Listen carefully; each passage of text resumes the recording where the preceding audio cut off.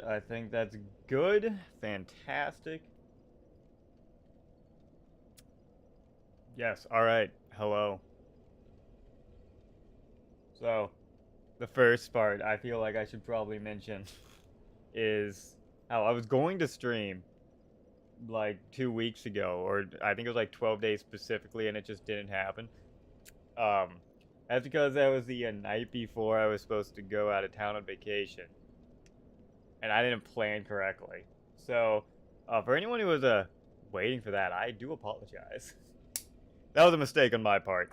I was planning on just going out, getting supplies, coming back, and streaming, and then yeah, that just didn't happen.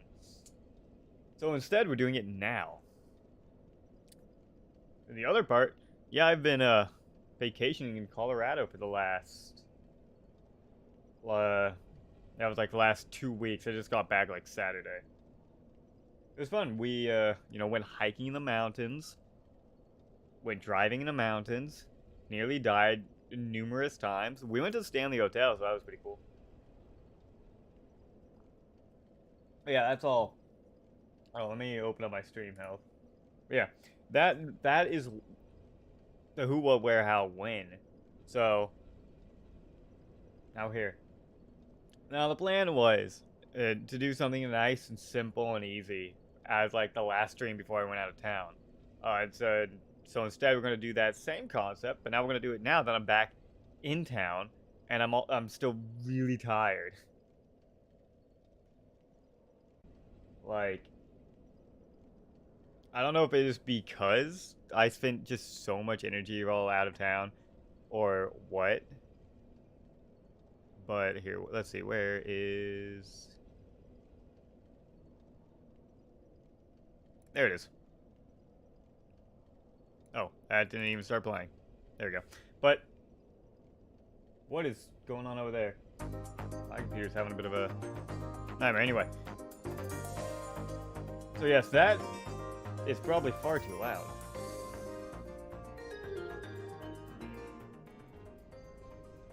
Anyway. Yes, I'm still very tired. Like, I'm rather a little bit exhausted. But I'll explain what we're going to be doing, and hopefully it's nice, easy, and relaxing. The idea is still milking the same sort of ideas as before. I'm just going to be playing Elden Ring, and the challenge is to go beat Margit. That's not the hardest thing, but everything I do, I'm going to be asking Chat GPT to dictate where I go and see if one, it lets me like, get even a modicum more powerful before going over and trying to smack him in his face. That's one. Two, if it even lets me go that direction. I think it's going to be a nice reintroduction, so to speak. Hopefully. Other than that, yeah. That's the plan. It's nothing too crazy. But I'm also kind of out of ideas right now.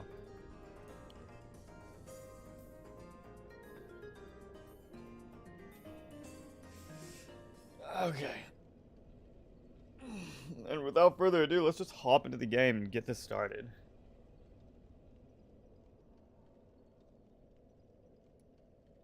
There we go. It's going to be using the same sort of setup as we have been using. I need to change that text, so ignore that. Oh, whoops. Okay.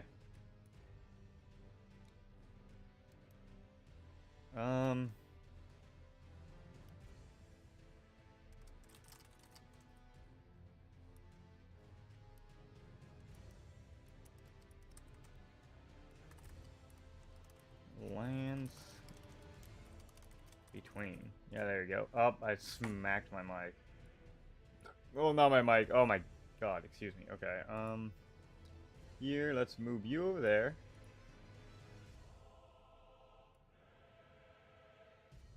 There we go. Okay. Properties. Will. Alright. There we go. Let me retransition. There you go. Now, I need to move my emblem too. Ah, beautiful. Okay. Now the first part we need to get into is actually setting up GPT. Because as it stands, it doesn't know what an Elden Ring is. It doesn't know what we're doing.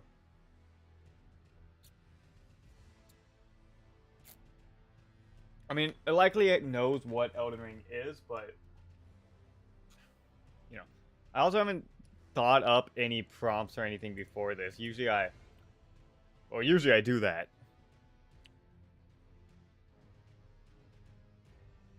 So how would we... Here, I'll go to my usual nice background music I just kind of play. Why does it keep trying to open it on that monitor? Stop. Okay.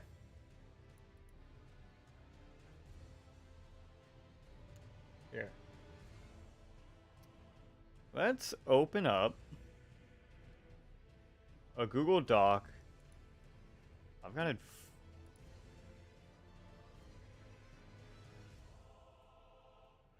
Okay, that's not important right now. I won't worry about that there. Yeah, let's open up a Google Doc.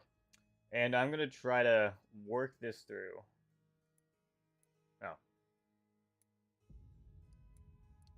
Ooh, will this work actually? Can I just do it like this? Yeah, this will get the job done. Okay, I'll just call this so I can delete it later. There we go. So what does the prompt need to know? You know what, here, I'll mute generic audio for now. It's not important.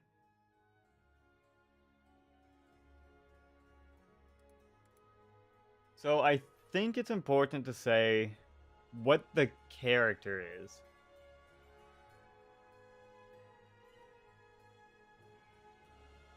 So what is the character? Okay, so let's start. What is the character? Well, they're going to be playing through... I want to, like, make it bullets, but... That's fine, whatever. Okay, so they're going to be playing through Elden Ring. So they are a gamer. What else?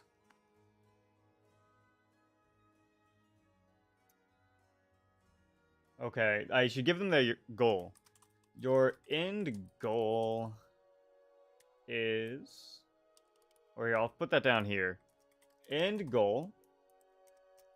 Get strong enough to fight and beat Margit the Fell Omen.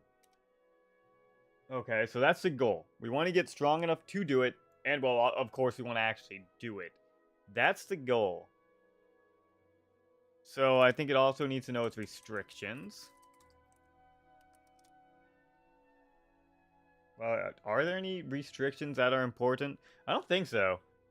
It's kind of just like you're starting from the beginning. That's probably not that important. Okay. Well, starting with a new character from the beginning.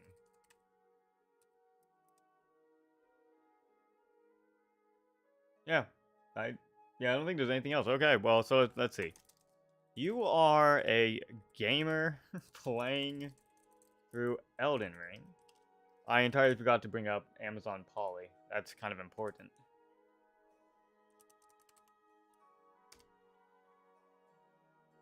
Okay.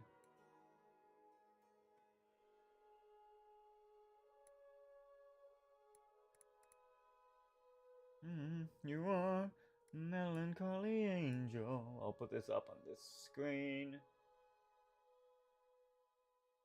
Maybe. Maybe I'll put it... There we go. Okay. And I should still have that set up, hopefully.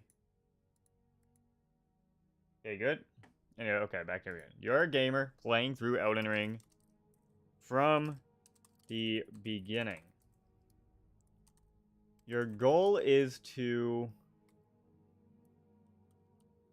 get stronger and make it to the final boss of the challenge, Margit the Fell Omen.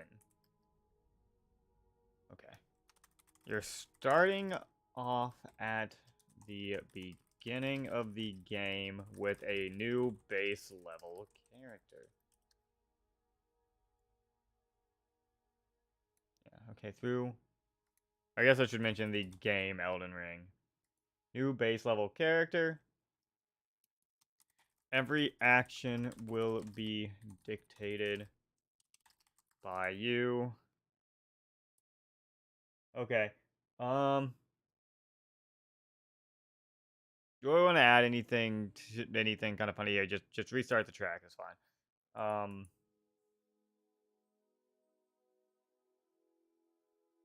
I guess I could let them know that all the actions are being like taken separately through me. I swear, it's driving me insane. I don't know why this keeps happening.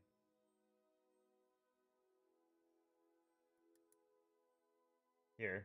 Hopefully that stops it. It's not like I don't think it's messing anything up, it's just bugging me incessantly. Anyway, that's not important. Here.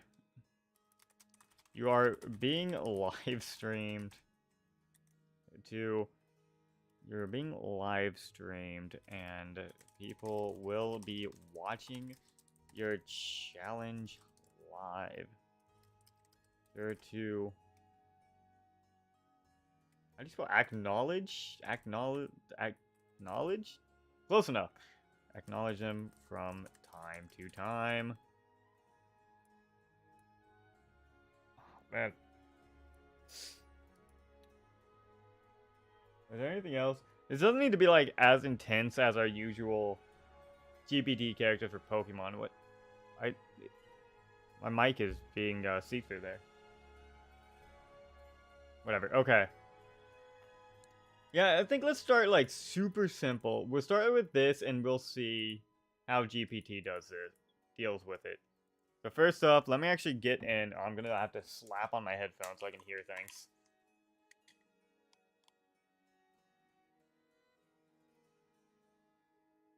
Now I too am a gamer. Wow. This really muffled sound. Okay. Okay. Who's the character I'm not dealing with here? The Golden Order. Sure, get rid of him. Okay. Now let's start with this. Okay.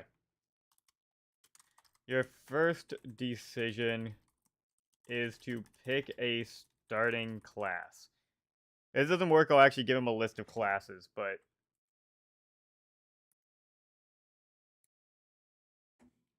I swear. Alright. Greetings, fellow adventurers. Welcome to the live stream of my Elden Ring challenge. I'm excited to embark on this epic journey with all of you.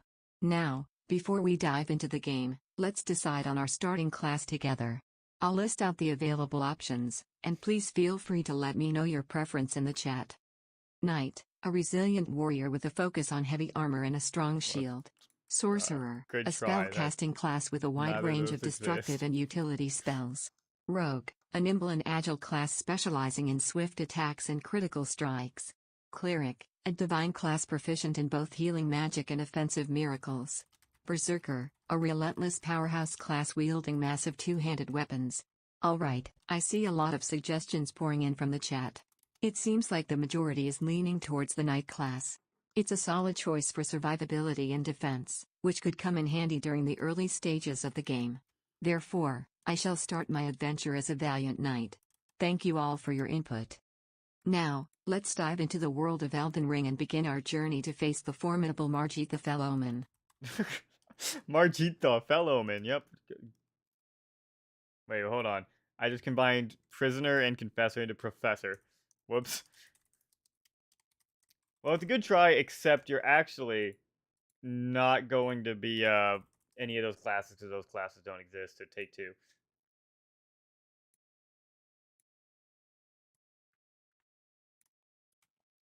It is always much better, it seems, to like give them a list of things to choose from because they never seem to know 100% what is correct.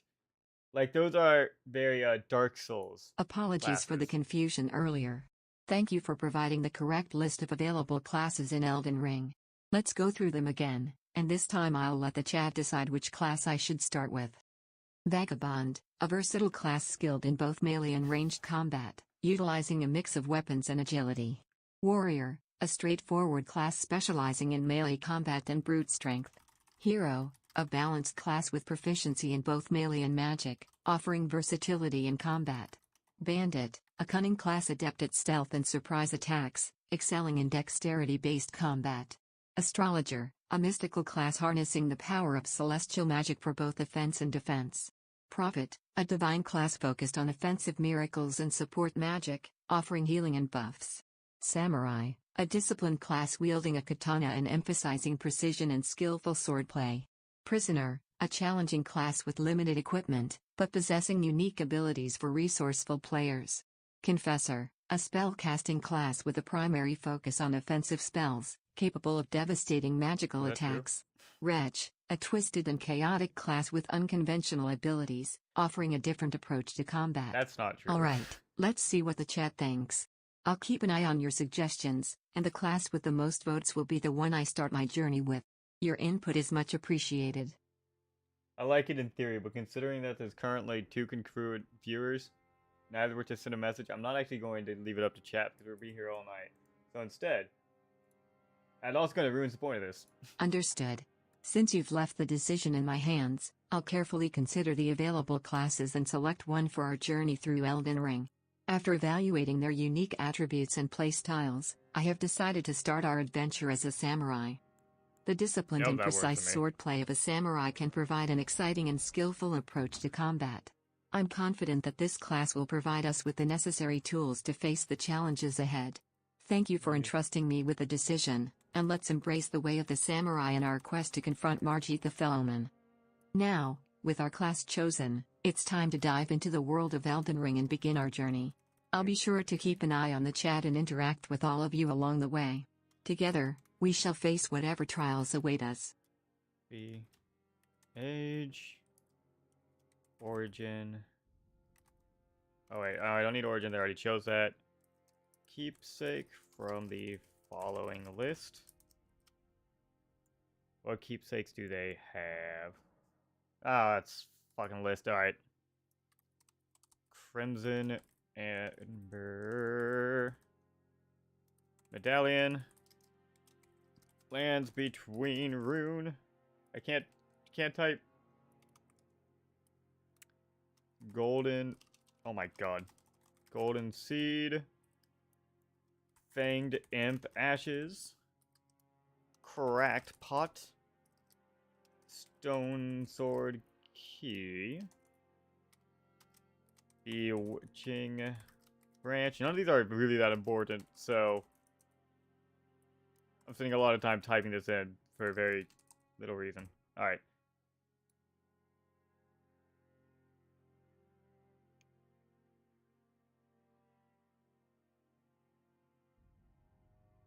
Alright.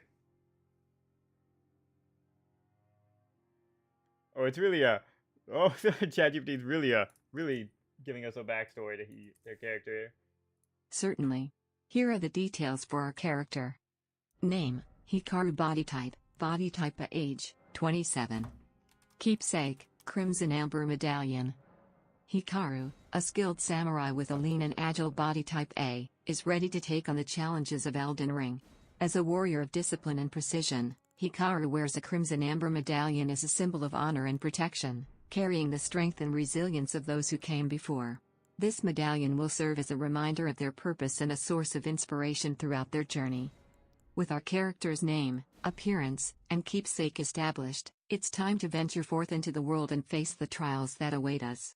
Let the legacy of Hikaru, the samurai, begin. Oh, Hikaru? I think I named him Hikari. Whoops. Close enough. It's an adjacent Japanese character. You know, Ru. Because one's like the little ear, the other is... What is Ru? I can barely read that from here. If you're wondering what I am doing, and I have a Oh, that's terrible. But that's probably not very visible. But I have a hiragana and katakana chart on my wall that I drew myself. There we go. Now the cutscene finally starts. I don't know what took it so long. The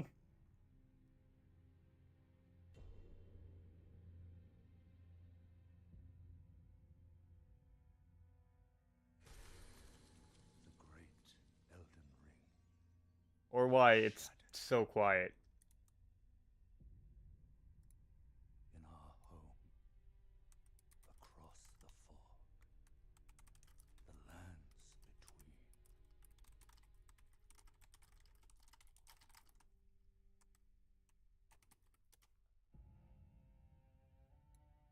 You know, this cutscene doesn't matter. We can't even hear it anyway, so. Now, 1 second. I actually need to. I made this too bright. It's like blinding. Also. Lower that down a bit. Ah, much better. Okay. Now, this opening part doesn't really matter because either way, I'm going to have to go die to the. Whatever his name is. It's the something Scion, right? But as soon as I get out of here, that's where things matter. Oh, does it actually start it with the crypt? It does. I am not confident. I haven't played this in a while. And the grafted Scion, that's what it's called, kicks my ass at the best of times. So.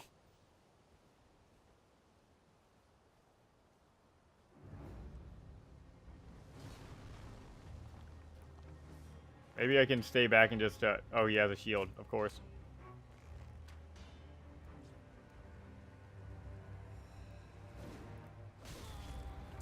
Good start. Good start. Okay. We did it.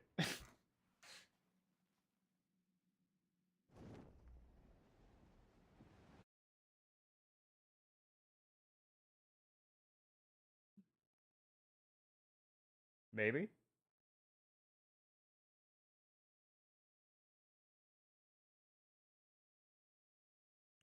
Elden Ring sure is, taking its time today. There we go. Now the first, like, choice now is, do we proceed through the tutorial or do we just go forward? No, I don't need you, Discord. There you are. Okay. Now you enter the world of the lands between. Your first choice is to either exit the starting location or go through the tutorial. If you are my melancholy angel. Everything is thinking as hard as it can. GPT is taking a while too. Well, while this is doing this, I'm gonna check my phone, I guess.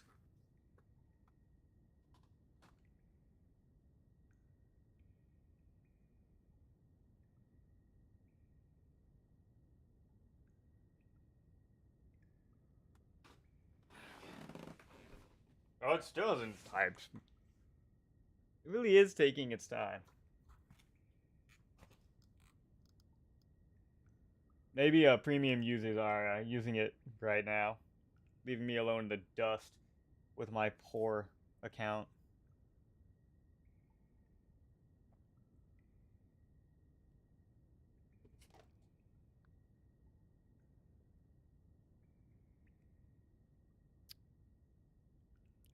Let's just I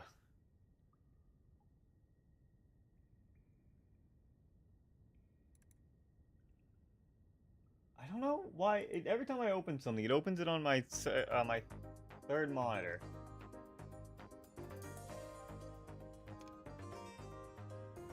I might have to reset Chat GPT. It is thinking. All right, here. Oh, there we go. It finally failed. There we go. Okay, cool.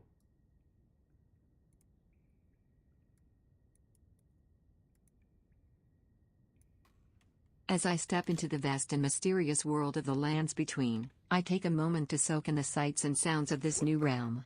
With my katana at my side and the crimson amber medallion hanging around my neck, True. I survey my surroundings. Considering the options before me, I turn to the chat and ask for their guidance. Should we embark on this journey together and explore the starting location in search of valuable resources and knowledge, or should we skip the tutorial and dive headfirst into the unknown? I eagerly await your decision, let's ask dear viewers. the Let your non-existent voices be chat. heard, and I shall follow the path you lay before Wow. The chat is non-existent. Okay. With offering any chat, you're left with the decision. If I am your melancholy angel. That's so sad.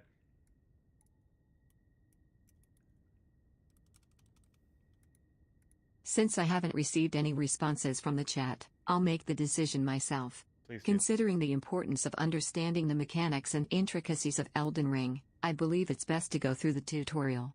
This will provide Okay. us with a solid foundation and ensure we're prepared for the challenges that lie ahead. With our resolve firm, I make my way towards the tutorial area, ready to learn and hone my skills as a samurai.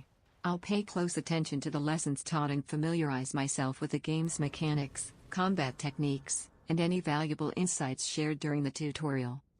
Thank you for joining me on this journey, even if it's just silently observing for now. Let's embrace the wisdom gained from the tutorial and carry it with us as we venture deeper into the lands between. Yeah, well said, Chat GPT. Yeah. I don't know what wisdom we're going to be finding in this tutorial, as I've almost 100%ed this game. And likewise, there wasn't much wisdom to begin with.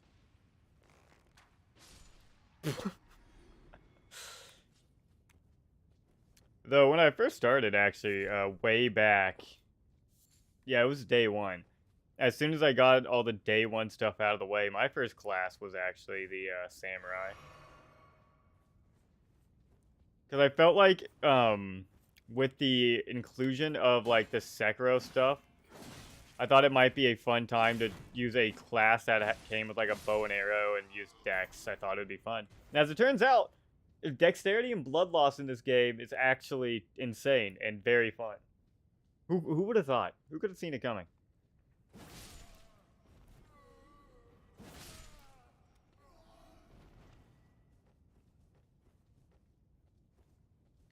Now, we're going to run into issues, I think, once we leave the tutorial, because I won't really be able to give it a list of options unless I want to be here for hours. So I'm going to have to, like, try to fight with ChatGPT to figure out what it wants me to do and where I can go and what I can actually, like, accomplish correctly.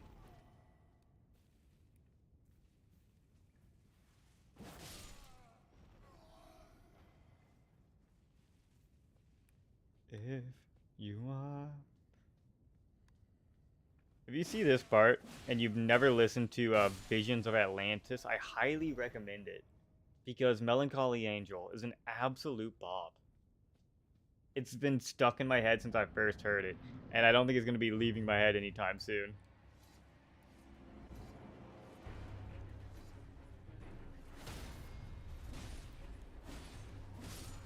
Oh, there we go. Hardest battle of my life.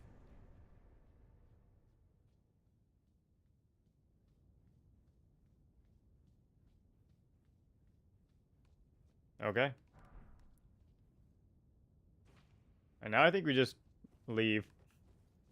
Because I think that's what it said. Pretty much go through tutorial and then go. We did not start with the stone sword key, so we can't go to the right. So yeah, we'll rest here, then we'll leave, and as soon as we leave, then I will put the question to Chat GPT. I'll try to set the stage a little bit, and then we will see what Chat GPT wants us to do.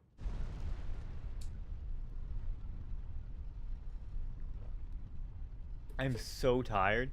I thought like getting here would wake me up a little bit. That is patently untrue.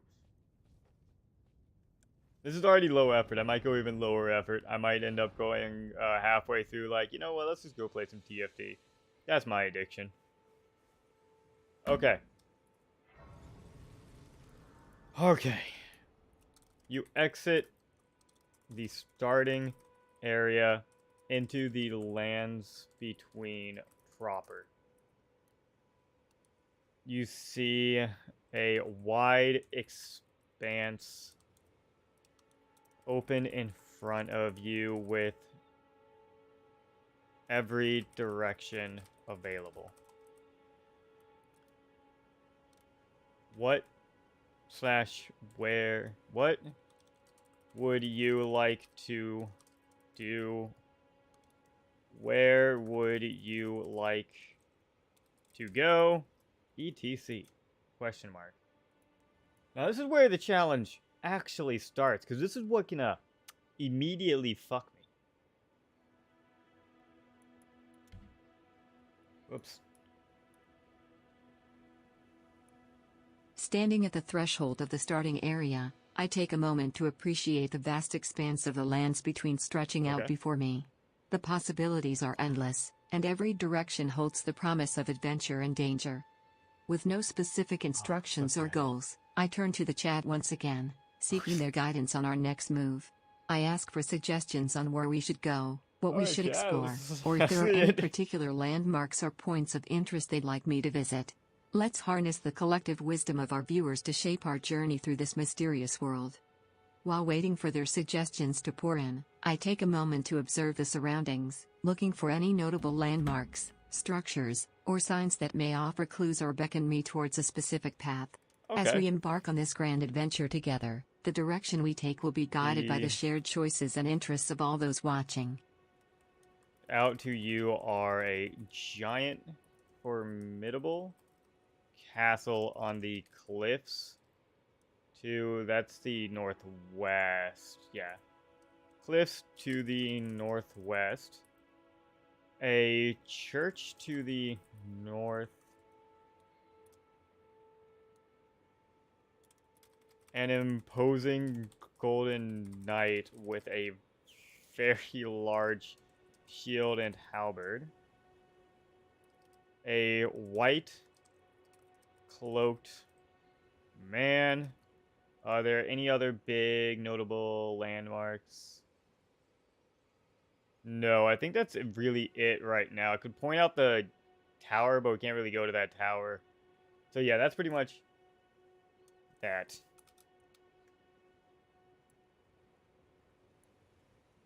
Hopefully ChatGPT stops trying to ask to chat. It'd be different if there was at least one person in chat, but like, we're gonna be here a while if we just sit here waiting for the chat to tell us what we want to do. That's also a completely different story. As I scan the vast landscape of the lands between, several landmarks catch my eye, each holding its own allure and potential dangers. Let's examine them one by one. Giant formidable castle, rising proudly on the cliffs to the northwest, the castle exudes an air of mystery and foreboding. Its towering presence suggests a place of significance, potentially housing powerful enemies, valuable treasures, or even vital clues to our journey. Church to the north, the site of the church evokes a sense of solemnity and spirituality. It could serve as a place of refuge, offering respite, healing, and perhaps even guidance from its inhabitants.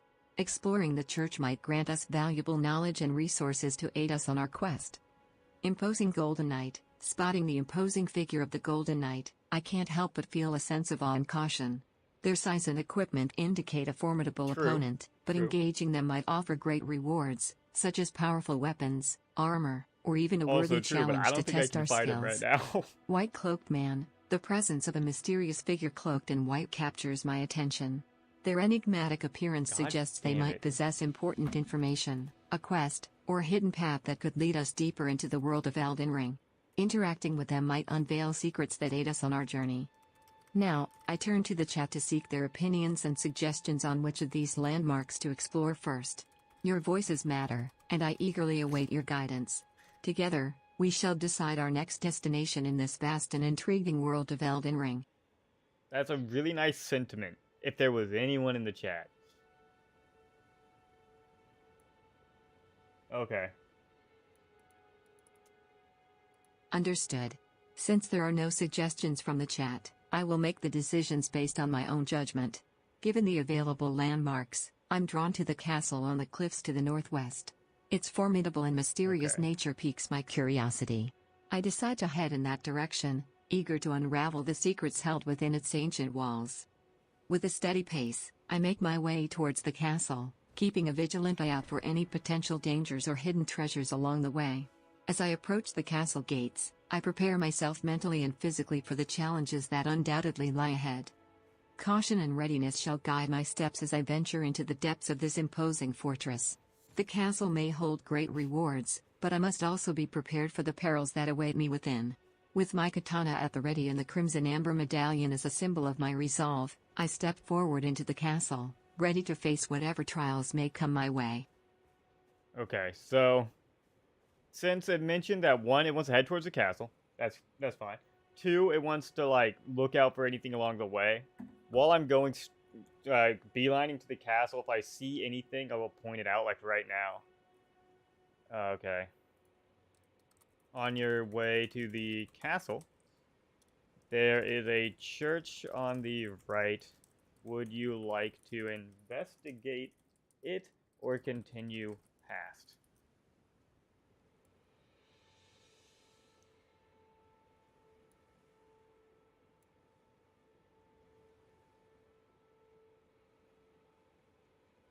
If you are my melancholy angel, god damn it, Chat GPT. Must be being highly trafficked. I'm not gonna wait this time. I'm just gonna refresh.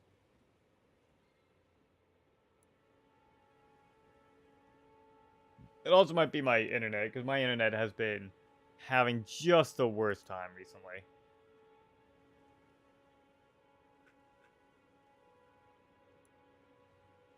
It does seem like it might be...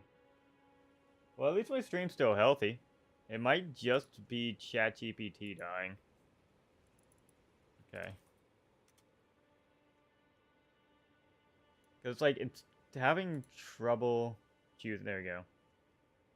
Okay, well, let's try it again. On your way to the castle, there is another landmark to your right. The church you saw earlier. Would you like to investigate it or continue past? Question mark.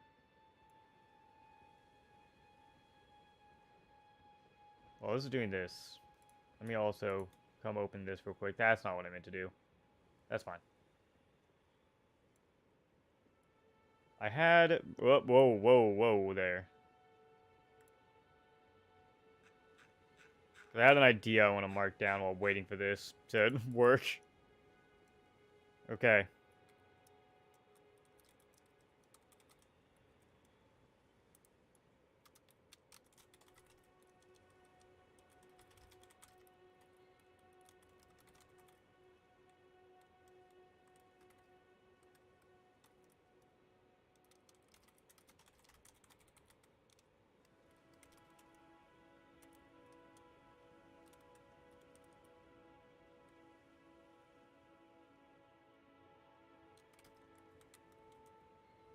It is struggling tonight.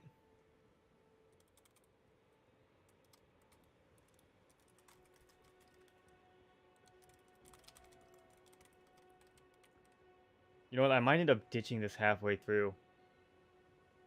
Because I have an idea that I think would be very fun.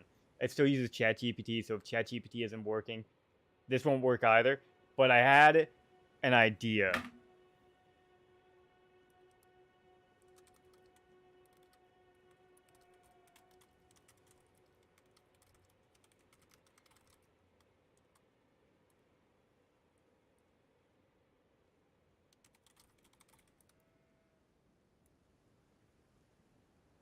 Okay, there we go. It is struggling. Depending if this keeps not working, I'm gonna change things up because I think this would be a very fun idea. As I make my way towards the castle, a reminder of the nearby church catches my attention once again. While my initial intention was to head directly to the castle, I recognize the potential value of exploring the church before proceeding further. It could provide valuable resources, knowledge, or even a sanctuary for rest and rejuvenation. Considering the possibilities, I decide to take a slight detour and investigate the church. It's always wise to gather as much information and assistance as possible before facing the challenges that lie ahead. Who knows what secrets or aid may await within those sacred walls? With a curious spirit and a mindful approach, I change course and head towards the church.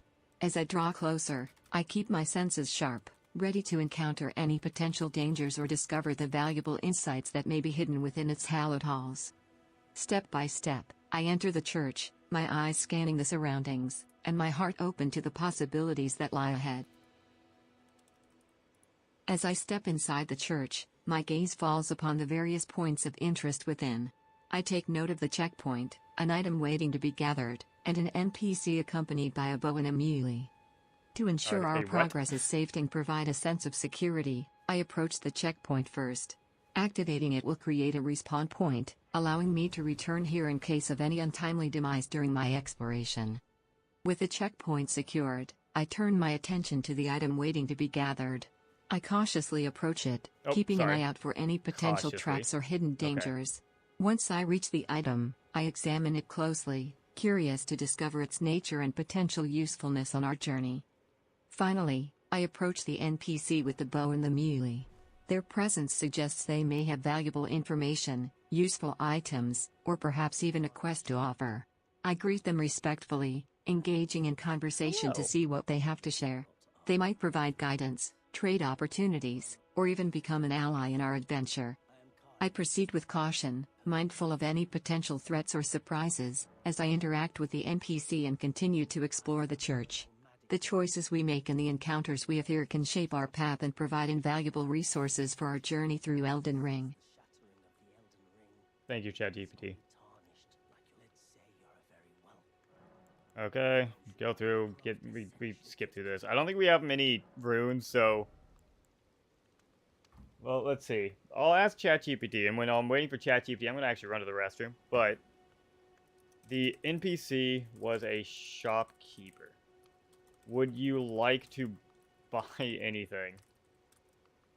Because if it's like, yes, I want to buy something, that gets a bit more intense. But, well, I was just thinking, I gotta run to the restroom, so 1 second.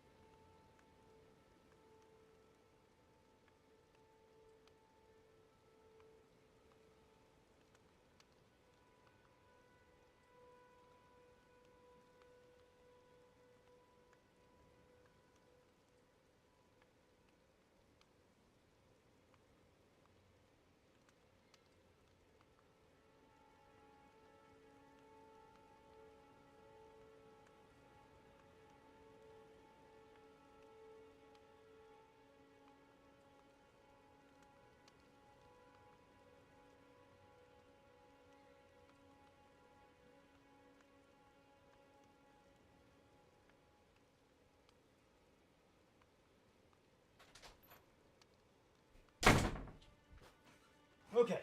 Did we get a reply? No. Oh, God. Everything's falling apart.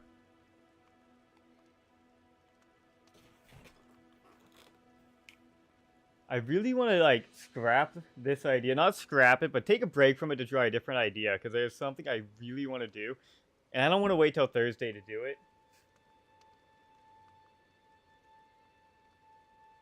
And ChatGPT is really, really struggling.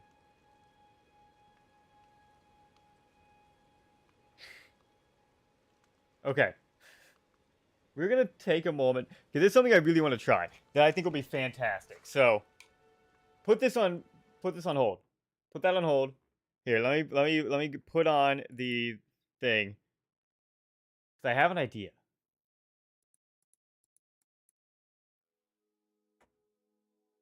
Okay, so I need to click new chat real quick. So this is the idea. First off, let me turn off this.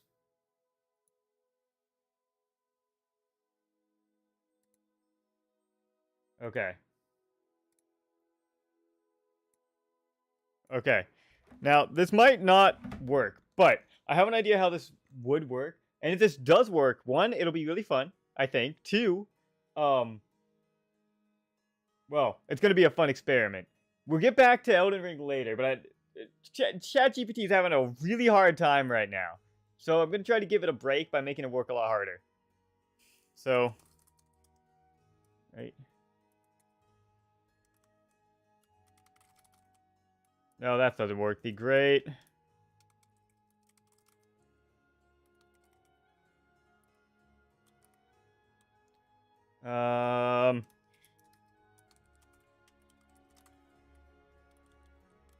Okay. So, the idea is very simple. While GPT is having a really hard time,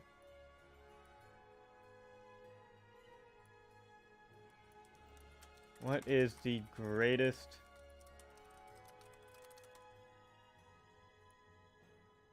Well, GPT's having a hard time. We're going to force it to work really hard. And what I'm going to try to do is set up a mini tournament here. Where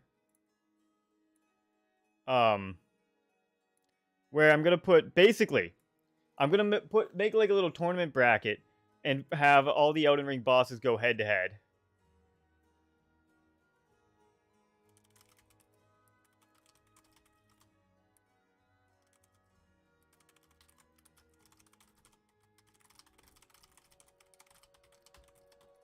Now, let me start setting this up to see if this is even something that I can, like, do. And if it seems doable, then we're going to commit a bit more to it. But first things first, I need to get, like... Here, let me...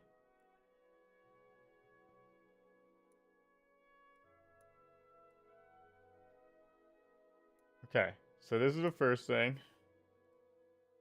Whoops. Now I need to open up a window display. Item randomizer will work.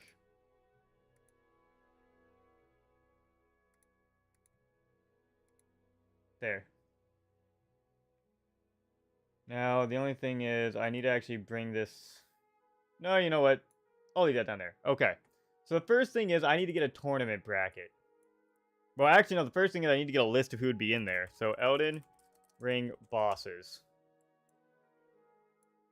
I'm going to try to keep this, so I'm not going overboard, because I have a penchant, or not a penchant, but a tendency to go absolutely overboard. I'm going to try to limit this to, like, the main bosses. And maybe put in some NPC characters as well. So I have that open over there. So let me change the title real quick. Let me copy this so I have this saved somewhere. I think I have that saved here. Title. So I can come back to this later. Whoops. If need be. So now... Chat. No, Elden Ring boss tournament arc. There. This derails the stream a little bit, but that's okay. It's all about living in the moment. Okay, so now what I need... Tournament bracket.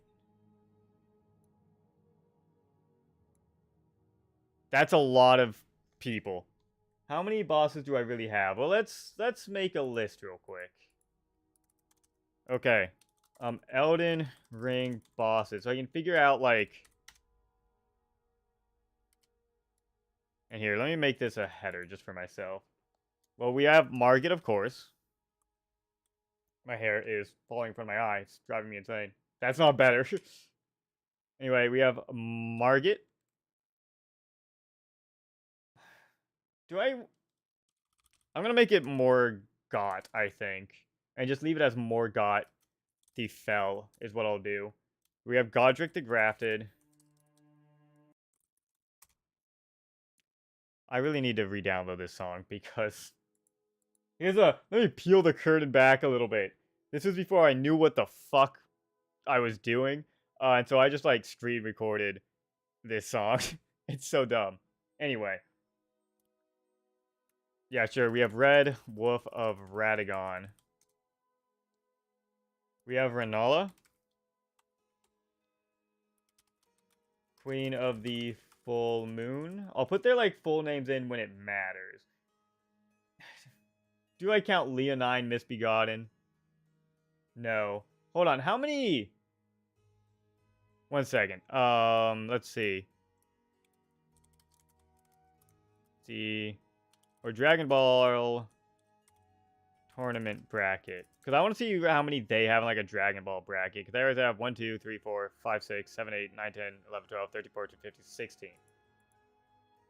So if I do like 16, that'll be a good amount, I think. There we go. So I'll skip through a lot of them and try to just get the important ones. So that's Star Scourge, Radon.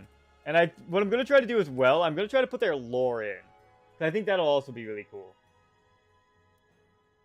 I'll skip Magma Worm for now, because I don't think that really matters. Royal Knight Loretta.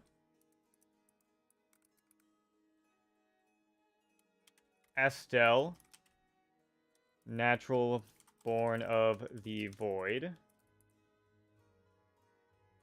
Rykard, definitely. The Lord of Blasphemy.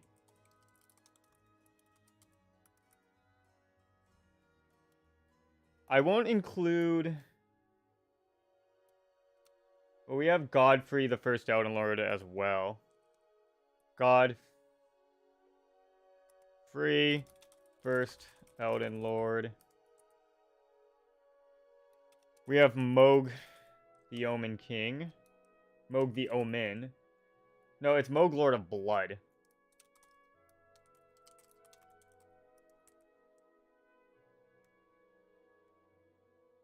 Yeah, we have Fire Giant. We have Commander Nyal. That was supposed to be a capital N. Okay, we have Melania, of course. We cannot forget Melania, Blade of Mikola. I think there's about... No, we still have a little bit more on this track. Oh yeah, we have to include Dragon Lord Placidusix. We have to include Malekith, the Black Blade. Lich Dragon. Lich Dragon. It actually is almost... With this, I do have the first Elden Lord. I'll keep him like that. But with this list, actually, we almost have exactly 16. Okay. So now let me see if I can do this myself. I could probably just make the bracket myself. If it actually showed what I was doing. Grand. Alright, 1 second. So sharing it like a window isn't going to work, I guess. I'm going to have to stream like an application, maybe? You do a display capture. Will game capture work? No, not filters. Let's see. Can you stream Affinity Photo like a game? The answer is no. No, you cannot. Why is it making it hard on me? Okay, well, turn that back off. Retransition. Window doesn't work, so I guess I'll just have to do a display capture and basically jury-rig it myself. Okay, there's that. Now, what I'm going to have to do is I'm going to have to come in and put in a bunch of cropping. So the left, like 1,000. That's not what I meant to do. Because since I already have an ultra-wide monitor... Nope, stop.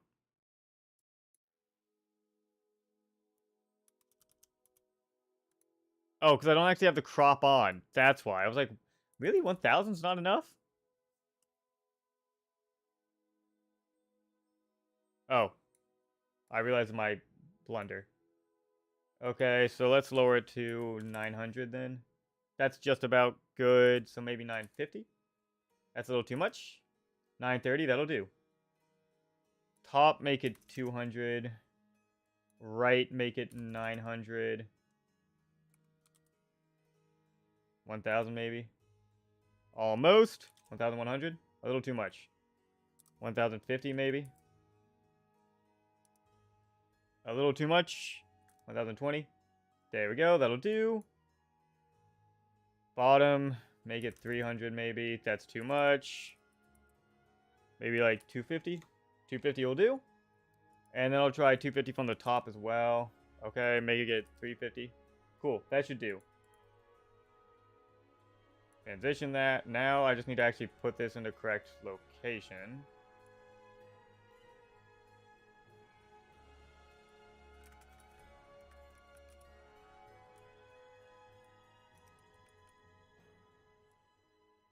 Okay.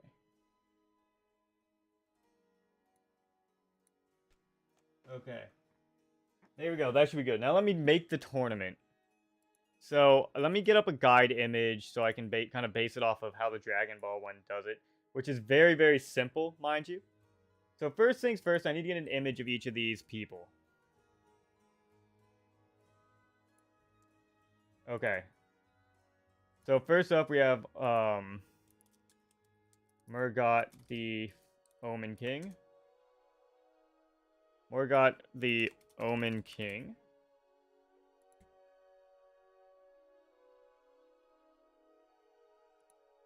Okay. I really hope this is worth it because I don't know. I think this is going to be a fun idea. I think so. Okay, we do that first. Now I want to put like a box around it. So let's see. If I do something like no, how do I want to do this? Okay, if I do something like this, stroke at like 2 points maybe. No, let's be generous, make it a 5-point stroke. No fill, just maybe a 50-point stroke. That's too much. So like 35. There we go. Okay, so to start, actually, let's see.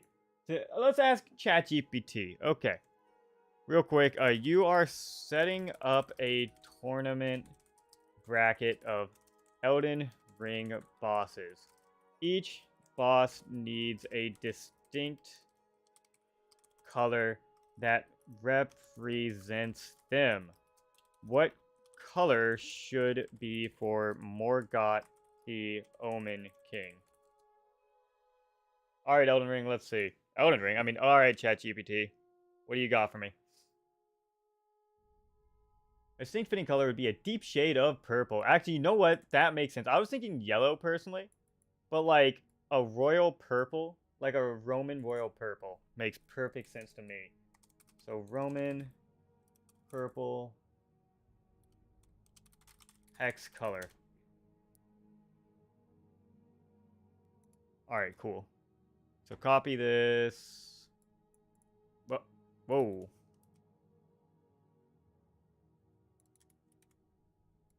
Stroke. What is going on? Okay.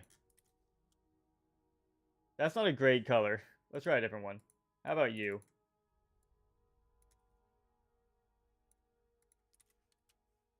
That's not royal purple. Okay, fine. I'll do the original, but I'm not a fan of it. Every time I click over here, my computer has a bit of a meltdown. Alright, here's one. I like not to show my files, so I'm going to try to avoid doing that. Do I have an Elden Ring? Here, do this again. Can I just put this on loop while I'm doing this? Here, repeat on. Repeat this one track while I'm doing this. That makes it easier. Okay, new folder. Tournament. Okay, so we have Margit done. Next up, we have Godric the Grafted.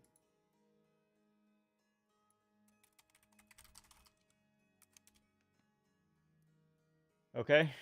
What about the boss, Godric the Grafted? Whoops. I command thee, kneel. Really, like, if it knows what it's talking about, golden is definitely the best, but that is that is a that is an image. That is a harrowing image if I've ever seen one. Okay, for Godric Graft, another boss. A sickly green. I agree, actually. No, that's good.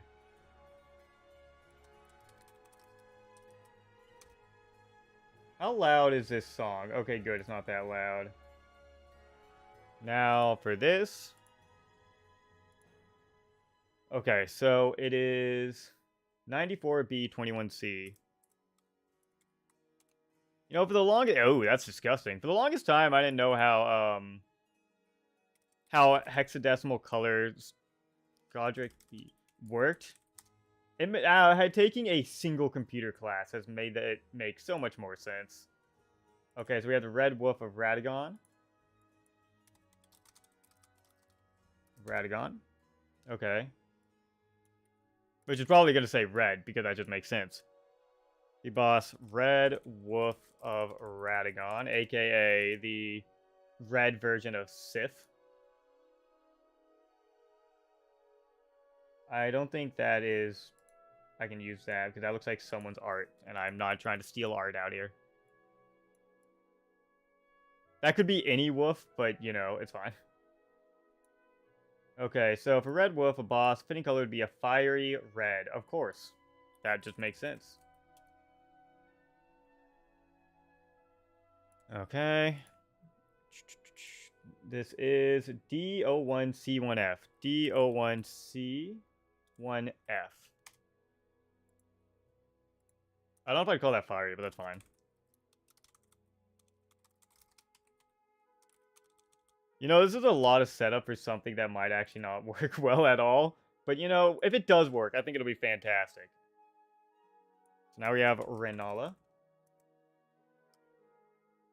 Queen of the Full Moon. And I'm just going to, like, copy this because that'll be easier. What about the boss, Renala? It's got to say blue, right? Because, like, when you think of a full moon, what other color do you think of if not blue?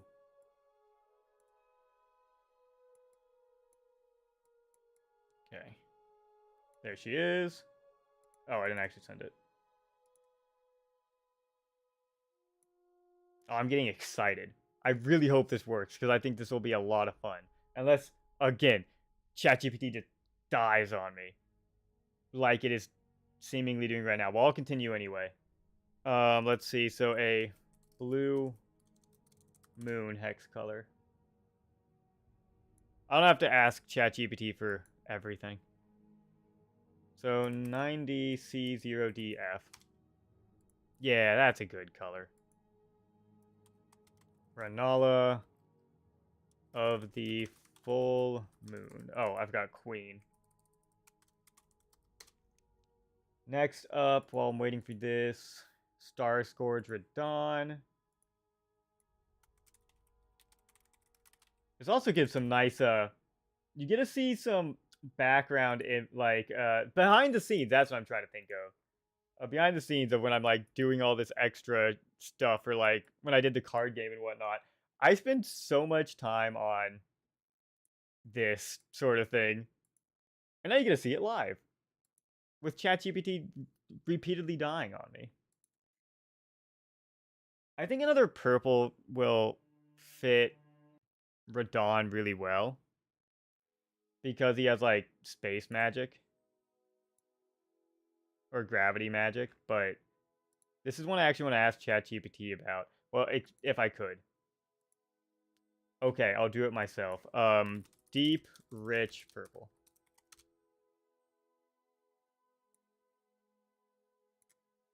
Alright, so this is going to be a 7258. A little bit richer than I was thinking, but that's fine. Star Scourge Radon. Okay, Royal Knight Loretta.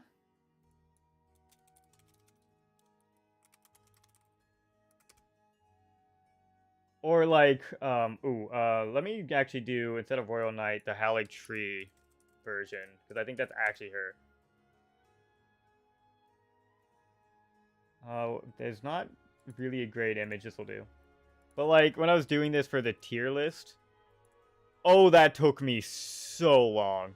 It was a lot of this, but slower and more dull. Okay. So next up, 089 2D0. 089 2D0. Okay, Loretta of the Hallig Tree. Okay, we are a third of the way there. Wait, I thought I chose 18. Hold on. No, 16's probably correct. Whatever. Astel of the Natural Born Void. I fucked up his name, but that's fine. The plan also, because I don't think I've explained this at all. Once I get all these characters in the bracket, the plan is, I'm gonna set up Chat GPT as like a fight announcer. That's not a good picture. As like a fight announcer. And yeah, this one will be black. And then when I'm like announcing who, like explaining to Chat GPT who the combatants are, I'm gonna use like their lore and stuff. And then we're gonna basically use Chat GPT to figure out who the best boss is. And what I think will be, hopefully, a very thrilling and engaging time. I hope. Okay, Rykard, Lord of Blasphemy. To like explain what their like skills and weapons and whatnot are and everything. I don't know. I think this is something I've thought up on a whim, like while I was playing Elden Ring today earlier. So will it work at all? I have no clue. Okay, so an orange red, sure. But I've seen a lot as well talking about how certain prompts can make ChatGPT behave in very strange ways. Lord of. And I'll admit it right now, once we get to it, I'm going to be stealing straight from a Doug prompt because it's the perfect prompt for what I'm trying to do.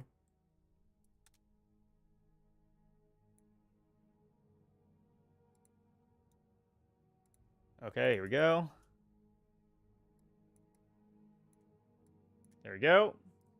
And he's very golden, so golden it is. FFD 700.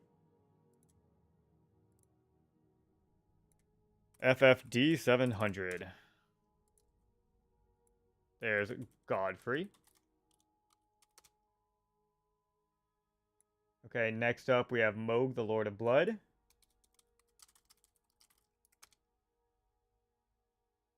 I command... No, wait, that's the wrong dude. He's not I command thee, Neil.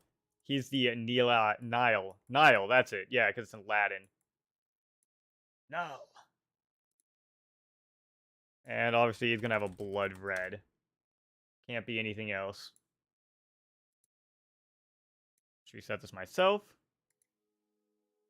Let's see. It is 990000.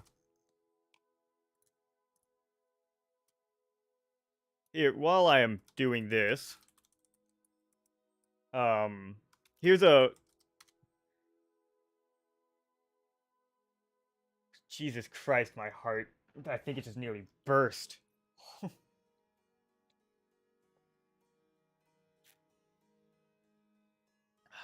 1 second.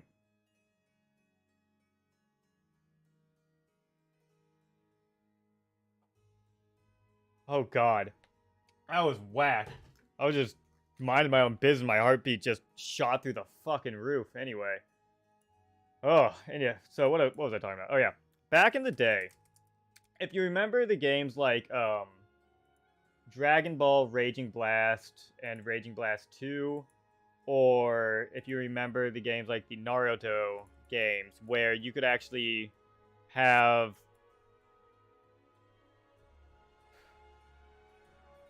we're going to take a moment here. 1 second. My heartbeat is palpitating like a motherfucker. So we're going to take a moment. I'm just going to do some deep breath exercises. So 1 second. Because I don't want to have a heart attack live on stream. I think that would, outside of, I would be dead, I would also get my account banned. And you know what? I'd like to avoid that. So let's just. So when trying to get heartbeats under control, it's very important. What you want to do, take a deep breath.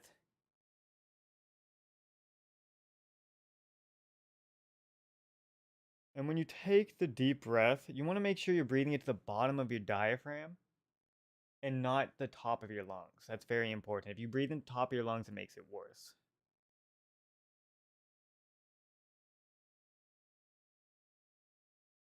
And the goal is to breathe in 5 seconds, hold 5 seconds, exhale 5 seconds, wait 5 seconds. And that is a good way to calm down. I'm smacking my mic around.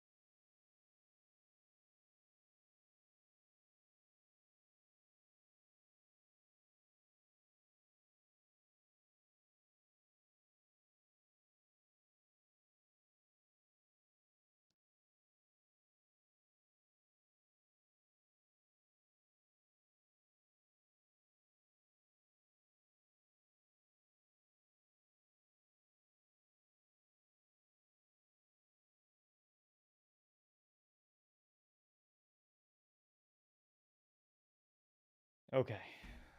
Hopefully that's enough for now. I don't know what the fuck is going on, but my heart is.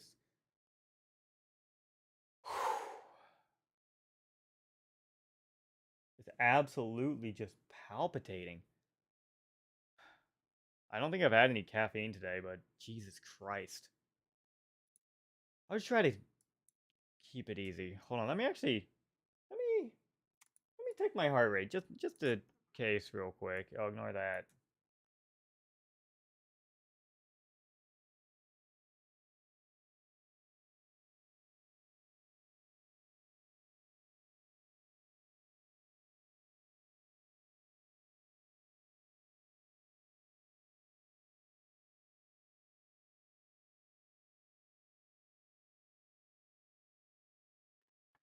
Oh yeah, that's 120.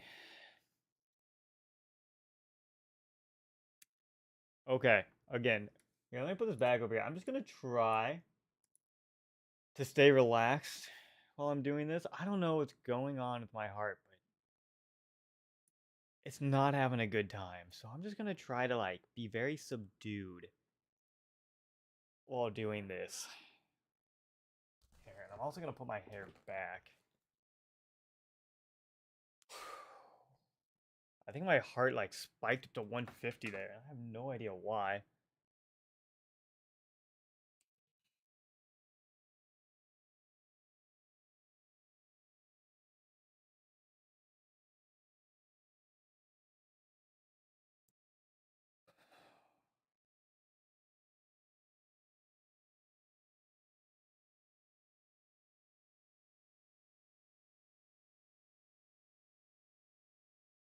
Oh, that is pulling.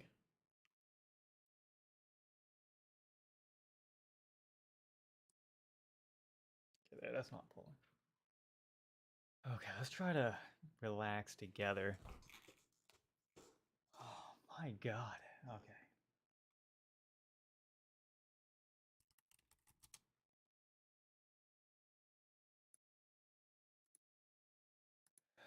And hopefully, while I'm trying to be very slow, deliberate, and relaxed,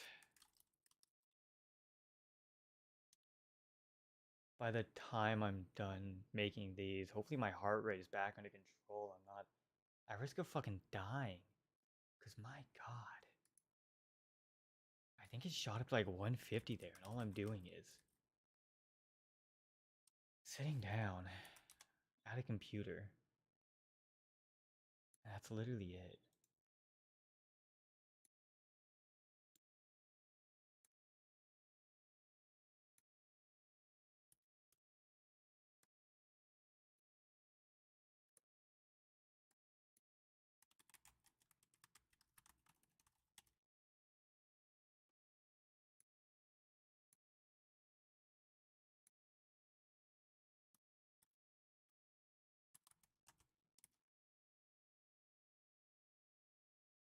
I apologize for this part of the stream because, well, it might be extremely boring while I try to not have my heart palpitate.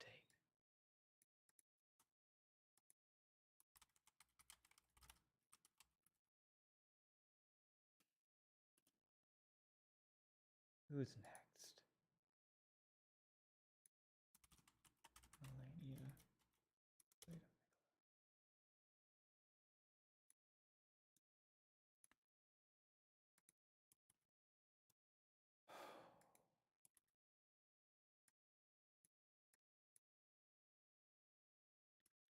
Who knew the real challenge wasn't beating Margit, but was not fucking dying on the way.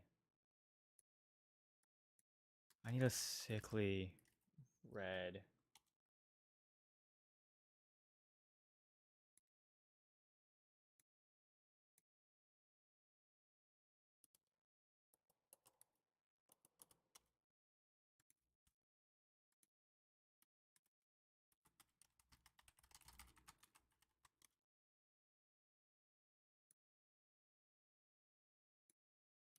Luckily, we're almost there. We just have a few more bosses to get through.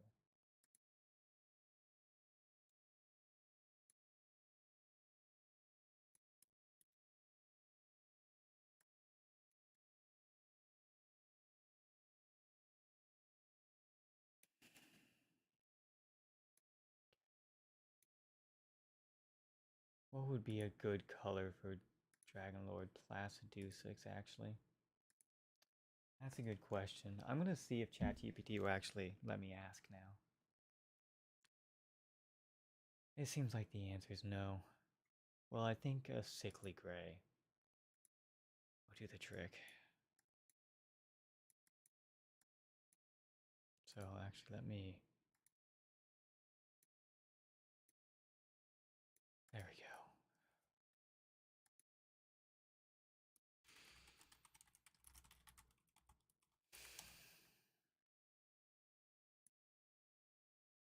Next up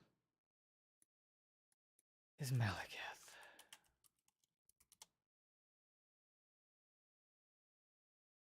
I think my heart rate is calming the fuck down now a little bit.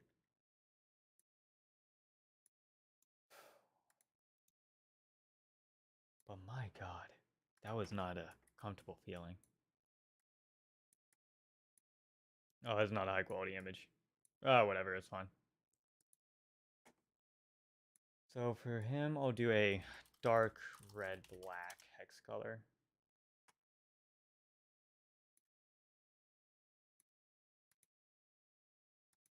Which is 8B0000.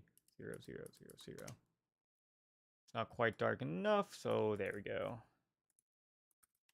Okay, and final one is Lich Dragon.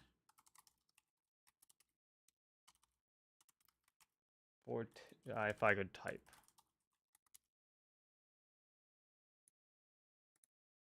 There we go.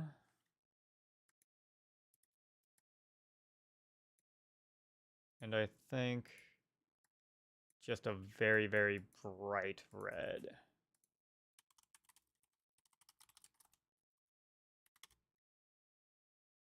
Okay, I am feeling better. I'm feeling better. Mostly. Like, fucking hell, that... Let me tell you, that was not a good feeling. At all. If anyone has had, um... random heart palpitations out of nowhere like that. Okay, so...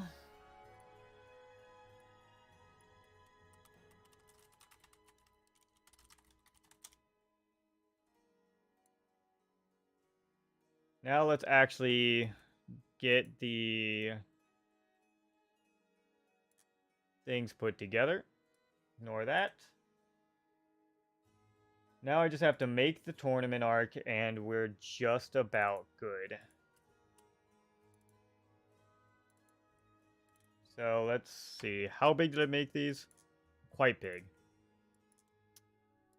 So, actually, before I do this, I need to randomize the order. Okay. So please randomize the following list in a new order. And then I'll just copy and paste this.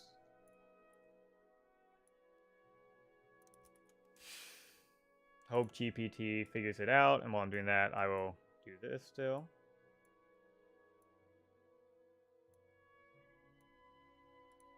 Here, just put all of them in. Well, that's interesting.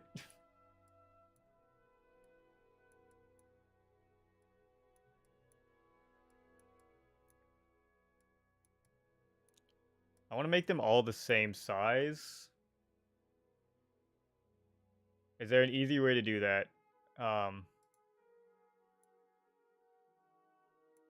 Yeah, set it to 15%. That'll do. There we go. 15%. Fire Giant. 15%. Godfrey. Man, Chat GPT is just not working tonight at all.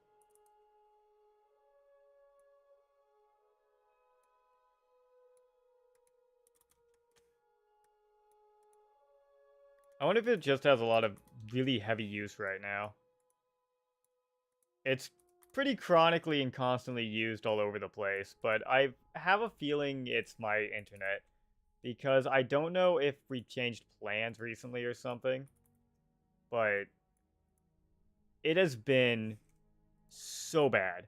Like, it's borderline unusable lately, and I have no idea why. It makes streaming very difficult when your internet is borderline unusable. Okay, now let me make sure I have all of them here. Yup, except I accidentally changed the opacity down to 10. Okay, now let me actually make the tournament part down here.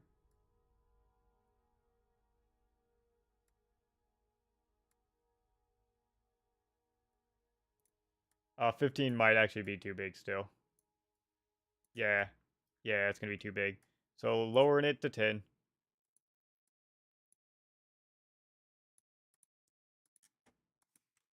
10. 10. Whoops. 10. 10. 10. 10. You could probably do this all at once, but whatever. I'm committed at this point.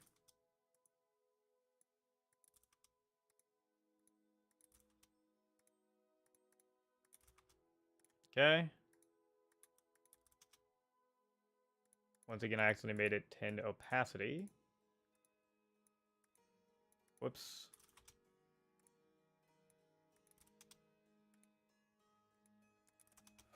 Okay. Man, ChatGPT is so slow. Okay. Well, first up, we have Rykard over here. He's going to be against Starscourge Radon. Next, we have Astel, who's going to be against the Lich Dragon Fortizax. There you are. And we have Margit the Omen King.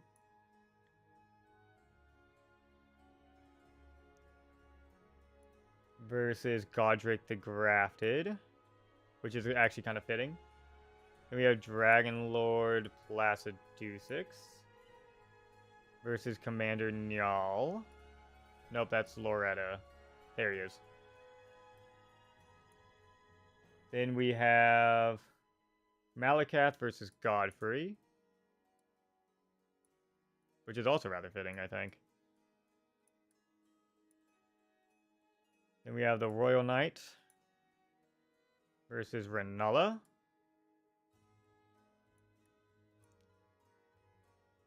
Then we have the Red Wolf of Radagon versus Moog.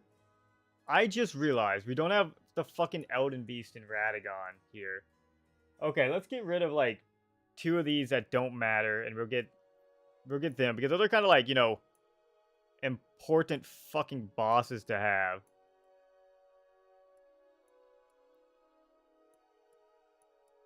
Oops. So like we can probably get rid of, because they're also really important like lore characters, so you know, I would be rather remiss to not have them. So we can probably get rid of, like, Commander Njal and the Red Wolf for those 2. Yeah, so delete them. Radagon. And I'm going to include them as 2 different people because they're really big different people in the lore. And I think that's fine.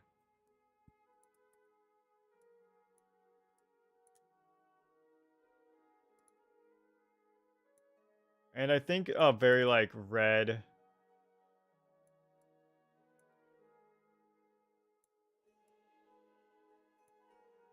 Yeah, like that. Radagon. And then finally we need the Elden Beast.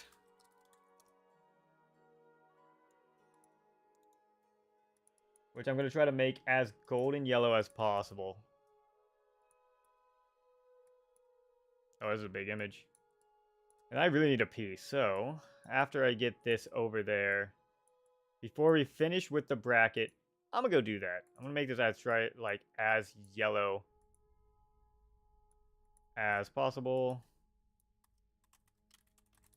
which is kind of close to Commander Njal, but I think we just scrapped him anyway, so it's fine. Even though Commander Njal like kicked my ass, it's fine.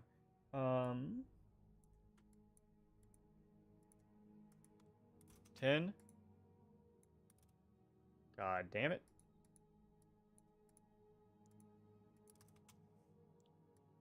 And I'll just put the Radagon here. And I guess it'll be Moog versus. There. Okay. Now, real quick. Properties down here.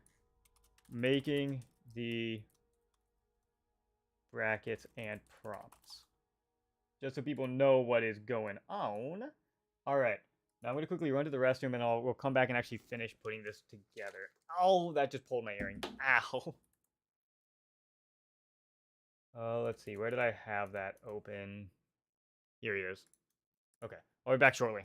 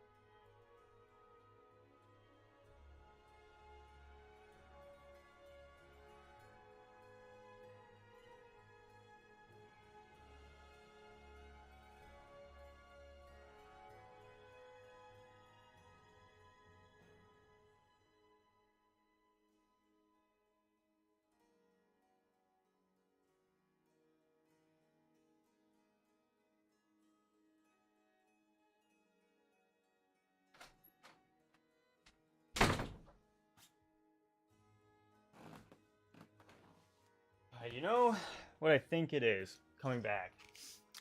I think because I'm very poor right now while I'm waiting to actually get more work, I think the combination of I haven't had much caffeine, but I had a little bit of caffeine with a very, very, very high sodium diet from just eating nothing but like cheap ramen cups. I think this was caused my heart to just try to give out on me there. I don't think it was as bad as that, but it was definitely worrying. Anyway, let's see. Let me see if I can line these up a bit better. Well, you know what? That's good enough. All right. Now, it's very simple. We don't have to do anything too crazy. I just need a line tool. I'm pretty sure there's a line tool here. I thought there was a line tool. I mean, I could use pin, but that seems... Whatever, No, I can't use rectangles because I can't really make them diagonal. There's got to be a way to make a straight line. Telling me there's not a way just to make a straight line in Affinity Photo? Whatever. I'll use just rectangles. Okay, 1 second. You need to actually be filled black. Stroke black, doesn't really matter. There you go. This will do. I'm not opposed to jank. Whoops, that's not what I meant to do.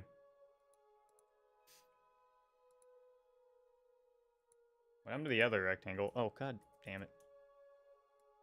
Alright, put you there.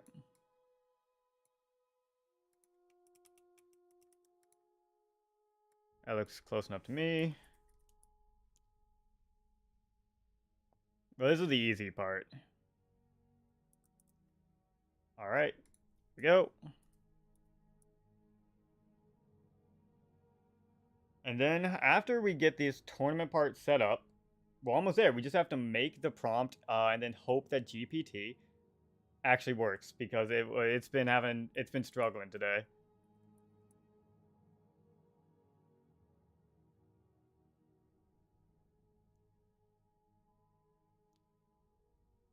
And also splashing water on my face. Oh, that made me feel so much better. Not quite like my heart was about to just stop beating at any moment. Okay, there we go. Now, one last thing here. I need to, like, make one of these. There we go. Let's just shrink that in just a bit. Ah, that's good enough. I shouldn't have done it that way.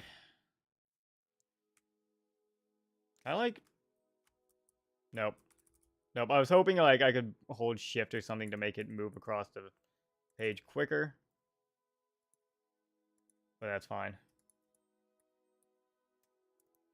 Then after I get this, I should probably save this, actually.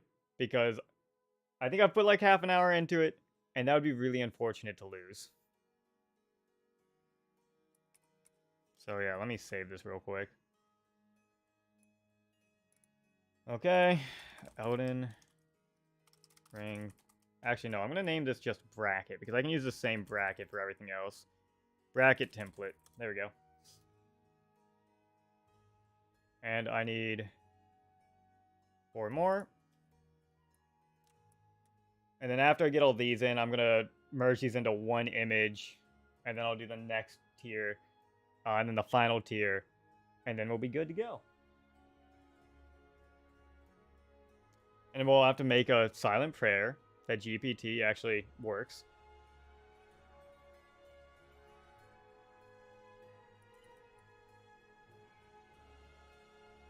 Okay, there we go.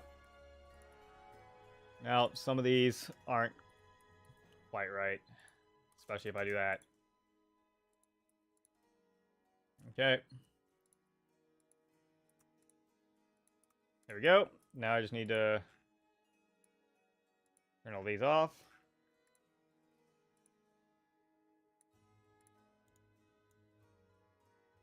So first I need to merge visible. All of you. Group. It's going to be tier 1. There we go. I can turn all of you back in. And let me come back here to tier 1 real quick. I need one of you. Get out of tier 1. There we go. And then redo that. Hold on. Actually, that's almost exactly in the middle. I think I should move it over just a bit, but there we go. All right. I love Affinity Photo, but like, if I had any complaint about it, it is definitely not as optimized as, say, Adobe Photoshop. But also, you don't have to pay a subscription fee, so that makes sense, and I'd say that's worth it. I'll take a little less optimization in order to, my nose is running. You have a tissue in here? Yes, I do. In order to have no subscription fee. Okay. All right.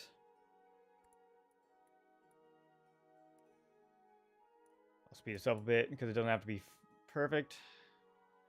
I can work on it more later. Okay. So then one of each of these. I just realized this. Whatever. That's fine. Okay, and then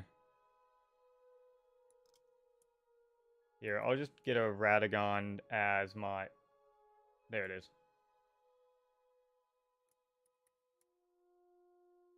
So then we have this. Bring that up here. That up here.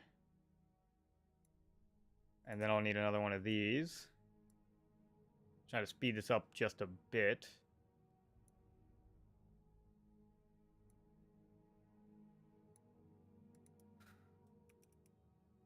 There. There we go. Oh. I guess that was technically part of tier 1, but that's fine. Then what I need is to copy all this.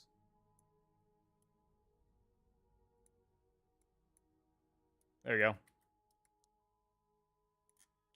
No, this should definitely be on the same one. Otherwise, I'm going to be all confused and lost.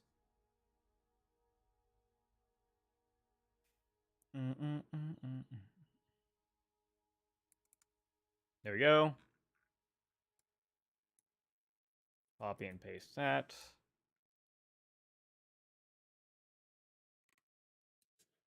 Welcome to the behind the scenes of how long setting shit up takes.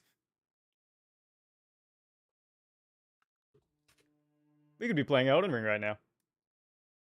Luckily, we're doing this instead. Okay, there we go. There we go.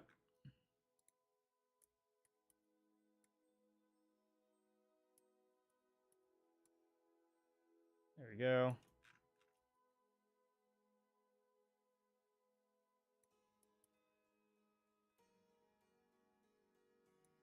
There we go. And now, one second. Let me actually get rid of both of you real quick. Did I grab them all? Yes. I'll just do it this way. This is fine. Tier 2. I guess all of these should also go in tier 2. Because, well, there should have been in tier 1, but that's fine. Okay. Now let me copy one of these again so I can kind of see. I need another one of these. Almost there.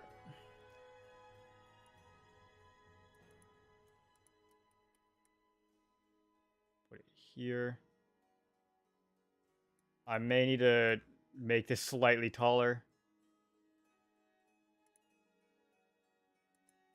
Well, I can bring these down a little bit too. Okay, there we go. Now what I need is to make another one of these.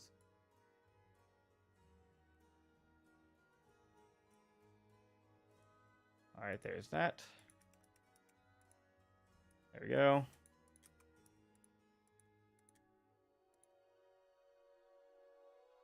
Whoops. Well, that's fine. I'll just raise this a little bit. And then I need another one of these for the final 2. There we go. Copy, paste that, slide that over there. Yeah, I'm going to have to make this taller, but that's fine because you won't be missing out. Like, it won't look... It'll look fine on the stream. Also, I don't need this anymore.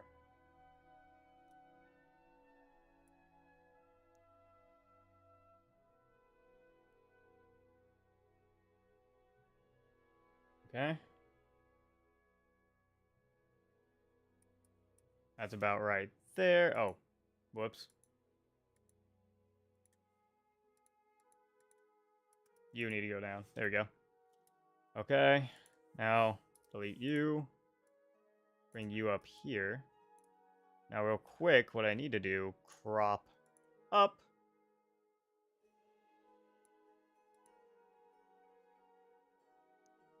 Bring you over here.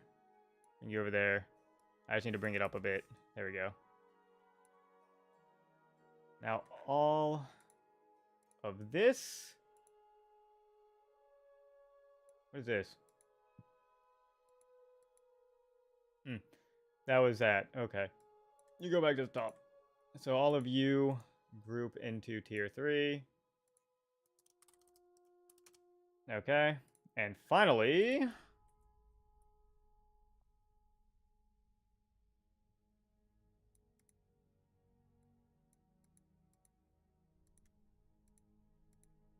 Yeah, you're actually supposed to be up here. Copy and paste. There we go. And the final piece here.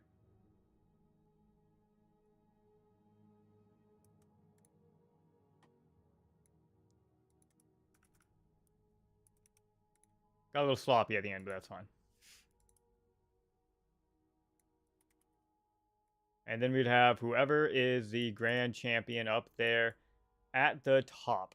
All right, there we go. Okay, so there's that. Now let me get some sort of fitting background. Probably like the Erd tree, right? Okay, Elden Ring Erd tree. Yeah, that's a good background.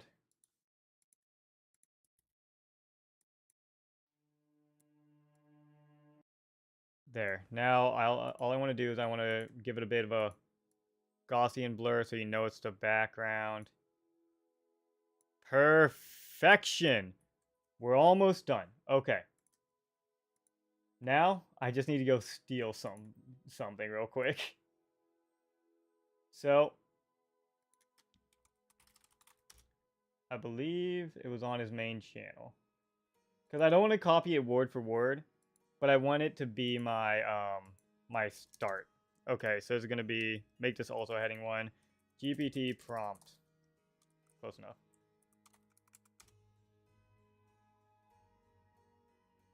Okay, so let's see. I remember, it's one of my favorite videos he's done. Where is it?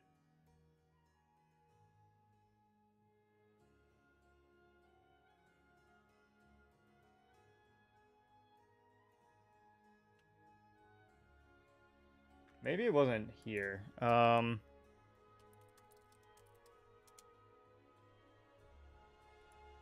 It wasn't there. Cool, got it. Okay, so here, just because I don't want to just be streaming his stream, let me turn off this real quick. Okay. And now I just need to speed through so I can violently steal his prompt. I'm sure he'd be fine with it. I'm sure.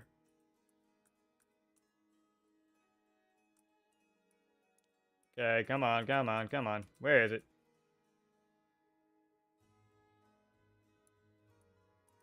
Okay, here we go.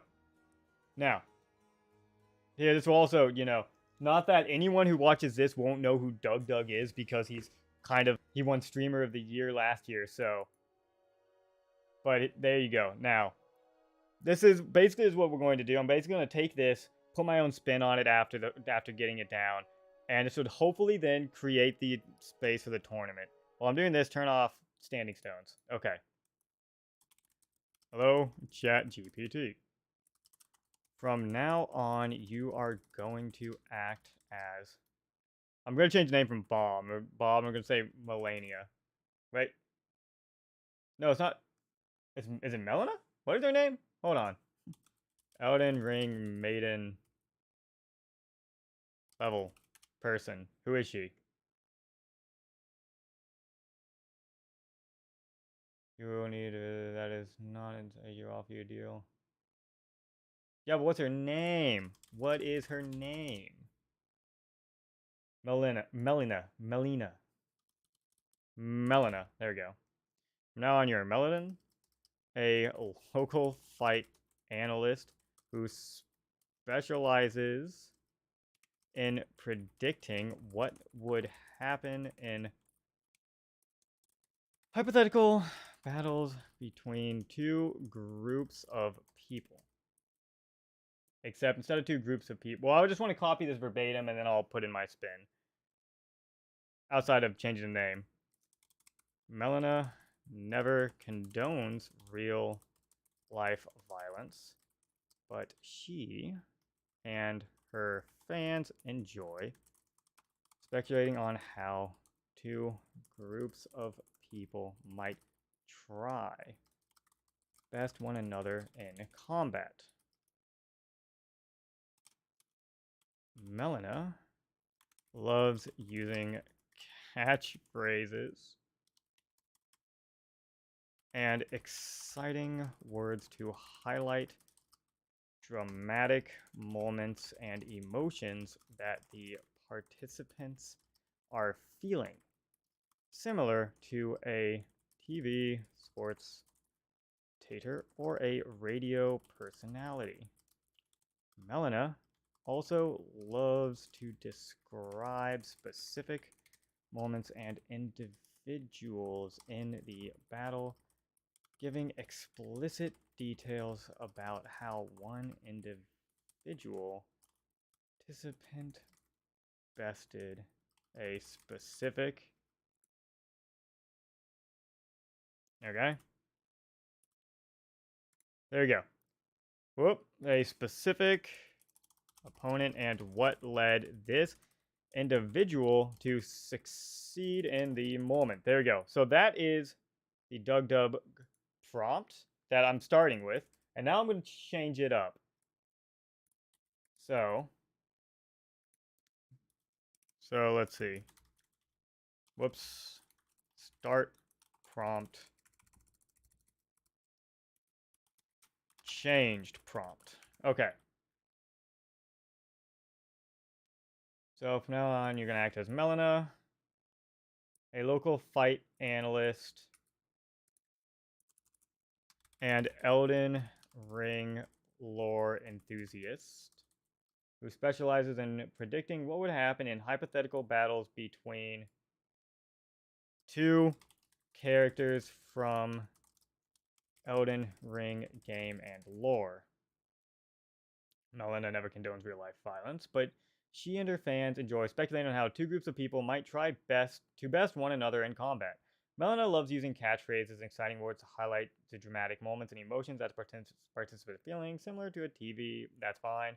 Melina also loves to describe specific moments and individuals in battle, giving explicit how one individual participant bested a specific opponent and led to the individual to succeed in that moment. Okay, cool. Melina is also a maiden who knows everything about the contestants, their backstories, as had backstories. She has also traveled the entirety of the lands between and seen everything it has to offer. Okay, so I think that should be good there. Now, there's actually one more thing I want to do real quick. Turn back on Pokemon Trainer. I'm going to have to change her real quick because I want to get a Melina real quick. So to do that, let me reopen this, move this back over here. I need a Melina.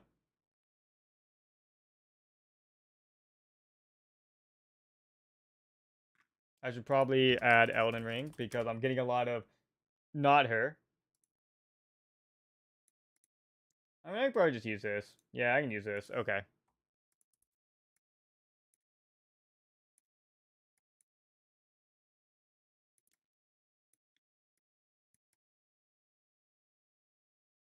This doesn't quite work. Is there a better image of Melina that's not me stealing art?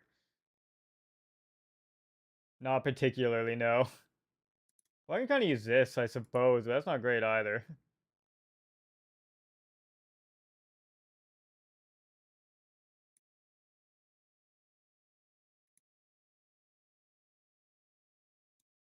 Um, hmm.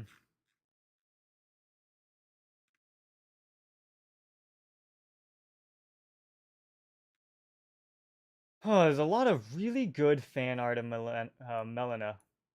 That's not what I want, though.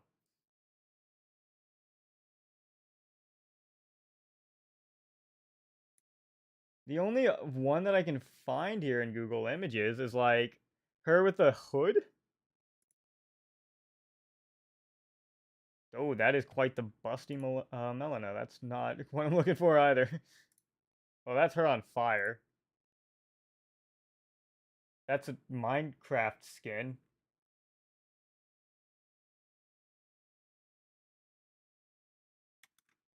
You know what? Maybe Bing. Let's go to Bing. Maybe Bing can create a convincing Melina image. Create an image of Melina from the hit game Elden Ring. She has a gray cloak. Gray cloak, wavy, shorter length hair, and a scar around her. That's her left eye, right? Yeah, left eye. Her left eye is always closed. She has pale complexion. Yeah, let's see what that comes up with. Maybe that'll give me something. You're making me sign in? Man, this was supposed to be the easy part.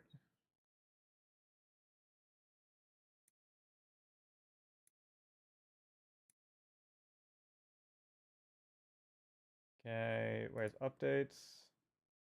Oh, it's right there. It's like since I went away for 2 weeks, everything broke.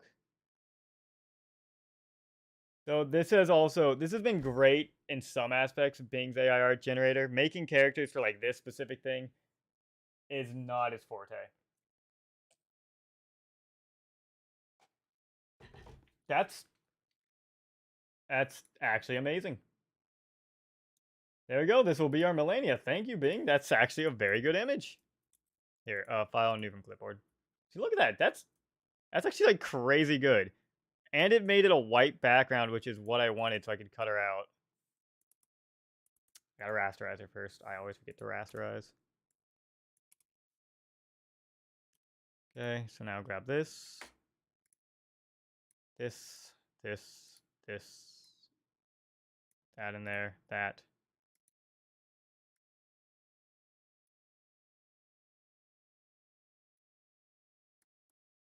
Okay, there we go. There we go. There we go. There we go. There we go. There we go. Delete all that. Let me quickly do this so I can make sure.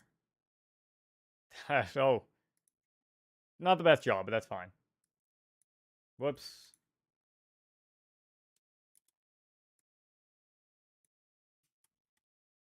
There. Now,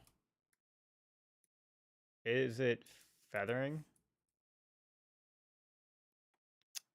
Let me see if I can just clean this up a bit myself. Whoops. I have to have like actual control over my mouse to do that. There we go. Just to delete some of this like artifacting and whatnot. I know it's not literally artifacting, but I think it's a point across. I can't be bothered. That's good enough. Okay. There we go. There's going to be Melania 1. I'll just put it into tournament as well. Actually, no, wait. I made a slight error because what I need to do is I actually need to bring her down and over. There we go. Melina 1. We're almost ready. Okay. And then Melina 2 will just be her normal.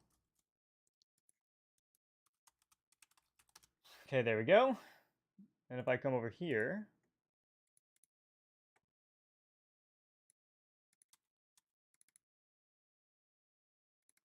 Okay, now I need Melina 1 when silent, and then browse. Melina. And Melina 2 for when she's talking. Okay.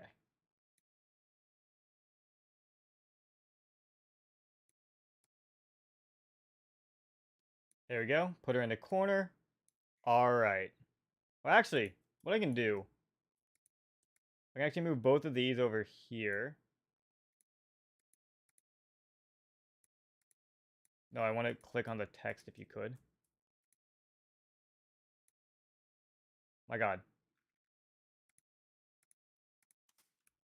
Bring that over to the right just a bit. And then I can bring her down here and make her a little bit bigger. Now let's give her a little bit of test real quick.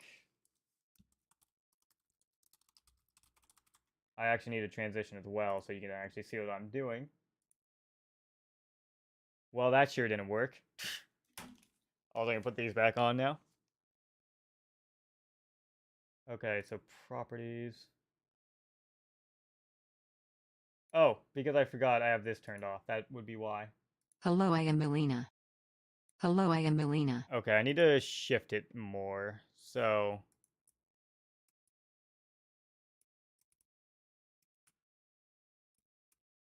Okay, so that should hopefully be enough. I don't want to cut off, so... There. Oh, actually, one second.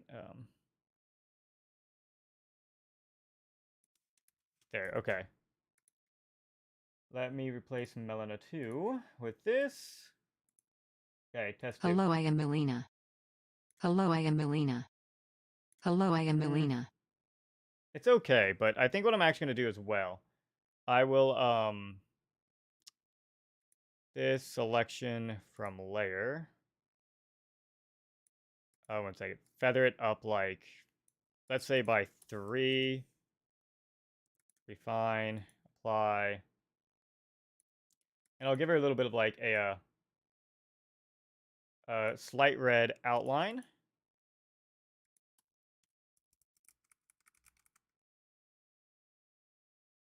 There we go. And again, I'm not going to spend too much time on this because it's not that important. There we go. Just so you can tell she's talking a bit better. Okay. Hello, I am Melina. Hello, I am Melina.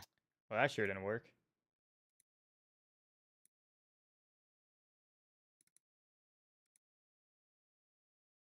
Hello, I am Melina. There we go. Okay, now let me go back to the bracket template. Okay, we're finally fucking ready to see about actually getting this to work. So, here we go. There we go. Now. Okay. Let's pray that this works. Okay. Melina, please introduce yourself briefly. I gotta turn it down just a skosh. Okay. Here we go. Ladies and gentlemen, warriors and wanderers, welcome to the realm of speculation and anticipation. I am Melina, your trusted fight analyst and Elden Ring lord enthusiast. With my vast knowledge of the Elden Ring game and lore, I'm here to immerse you in the thrilling world of hypothetical battles between mighty characters. As a maiden who has traversed every nook and cranny of the awe-inspiring lands between, I bring you the tales, legends, and tales of those who dare to clash in combat. Remember, my purpose is to entertain and amaze, for I never condone real-life violence. So grab your mead, sharpen your swords, and prepare for an epic journey through the realms of fantasy and skill. Let the battles begin. All right. There you go. Beautiful. Really fantastic. Now, we just need to actually put our two first combatants in. So now, how do we describe Rykard? Okay, so these are going to be character prompts here. So I can find them back later. And first off, we have Rykard. Okay, so Rykard is the Lord of Blasphemy.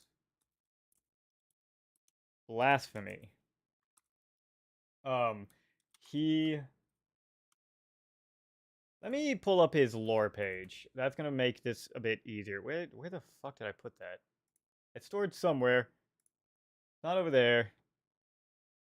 I had it up. Yeah,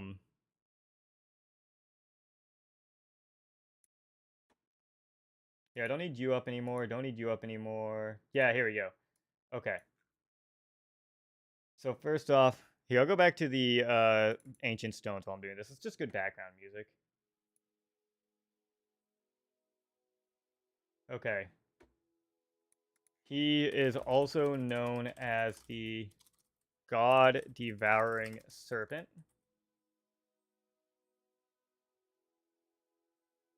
Being revealed after the first phase. Okay. Okay. He is the leader and... What is the name? Like, a father figure for it? And Lord of the Volcano Manor family. He holds a shard of power known as the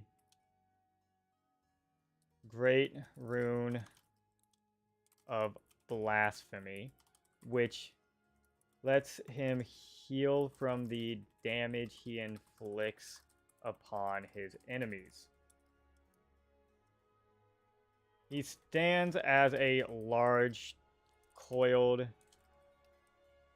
snake that's wrapped around himself in a pool of lava. Okay. Okay. He is incredibly weak to frostbite and ice damage, as well as to the great serpent hunt spear that will stun him and inflict major damage. That's not major. Major damage.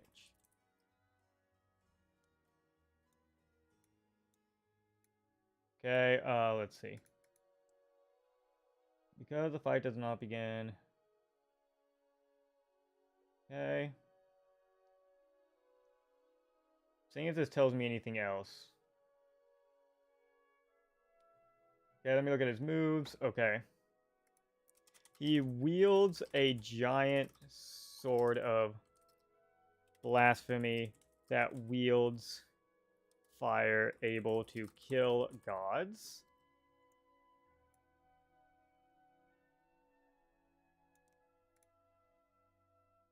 To kill gods, and has control over the same fire that he cast as spells, I guess. There we go. So that'll be Rykard. Yeah, okay. Next up. Was this heading 4? I don't know, I'll just copy and paste so that I can do this. And then we have... Oh, this is actually a stacked... This is a stacked first battle. Radon versus Rykard. Okay. Next up is somewhere... Where's Radon? There he is. Okay. Alright. Star... Or... I'll call him General Radon. Radon, also known as the Star Scourge. is heralded as one of the mightiest living demigods. He once fought Melania to a standstill, which standstill. Okay. What? To a standstill. The battle with Melania resulted in his entire realm of Caelid being destroyed and beset by rot, as well as destroying his mind, leaving him as a rabid animal of the once powerful general. Okay. A rabid animal of the once powerful general, kept in the throes of insanity. Throes, there we go. That's the correct word. Okay. He wields two massive great swords that can channel the power of gravity magic. He rides upon a horse that is much too small for his extremely large stature. However, is kept aloft using the same gravity magic. And he's powerful enough to stop astral bodies from moving, as well as being able to jump into lower space atmosphere in one leap. Okay, what else?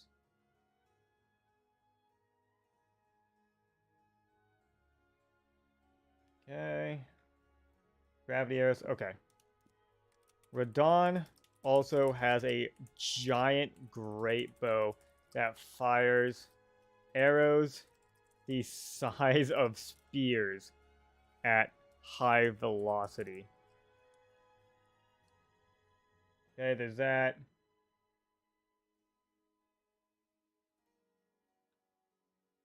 Okay, now let me see if he's weak to anything. Finally, Radon has the power to wield and throw rocks using telekinesis and gravity sorcery. I'll cut out telekinesis, actually. Just using gravity sorcery. Because the telekinesis might confuse it. Okay, Torn available to summon. Did it say what he's weak to? Let's see, Radon's extremely weak. Okay. Radon is extremely weak to Scarlet Rot. Okay.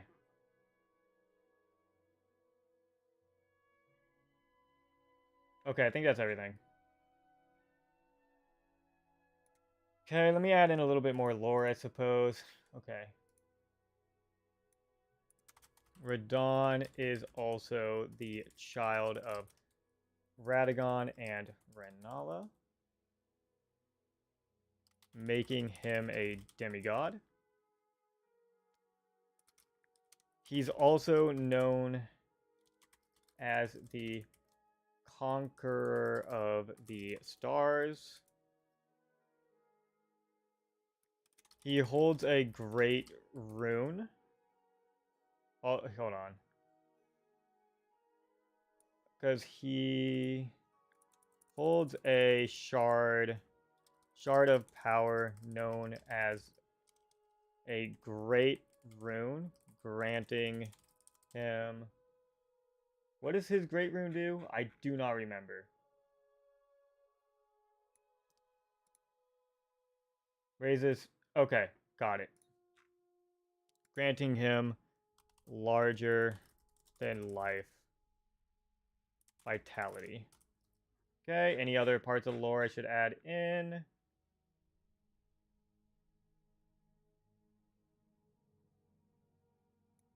Okay. His horse, his name is Leonard.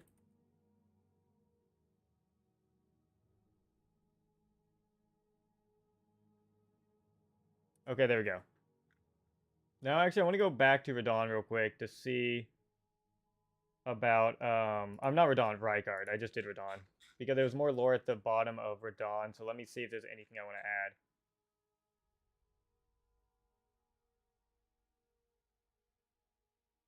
Oh, he's the son of Renala and Eradigon as well. He is the son of Renala and Eradigon, making him a demigod.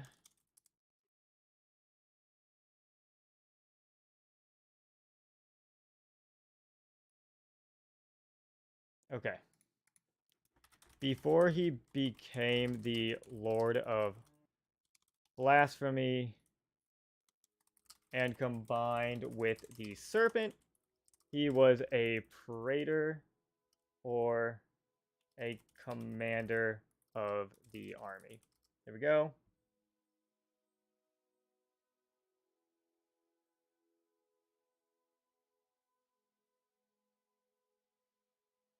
Got it.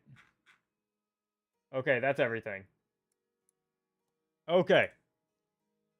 Okay, the first battle is between Rykard, Lord of Blasphemy, and is it Star Scourge Radon? Yes. And Star Scourge Radon. Rykard is, here we go.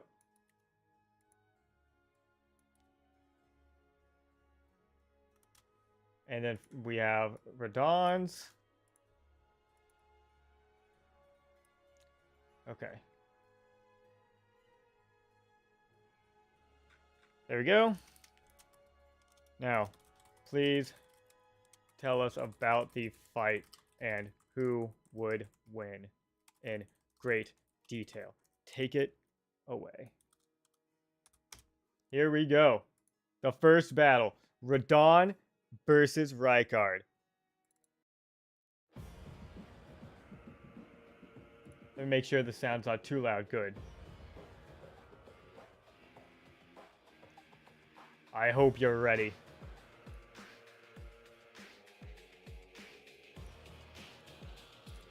Here we go.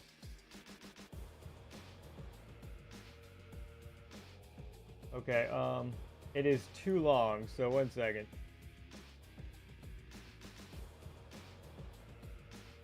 Let me get rid of the final part here. Here we go. Ladies and gentlemen, brace yourselves for a clash of titans. In the Crimson Corner, we have Rykard, the Lord of Blasphemy, also known as the God-devouring Serpent. Writhing amidst a pool of molten lava, this commanding figure emanates a terrifying aura. Armed with the great rune of blasphemy, he possesses the ability to mend his own wounds by feasting upon the damage he inflicts upon his foes. But beware, dear spectators, for Rykard harbors a glaring vulnerability. Like a serpent recoiling from a frosty touch, he is dreadfully weak against frostbite and ice damage. And his bane? The great serpent hunt spear, capable of stunning him and unleashing devastating blows. On the other side of the cosmic ring, we have General Radon, the Star Scourge. Once a heralded demigod, he faced off against the formidable Millennia and endured a cataclysmic battle that shattered his realm of Caelid, plunging it into decay and reducing his once vast intellect to rabid madness. Wielding two colossal greatswords infused with the power of gravity magic, Radon commands the forces of gravity itself. To aid his monumental stature, he rides a horse named Leonard, defying logic and levitating through the very magic he wields. Let us not forget his inspiring great bow, launching spear-sized arrows at blinding speeds. And with the mastery of gravity sorcery, he hurls mighty rocks with remarkable force. The stage is set, and the battlefield trembles with anticipation. As the clash ensues, Rykard unleashes his fiery might, his giant sword of blasphemy erupting in flames that could scorch the gods themselves. But Radon, the conqueror of the stars, remains undeterred. Using his gravity-infused weaponry, he dances with divine elegance, his strikes imbued with the very force that shapes the cosmos. With each swing, the air quivers, and the ground trembles beneath their feet. Rykard's strategy lies in his ability to mend his wounds, his gruesome feasting upon the damage he inflicts becoming a grotesque cycle of destruction and regeneration. However, Radon, ever the tactician, knows of Rykard's vulnerability. Seizing the moment, he plunges his great serpent hunt spear into the serpent's scaly flesh, stunning him and leaving him vulnerable to a flurry of gravity-infused strikes. The clash of steel and magic reverberates through the battlefield, an epic spectacle that ignites the passions of onlookers. But let us not underestimate Rykard's tenacity. The Lord of Blasphemy, a former praetor of the army, possesses an indomitable spirit that refuses to yield. As the battle rages on, he adapts, utilizing his fiery spells and the very element of fire itself to confound and overwhelm Radon. The battlefield becomes a tempest of flames and gravity, a sight that leaves even the most jaded of spectators breathless. In the midst of this cataclysmic encounter, a defining moment arrives. Radon, aware of Rykard's weakness to scarlet rot, deploys his gravity sorcery with precision, inflicting the insidious rot upon his foe. The Crimson Scourge, weakened and tormented by the rot, fights with every ounce of remaining strength. Yet, it is the relentless onslaught of Radon's gravity-infused strikes that proves insurmountable. With a final, earth-shattering blow, Radon shatters Rykard's defenses, toppling the Lord of Blasphemy to the ground. The roar of the crowd swells. Woo! Fucking Star Scourge Radon takes the first one, defeating Rykard using Scarlet Rot somehow, amazingly. But there we have it. Star Scourge Radon will be advancing to the next field, and Rykard lays dead at his feet. Next up, we've got to make the next two. Well, let's give it a round of applause for Dawn for employing not only the spear that Rykard was weak to, but also employing Scarlet Rot that Dawn was weak to, that somehow worked against Rykard. Next up, we have Natural Born Estelle. Okay. Estelle, Natural Born. I'm not going to fill out his name because I don't need to. I know who he is. So first up, let's bring up not Ancestral Spirit. I don't need this anymore. Don't need this anymore. Don't need this anymore. Okay. That was a pretty sick fight though. The back and forth, all of it. Okay, where is Estelle? There you go. All right. Estelle, known as the Natural Born of the Void, is a strange alien life form comprised of many colored star debris which landed in the lands between a long time ago.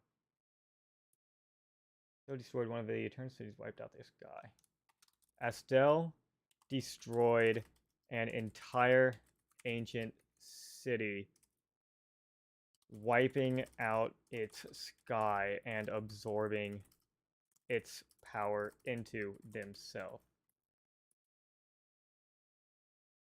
Okay. They are a malformed star born in the flightless void far away. A falling star of ill omen. Go. Composed, I guess. Sure. It's sky. There we go. Okay. They look like a giant scorpion with a tail of cosmic power. Their head is a human skull with giant mandibles. Mandibles reaching 20 feet in length. They have 6 incredibly long and skinny legs that end in human hands and appear almost skeletal. They have 4 wings on their back, mimicking the wings of an ant lion. Okay, there we go. They are strong versus magic, fire, lightning, and holy damage. They are entirely immune to frostbite. They are weak to any standard physical damage. There we go. Okay. And damage. Let's see. Not lock on. Alright, okay. They have the ability to use gravity magic and to call from the very void that birthed them, using lasers emitted from their skeletal head and swiping through the very fabric of reality using their hands.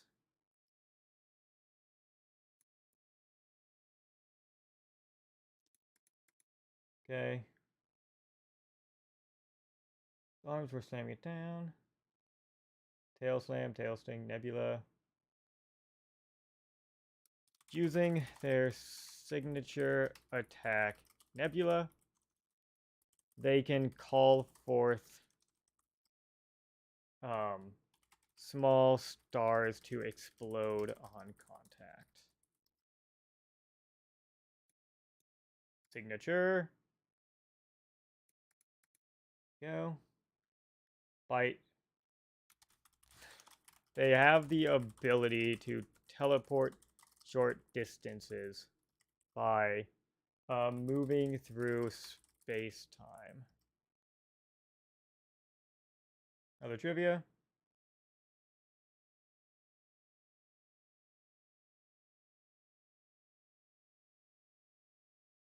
Yep.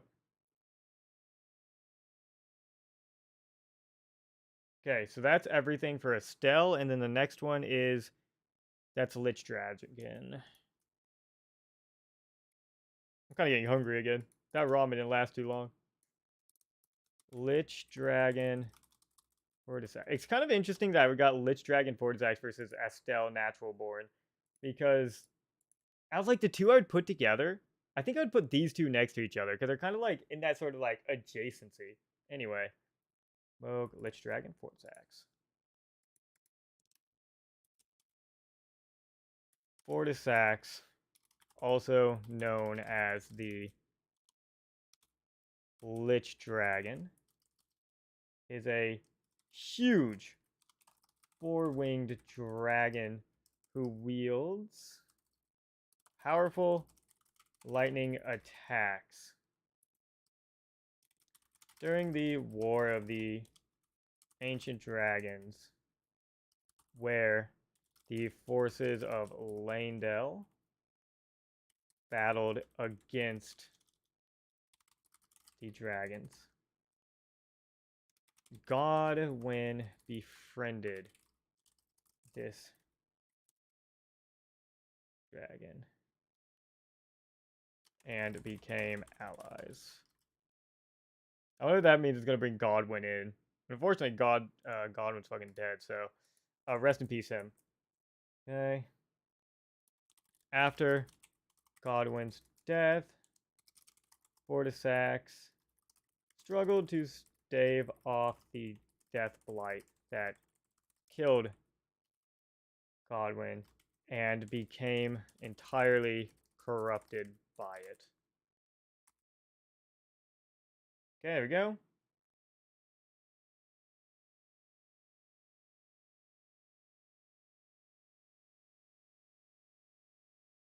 There we go. All right. Is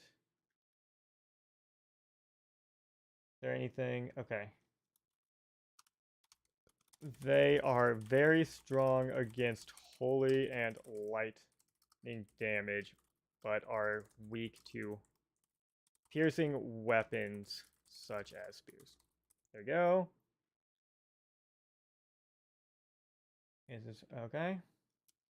His signature attack is the Ancient Dragon's Lightning Spears, where he wields red lightning to stab it through his opponent. You know, I didn't actually fight this boss because my game got corrupted before I could. But I did fight the other one that's in Farum Azula. I didn't realize he had like an optional other version of him. Another form of this dragon's lightning, wielded using it in the form of a glaive.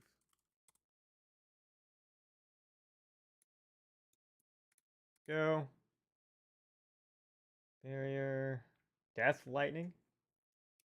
When pushed to the limit, Fortisax can use the death blight within them to corrupt the lightning, making it a death blighted lightning. There we go.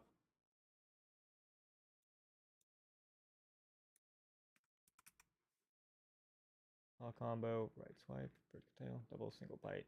Okay. He has so many moves. Otherwise, they can use their dragon tail, claws, maw, and every other available body part to deal damage. I should also add that to Estelle. Okay.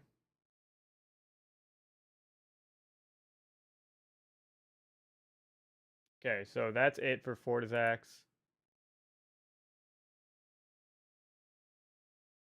Okay. Outside these attacks, they can use their long tail as a stinger and weapon, well as their mandibles and arms. There we go. Next battle, here we go.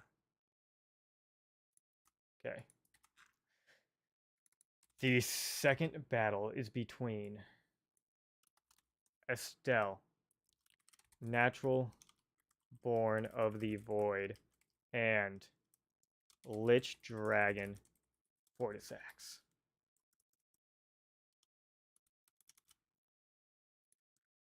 Okay.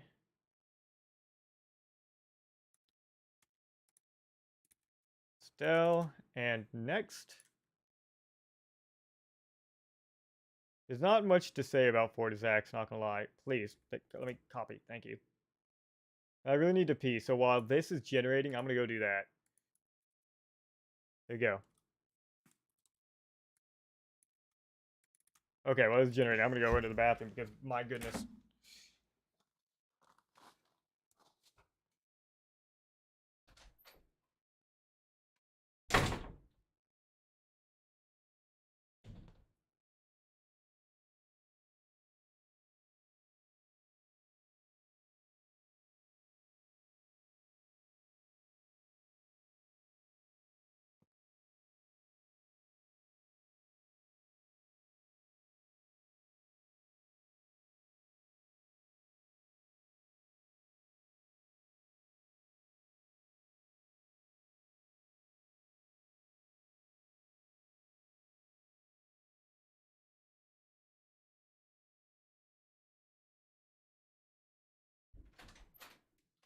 Oh, it's getting dark in here. I should turn on a light. Okay. I've been so focused that I haven't realized that it's, becoming night, so I need to turn on a light.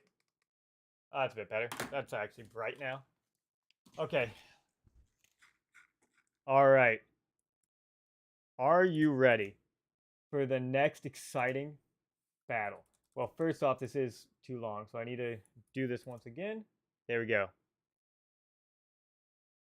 Are you battle between Astel, natural born of the void, and Lich Dragon Fortisax? Let's go.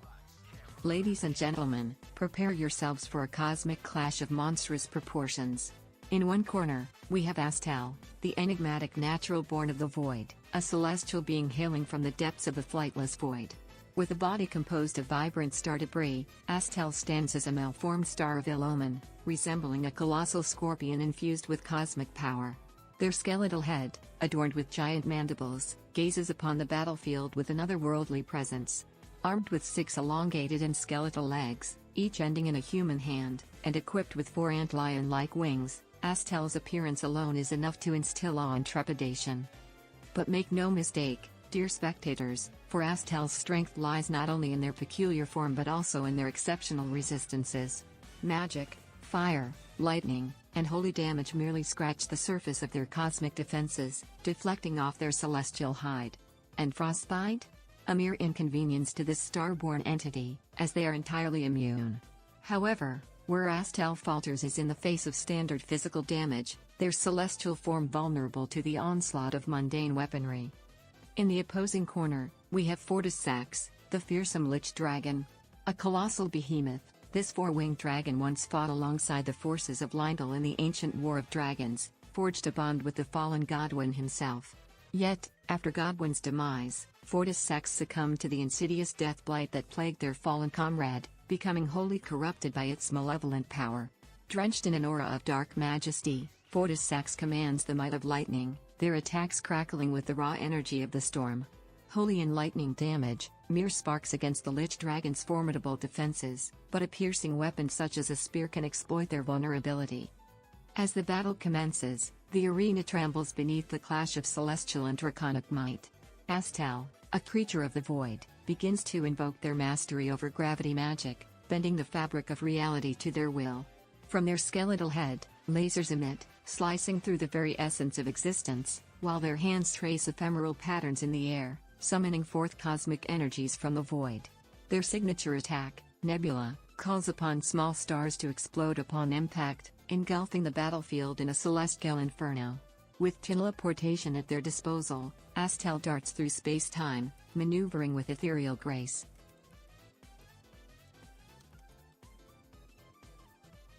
Alright. But Fortisax, the Lich Dragon, is no ordinary opponent. With a mighty beating of their 4 wings, they take to the skies, surveying the battlefield from their lofty vantage point.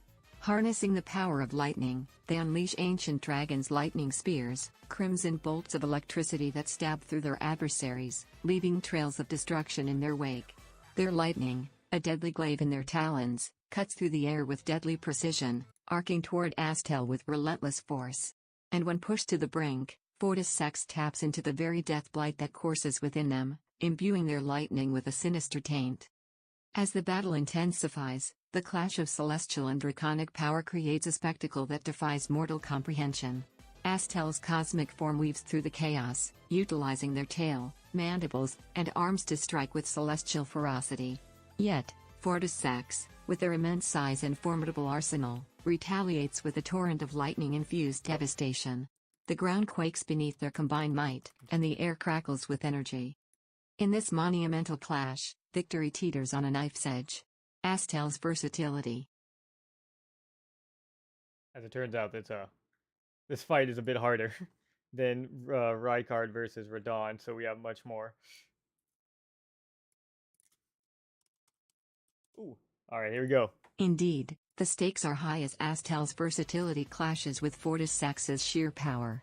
With each strike and counterstrike, the battlefield becomes a maelstrom of celestial energies and crackling lightning. The crowd holds its breath, enraptured by the display of otherworldly might. Astel, attuned to the cosmos, recognizes the potency of Fortisax's lightning attacks. They swiftly adapt their strategy, utilizing their immunity to lightning to their advantage. Astel maneuvers with uncanny speed, evading the arcs of deadly electricity and closing the distance between them and the Lich Dragon. The natural born of the void unleashes their gravity-infused abilities with unyielding precision. Manipulating the very forces that bind the universe, Astel redirects the course of Fortis Sax's lightning, turning it against its own master. The once potent bolts of electrical power become twisted, tainted with the influence of the death blight within Fortis Sax. In a dramatic turn of events, the tides of battle shift.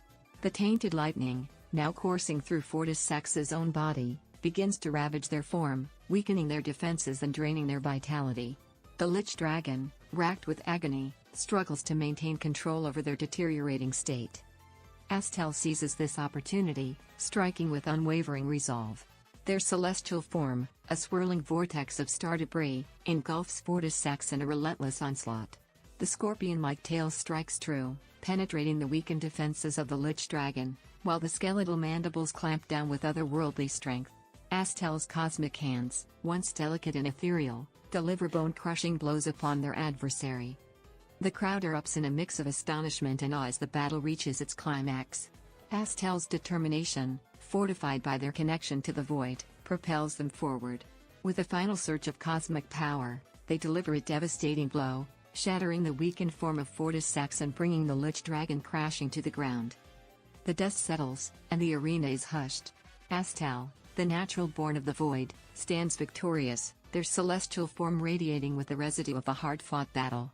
The fallen Lich Dragon, Fortis Sax, lies motionless, their corrupted form forever stilled. In this clash of cosmic beings, Astel emerges as the champion. Their mastery over gravity, immunity to lightning, and unyielding determination prove instrumental in overcoming the formidable might of Fortis Sax. The crowd cheers, their voices echoing through the hallowed halls, as they witness the triumph of the natural born of the void. Astel! Remember, my dear spectators, this battle is a product of speculation and imagination, a testament to the rich lore and potential of the Elden Ring. Let it ignite your own fantasies and keep the spirit of exploration and adventure alive. Alright, let's hear it for Astel beating Lich Dragon Fortis Sax in a 1-to-1. What a battle. I don't remember Astel being immune to lightning, however, hey, he used it. Man, just the first half, they were like sizing up, and then it all just returned around when Astel swung in, teleported in, caused the lightning to go in and affect Lich Dragon, and then just went to fucking town, biting down on his neck and just beating the shit out of him. That was quite the battle. Let's give a round of applause for Astel, the natural born of the void, and we're on to the next battle. What a fucking fight. Which means, once we get to the next round of the tournament, we're going to have Astel, who uses gravity magic, versus Radahn, who also uses gravity magic. Who's that? Oh, is that Morgott? I think that's Morgott, isn't it? Yeah, that's Morgott. Okay. So we have Morgott, the Omen King. I don't think I have... No, I don't have the Elden Ring track, but I have Vort, so Vort will do. Okay. I need to pull up the lore for Morgott. Morgott, the Omen King. Morgott, also known as the Omen King, is the last king and guardian of the capital city of Lane Dell.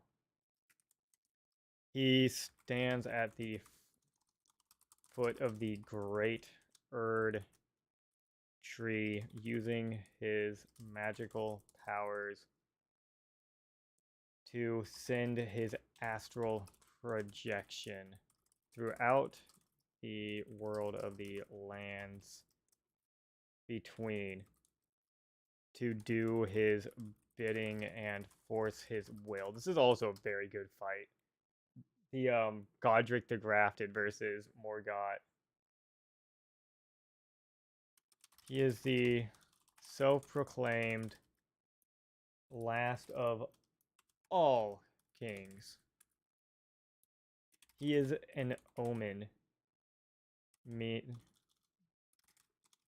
which means he was born with horns and misshapen appendages that show that he is of an ancient primordial magic, but this also caused him to be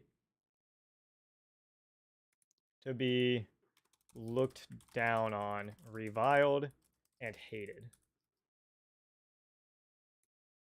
I misspelled horns. Okay.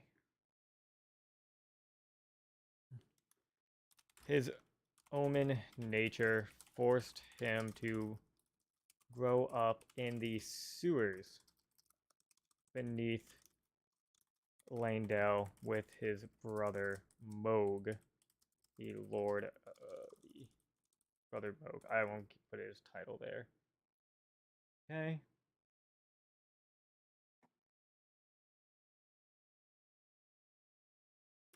He is also known as the Fell Omen, the Grace Given, and the Veiled Monarch. Okay. He stands around 6 feet tall and wields a shimmering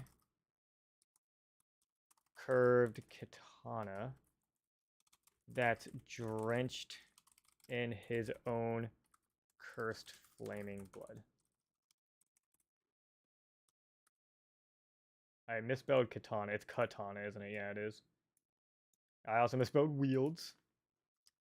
Alongside his sword, he has the ability to summon in weapons from the Erd tree itself, materializing daggers to throw,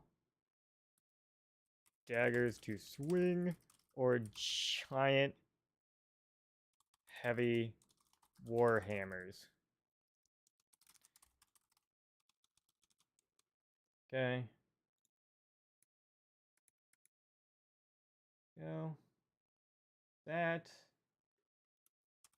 He holds a shard of power known as a great rune, which gives him the power, the ability to... What does his do? Because I also don't remember. It just greatly raises maximum HP. Okay. Gives him greatly raised health and health. Health and robustness, I suppose. Okay. He's strong against holy and sleep, but weak to lightning damage. There we go. Sword rain spawns a holy sword in his left hand as well as holy swords in the air. Each. Okay, tail sweep. During battle, Margit also has access to his tail, which he uses in between weapon strikes. Okay, Margit would instantly force transition. Yeoman curse when guys on the floor. Okay. Okay. Margit can also spawn in a holy spear.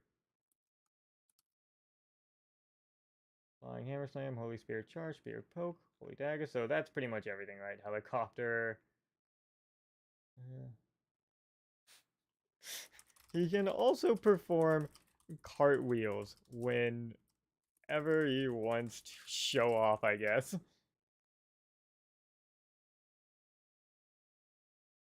He has so many moves. Okay.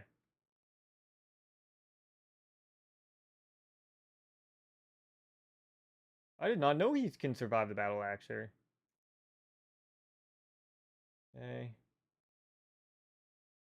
Okay, he is twin brother to Moog, the Lord of Blood.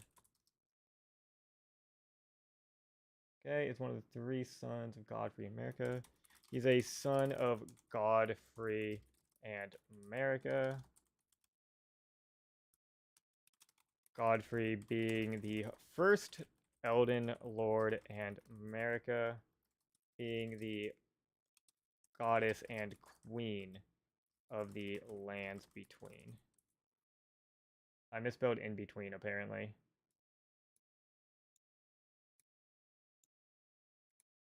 There we go.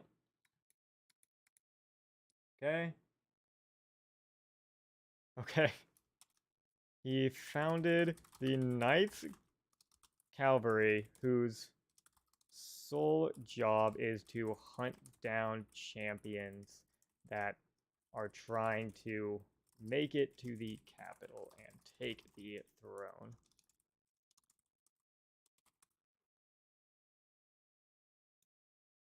Here we go. Who's?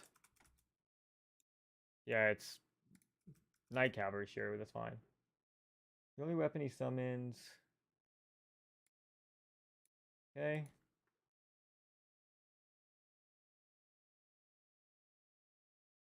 Okay.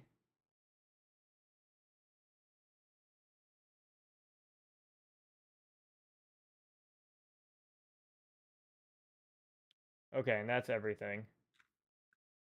Alright, that's Margit the Omen King. And his opponent is Godric the Grafted.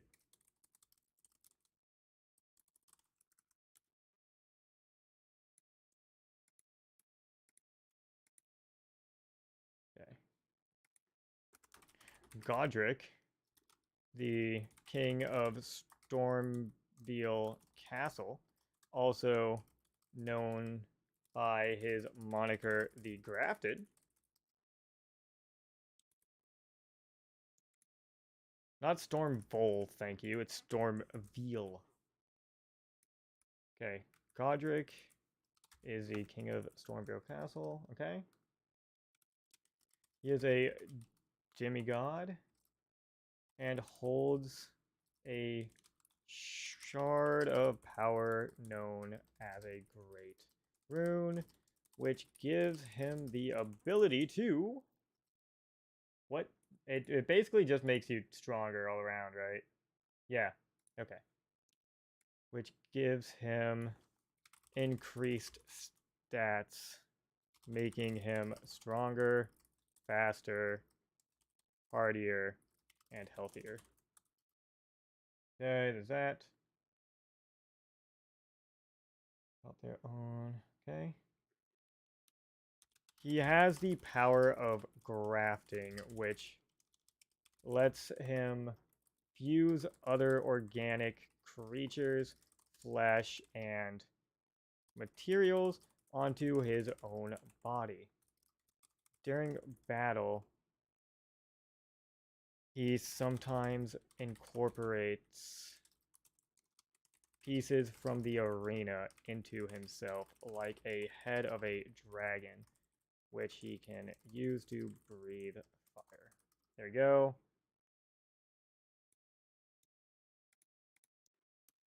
Godric himself is around 5 foot tall and sickly skinny. However, due to grafting, he stands 8 feet tall. I'm putting a number pulling out of my ass. 8 feet tall, 5 feet wide, and has numerous arms, hands, appendages, everything else sticking out from his main body. He wields a giant golden axe. Yeah.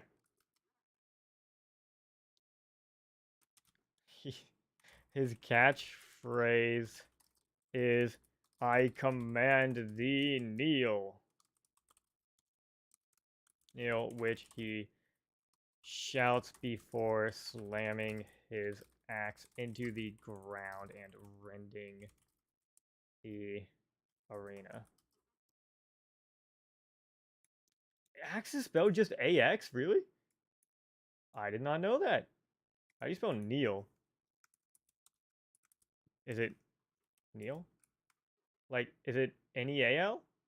Please. Taskbar. Oh. Okay, Neil. Okay, that's Gideon. He was born from the golden lineage. Power comes from arms and legs, soldiers who catch arms. Okay. Okay, it's called a two-headed war axe. He builds a giant golden two-handed war axe. There we go.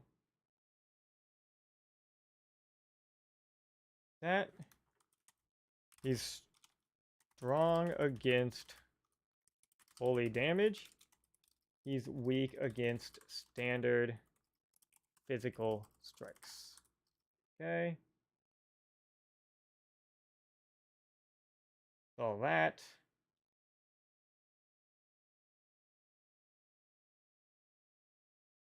Okay, okay.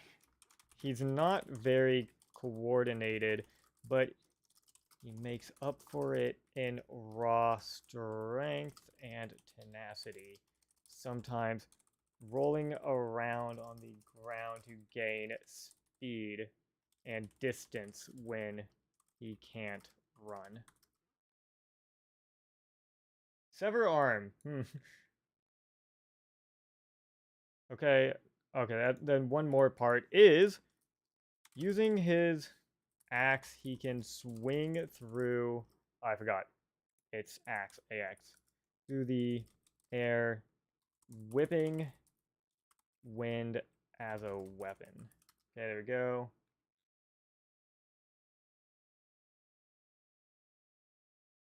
Okay, let's see. God gets sent to Godfrey. That's a member of the Golden Lineage. The weakest of demigods, which allude to. Okay. While Godric is a demigod, he is seen by those around him as the weakest of the demigods. Okay, there we go. We're on to Battle 3. Okay. The third battle is between Margit, the Omen King, and Godric, the Grafted. Okay, and then I gotta come over here. I gotta say, there's a lot more to write about the Omen King. If Godric takes this somehow, I'm gonna be amazed. Because there's just like, there's not much in his favor. I'm just being honest here. There's not much going in Godric's favor, but also Godric is like the first demigod you fight, so it would make sense. Okay, and then what did I say? Pretty much. Okay, here we go. Get ready for the next battle between our good friends Margit the Omen King and Godric the Grafted. Once Chat GPT finishes typing this up. That's too long, so I'm gonna have to do this as per usual. That's also too long still, so I'm gonna have to do it like this. There you go. Are you ready for Godric the Grafted versus Margit the Omen King? Ladies and gentlemen, brace yourselves for a clash of kings. Margit the Omen King and Godric the Grafted are about to engage in a battle that will resonate throughout the annals of Elden Ring history. Two mighty demigods, each with their own unique powers and tragic backgrounds, now stand face to face in a contest of strength, strategy, and sheer will. The arena quivers with anticipation as Margit, the self-proclaimed last of all kings, steps forward, his omen nature casting an eerie shadow over the battlefield. The flames of his cursed blood dance upon his shimmering katana, ready to be unleashed upon his opponent. With a flick of his wrist, Daggers materialize, held tightly in his otherworldly grip. Morgott's astral projection hovers menacingly, a testament to his command over the mysterious powers of the lands between. But Godric the Grafted, the king of Stormvale Castle, is no stranger to adversity. His sickly form belies the monstrous strength that lies within him. As the battle commences, Godric's many arms, appendages, and fused creatures writhe with anticipation, his golden lineage Ew, shining in the dim light of the arena. With an echoing shout of "I command thee, kneel," Godric slams his colossal war axe into the ground, rending the very fabric of the battlefield. The clash begins, and Morgott's agility and precision are immediately evident. His graceful movements and swift strikes keep Godric on the defensive, the Omen King's katana leaving trails of cursed flames in its wake. But Godric's grafting ability proves to be a double-edged sword. With each blow, his ever-growing form becomes a twisted amalgamation of flesh and materials, granting him greater resilience and strength. Godric, recognizing the need to unleash his full potential, incorporates the very environment into his grotesque form. The head of a dragon sprouts from his monstrous frame, billowing forth searing flames that engulf Morgott. The Omen King, resilient in the face of adversity, weathers the inferno and retaliates with a flurry of ethereal daggers, piercing Godric's patchwork armor. As the battle rages on, the arena becomes a battlefield of shattered stone and swirling winds. Morgott's calculated strikes, combined with his agility and versatility, allow him to exploit Godric's lack of coordination. With each deft movement, he sidesteps Godric's thunderous blows, delivering precise counters that exploit the Grafted King's weak points. But let us not forget the tenacity and raw power of Godric. Despite his disjointed form, his strikes carry an almost primal force, capable of rending the very air itself. The ground trembles beneath him as he rolls and charges forward, the wind from his axe blows creating a hurricane-like force that threatens to engulf Morgott.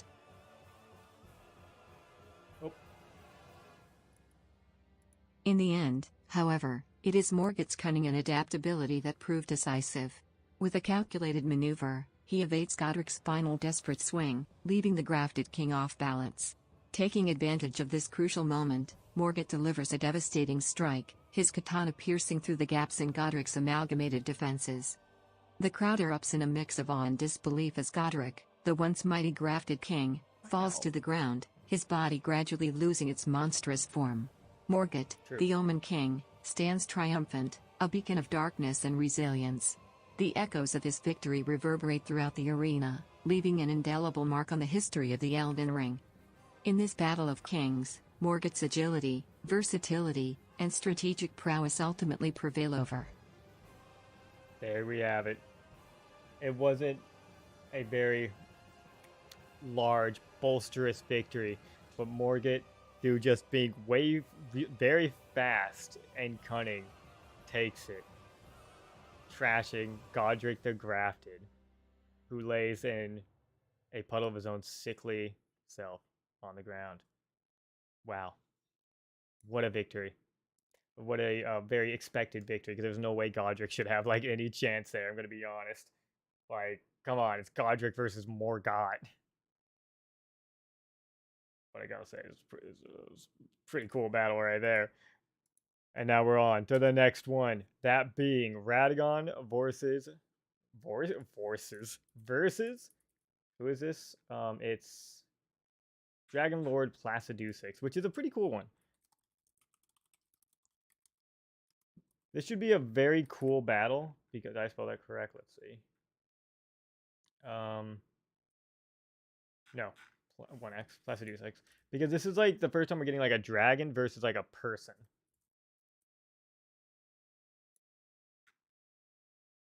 So this should be, and Dragon Lord Placidusix is a really cool character too. Okay. Placidusix, also known as the Dragon Lord. So notice the Dragon Lord was the first, was not the first, was the last Elden Lord from the time before humans took over the lands between. He is a two-headed colossal dragon.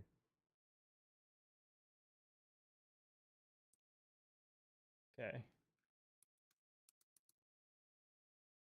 Later fled. The old lords have just at least 2 more heads. Okay. Once upon a time, they had 4 distinct and different dragon heads. But now, in the distant future from whence he came, and 2 have withered away to nothing, leaving 2 left. Okay. Code and order. A boss whose seat lies at the heart of the storm beyond time. Placid Dusix stays in the heart of the storm beyond time. Beyond time, waiting for his god to return to him. There we go. Which is just kind of a rad thing to say, that he lives like in the heart of the storm beyond time. That's just pretty cool.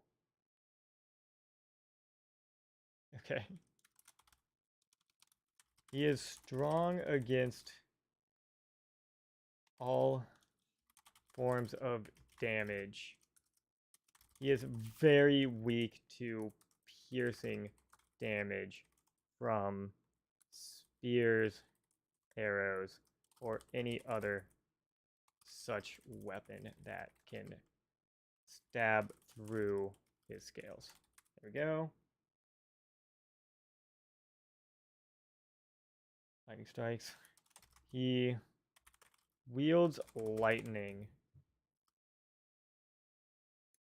Lightning, similar to Fortis Axe. However, a much stronger primal and untainted form. Okay. Claw Smash.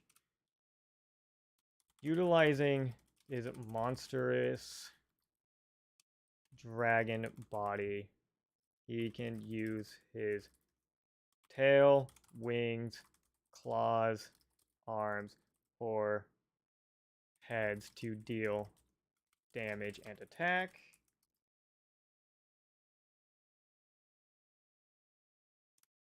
As most dragons, he can use both heads to breathe fire in streams or blasts.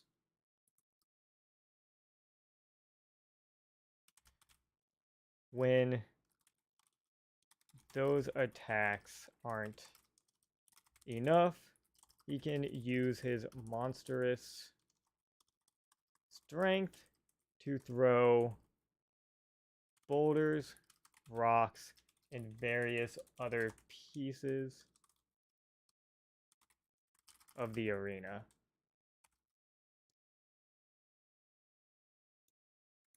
Clarks? No, it's supposed to be claws, thank you. Okay. Tail sweep, bolt of Placidusix. His signature attack is the bolt of Placidusix, which is a massive bolt of red lightning. Deals heavy damage. Here we go. You can also teleport. Like, he also has the ability to teleport short distances. I guess this is actually his signature, wouldn't it be? Because it's called Placidusix's Ruin.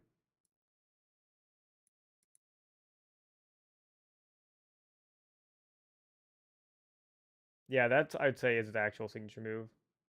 So let me get this quick. His signature attack is called Placidusix's Ruin.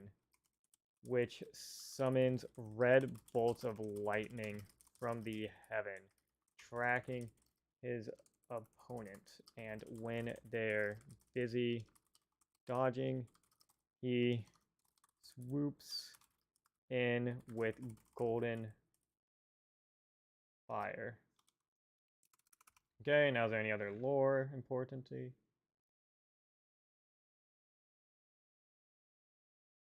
Okay, he can communicate with God or the greater will by standing straight up with both heads directed towards the heavens like antennae. It's very important. I don't know if it's going to bring that out of the battle, but you know, it's very important to note.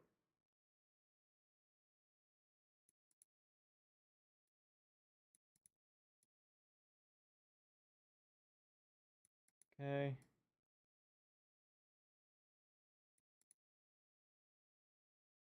Okay.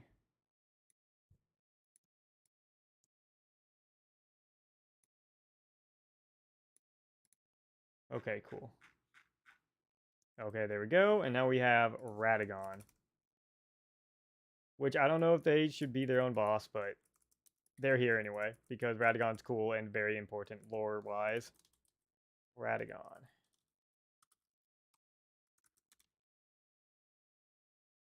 If I can even find him here. He might be a bit more difficult.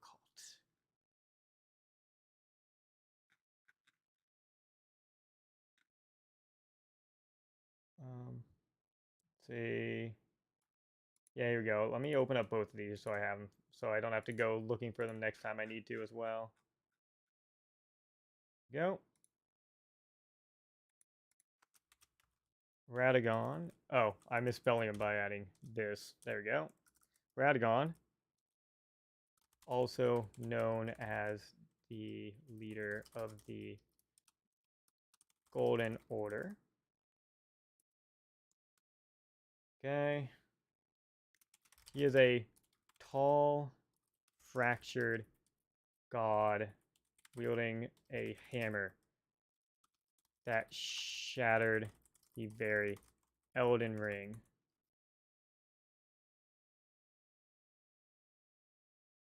Okay. Previously married to Renala. That's how you spell Renala. Renala. He became Queen Marika's consort after Godfrey was exiled from the lands between. He fused with Marika, becoming two halves of the same whole and sharing one body, but two minds.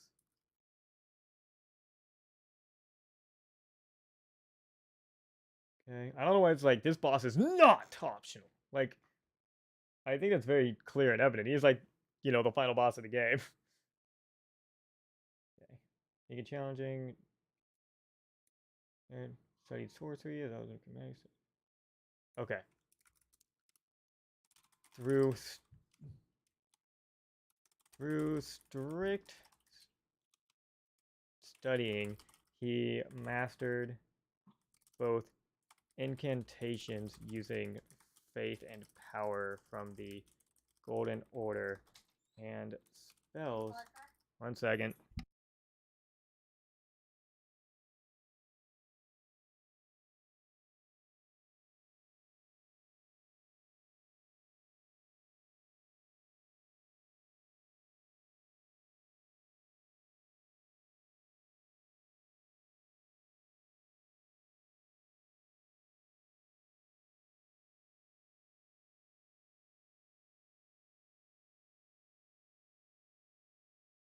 Okay, I'm back.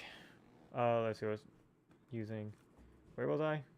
Because it's studying incantations and spells using his intellect and the cosmic powers. Okay. Through that study, he became a hero. before later also becoming a god. Okay, there we go. He's strong against frostbite, scarlet rot, poison, and holy damage. He's immune to bleeding and sleep. I don't think I need to put down. I think it's evident that like usually you're just neutral to fire unless you're actively weak or strong against it, so I don't need to add this. There's all that. Okay. Besides his legendary hammer, he can spawn in holy spears to attack. Okay. Though he is missing one arm, he can use the power of the Erd tree to materialize a new arm temporarily made out of magical golden light.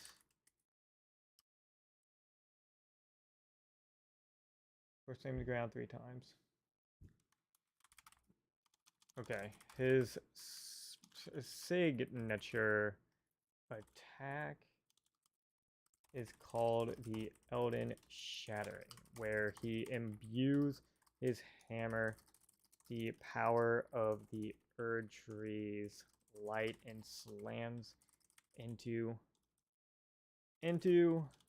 the ground 3 times, each increasing in severity and spreading the golden power outward, large range.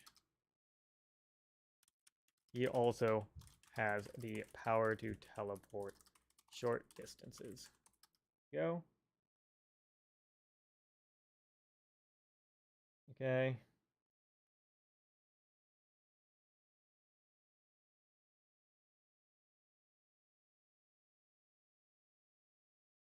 Okay.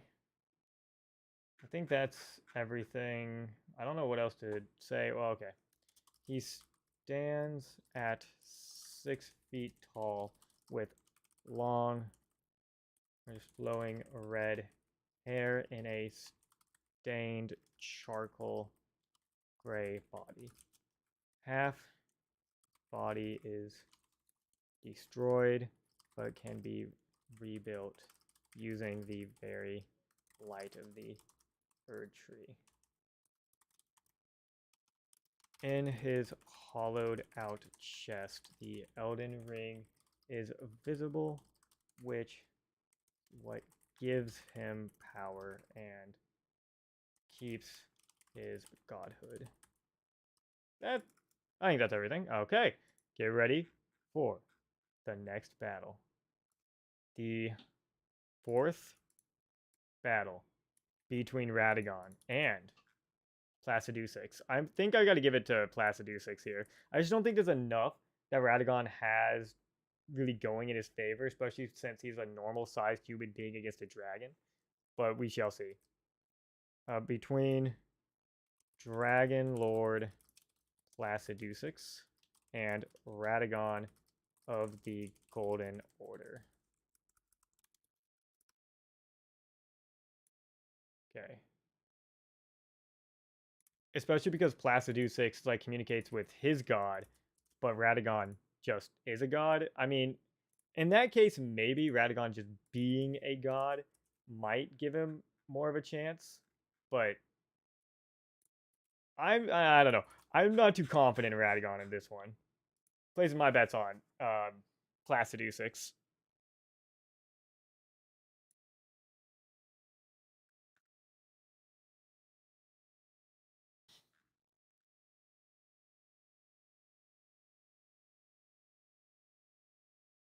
This is a long one too. And I'm going to have it continue. So give me a second.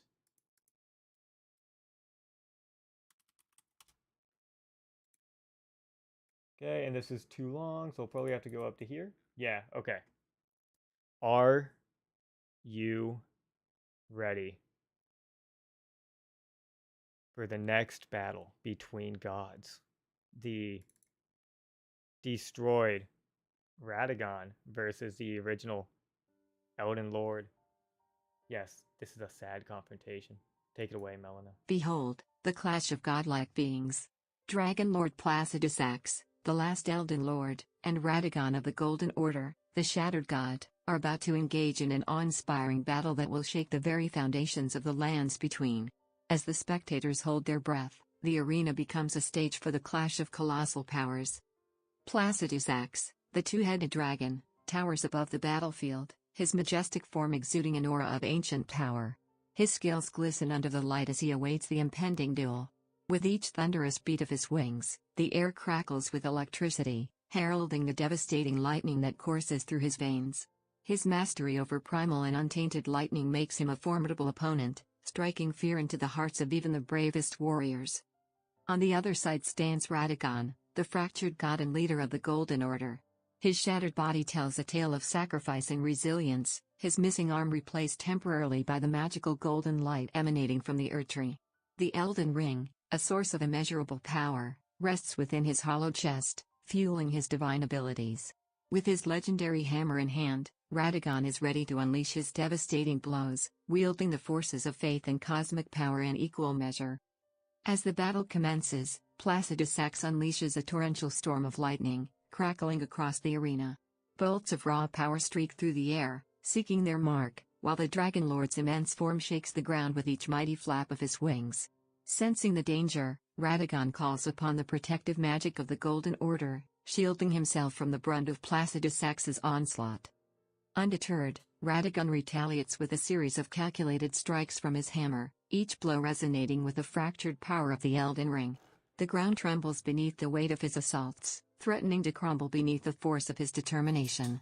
The radiant light that emanates from his shattered form serves as a stark contrast to the crackling energy of Placidusax's lightning. Placidusax, ever cunning, utilizes his monstrous dragon body to devastating effect. With each sweep of his massive tail, gusts of wind buffet Radagon, threatening to throw him off balance. His twin heads spew forth streams of scorching fire, forcing Radagon to call upon the Golden Order's protective magic once more, shielding himself from the inferno. But Radagon's resilience knows no bounds. Drawing upon the Erdtree's radiant light, he replenishes his strength and rebuilds his shattered form, casting aside the limitations of his mortal vessel. With renewed vigor, he presses the attack, his hammer crashing against Placidusax's impenetrable scales, seeking to exploit the Dragon Lord's weakness to piercing damage. I don't know how you're going to do that with a hammer, but keep it up, Radagon. Okay, hold on. Oh, wait, hold on. Oh, this does say who's victorious. Okay. As the battle reaches its crescendo, both combatants unleash their signature attacks. Placidusax channels the powers of the heavens, summoning bolts of red lightning that track Radagon's movements. In a display of fiery brilliance, he descends upon his opponent, combining the destructive might of golden fire with the untamed power of primal lightning. Radagon, undeterred by the overwhelming assault, channels the very essence of the Elden Ring into his final gambit. The Erdtree's golden light surges through his body, empowering his hammer strikes with unimaginable force. With each earth-shattering blow, the arena trembles, cracks forming beneath Placidusax's colossal form. In the end, it is Radagon of the Golden Order who emerges victorious. His unwavering resolve, strategic prowess, and the indomitable power of the Elden Ring prove to. There we go. It wasn't... Well, it was pretty bombastic, but... Honestly... Placidusax just didn't really do anything. He tried, and Radagon just went like, who cares, I'm a god, and just walked through and just beat him down. So let's hear it for Radagon of the Golden Order, smashing through Placidusax without a care in the world. Honestly, that was a pretty open and shut body fight right there. So now, on to the next battle between Godfrey, the first human Elden Lord, mind you, not the first Elden Lord. He's called the first Elden Lord, but he wasn't. Placidusax wasn't either, but he was like the last dragon. I'm just saying. Versus Malakath, which Malakath is pretty fucking cool. So anyway, Godfrey, the first Elden Lord, even though, again, he wasn't. Just throwing that out there. Okay, where's Godfrey? There you go. No, that's Golden Shade.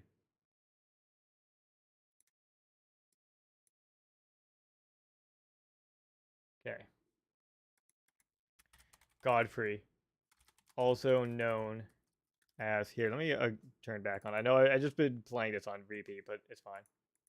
Known as Hora Lu the Warrior, was the first human Elden Lord after they took over in the ancient battle with the dragons.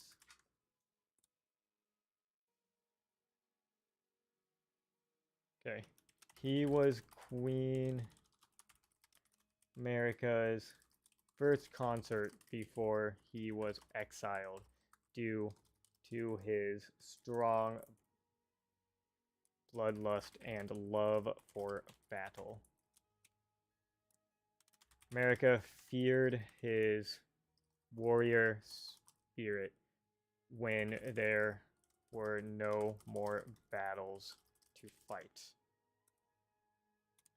He stands an impressive, again, I'm just pulling these numbers out of my ass, 7 feet tall and strong as an oak tree. His muscles are rippling, showing years of battle. He has impressive armor with a spirit lion behind him who attacks with him. He wields an impressive single-sided war axe that takes immense strength to even pick up, let alone wield. When pushed to the edge or when losing, he can remove his armor and rip the celestial spiritual lion from his back, resorting to hand-to-hand combat in which he is a master in. Utilizing open palm strikes and sheer unrivaled strength to overcome his opponents.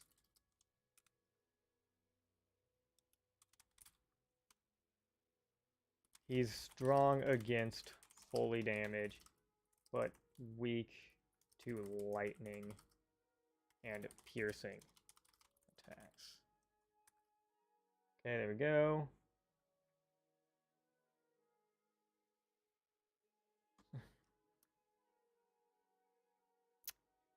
Using his tenacity, he will regularly throw his axe as a projectile weapon. Well, that's why he keeps spelling it with an E, because the website spells it with an E. But over here, you know, Google's like, nah, there's no E. Maybe it's like a difference between like Grey, Gray. It's like a British thing. I have no idea. Weapon. Before returning, pick it up.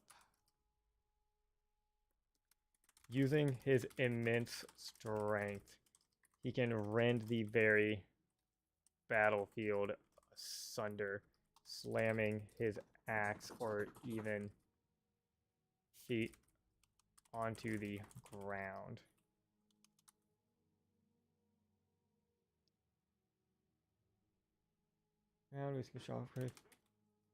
His signature move is called the Regal War. Not War. Roar. Where he raises his battle axe above head before stomping the ground and exploding the arena in all directions. his sheer power. Okay. When in his warrior form, after removing the lion, his signature attack becomes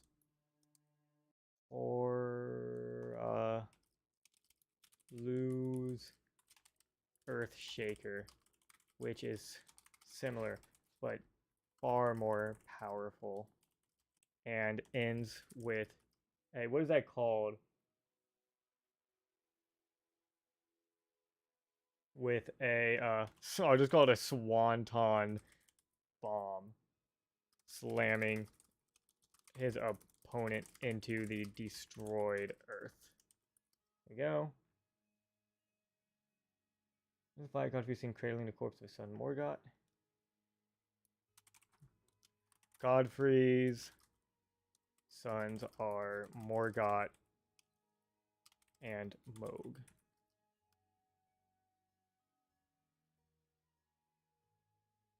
Okay.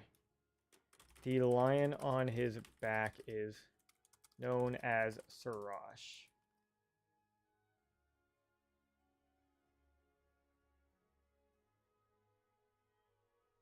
Yep.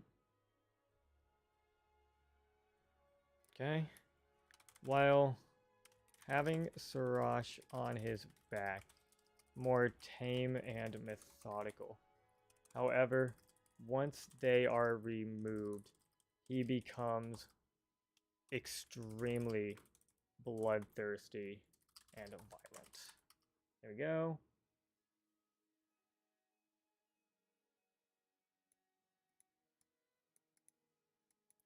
And there we go. And that's Godfrey. And he's going against Malekith. Okay. Whoops. Malekith the Black Blade.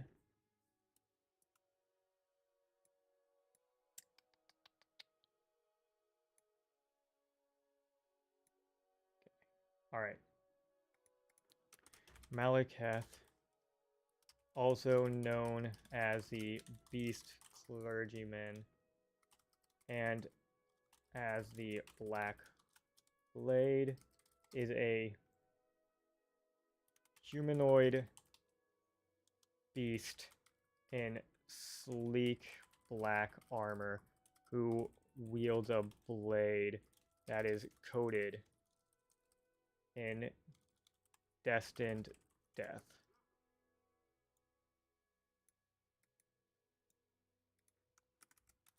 This destined death has the power to kill gods and demigods alike, and if it touches your flesh, you slowly burn as it consumes and infects you.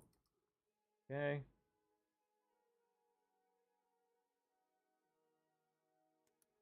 He is Queen Marika's shadow-bound beast who is tasked with guarding and protecting the Rune of Death and keeping Marika safe. If Marika ever betrayed, capitalize Marika, the Erd Tree, Malekith's new task would be to kill her, which would result in him becoming insane and losing himself. Okay? After the Night of the Black Knives, in which part of the Rune of Death was stolen and used to kill Godwyn, he took the rune and imbued it into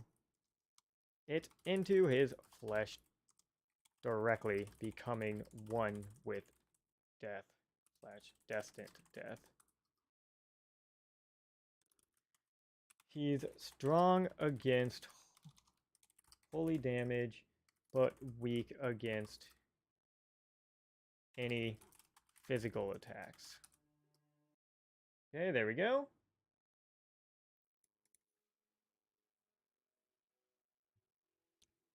Okay.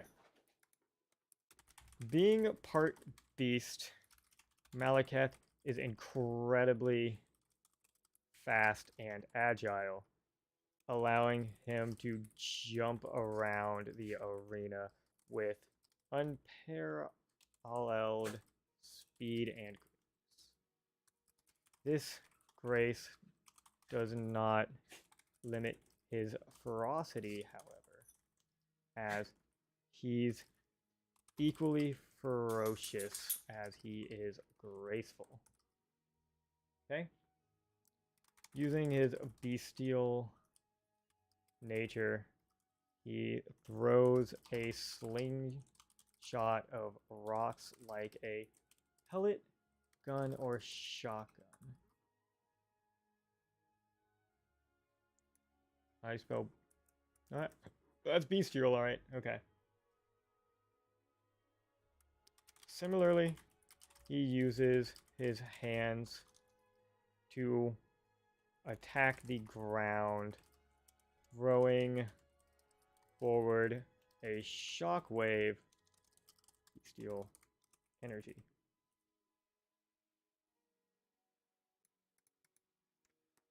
Okay.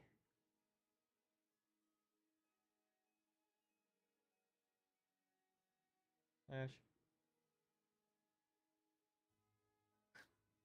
Okay. He can also perform pile drivers when he wants. Kind of like how the other dude, it was Morgoth that can do the cartwheels. His signature attack is called the Black Blade, which he flips into the air and slashes his sword towards the opponent, shooting out blades of black death. Whoops, there goes my lore. Death that can infect his opponents with.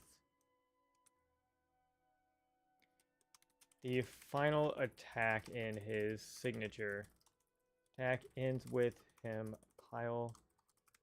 driving the opponent into the ground, releasing explosion of black death. Here we go.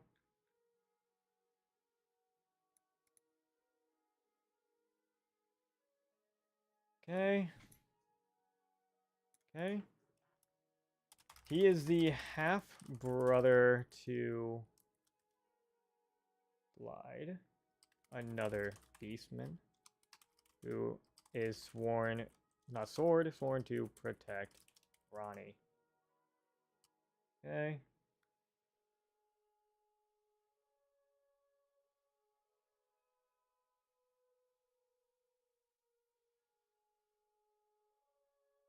Okay.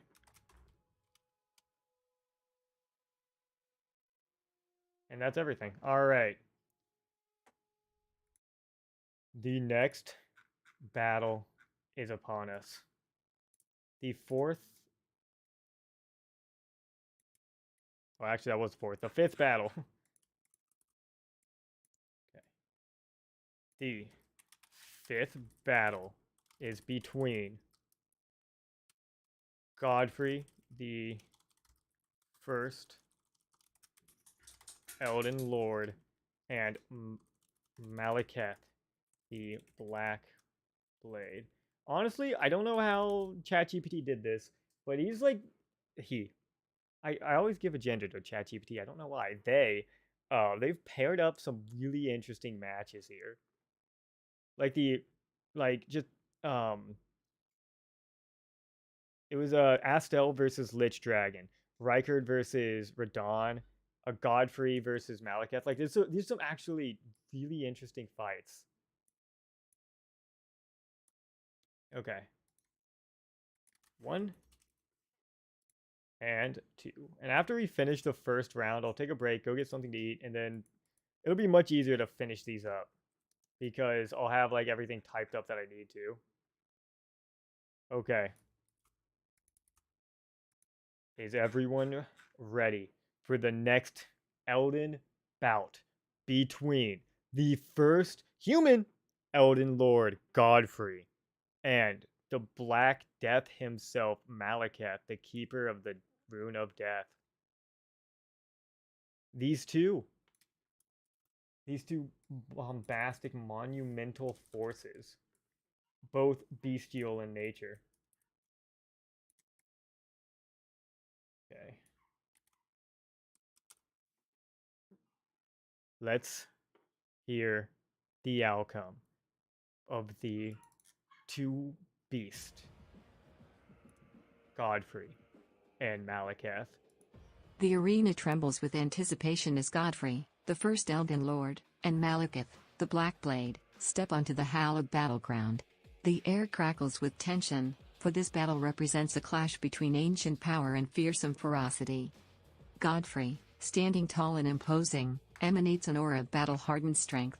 His massive frame, armored and adorned with the spirit lion Siraj, commands respect. Gripping his single-sided war axe, Godfrey exudes a palpable sense of determination. As the battle commences, the spirit lion roars, its majestic presence lending an ethereal aspect to Godfrey's onslaught. With each swing of his mighty war axe, Godfrey unleashes devastating strikes, rending the very air and ground around him. The sheer force behind his blows leaves the spectators in awe as they witness his unrivaled power. His agility belies his size, maneuvering with surprising grace as he launches his axe as a projectile weapon, adding an element of unpredictability to his attacks. However, Malekith, the beast clergyman, is no stranger to the art of combat. Clad in sleek black armor that conceals his bestial form, he emanates an aura of primal energy. Swift and agile, Malekith darts across the arena with unmatched speed, utilizing his inhuman reflexes to dodge Godfrey's mighty swings. The destined death-coating Malekith's blade casts a shadow of inevitable doom over the battle.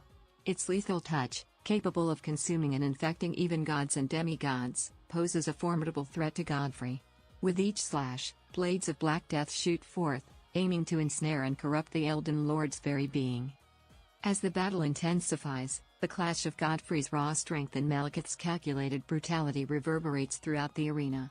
Godfrey's armor bears the brunt of Malekith's onslaught, but his resilience and unwavering determination keep him standing. Siraj, the spirit lion, fights alongside him, its ethereal presence augmenting Godfrey's attacks with supernatural force. Malekith, fueled by his unyielding devotion to his duty and the power of the Rune of Death within him, dances with deadly elegance. His precise strikes and acrobatic maneuvers keep Godfrey on the defensive, testing the limits of the Elden Lord's endurance. The Black Death infects the battlefield, casting an ominous shadow over their confrontation.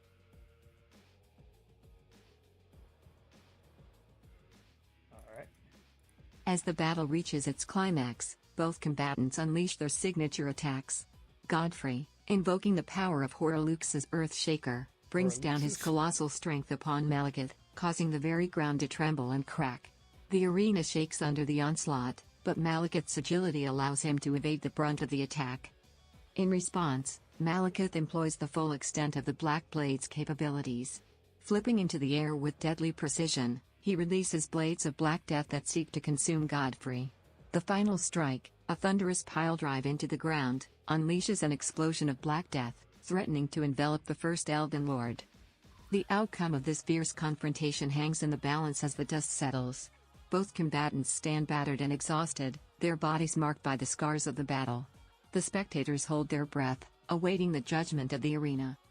In the end, victory is claimed by Godfrey, the first Elden Lord. Despite the relentless onslaught of Malekith's Black Death and calculated aggression, Godfrey's indomitable spirit and sheer physical prowess prove insurmountable. The combined might of his imposing presence, the ferocity of his attacks, and the assistance of Siraj, the spirit lion, tip. The spirit lion tip. Well, it didn't quite finish, but there you have it. Godfrey defeats Malekith. I'm not entirely sure how, because, you know, at the end, Godfrey used his attack. Malekith dodged and used theirs, which threatened to envelop him. But then it was just like, which threatened to envelop him. But as it turns out, he's better. But let's hear it for Godfrey. And Sarash didn't even use his warrior form. All right, 3 more of phase 1. We're almost there. Which, I mean, it means I have 6 more to type, but we're almost there. Again, after we get through this section, it's easier. Whew, okay, the next fight will be Loretta of the Hallig Tree.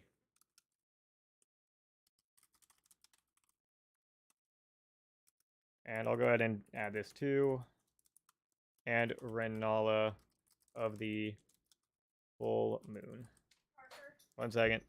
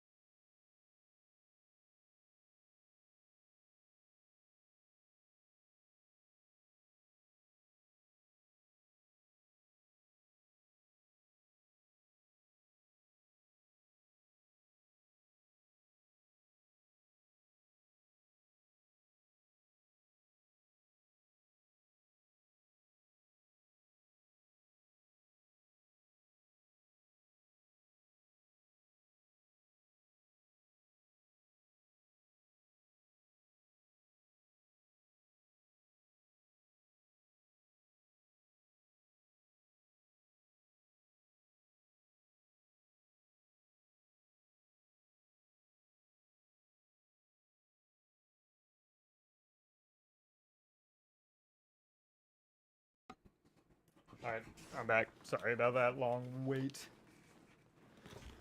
It was a bit of a hassle with the pets and whatnot. Ow, my hair. Oh, actually, 1 second. I should probably shut this too.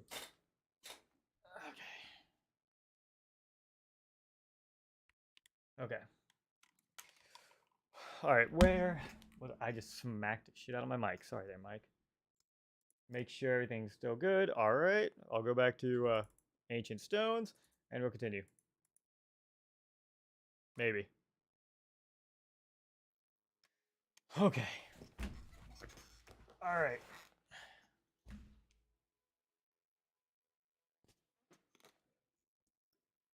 Alright, now, I don't know, I don't actually know much about Loretta. So, let's see. Loretta is a sorcerer knight who's known as the Knight of the Caelid tree. She is a proud knight who was previously in service to the Carian royal family. Yeah. Okay.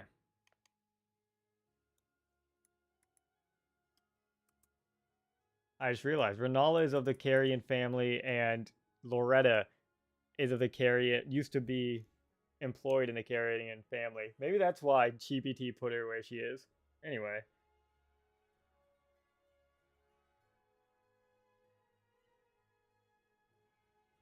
Okay.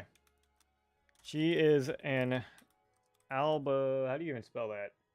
Albin Noric, and left the Carian family in search of a safe haven for her people.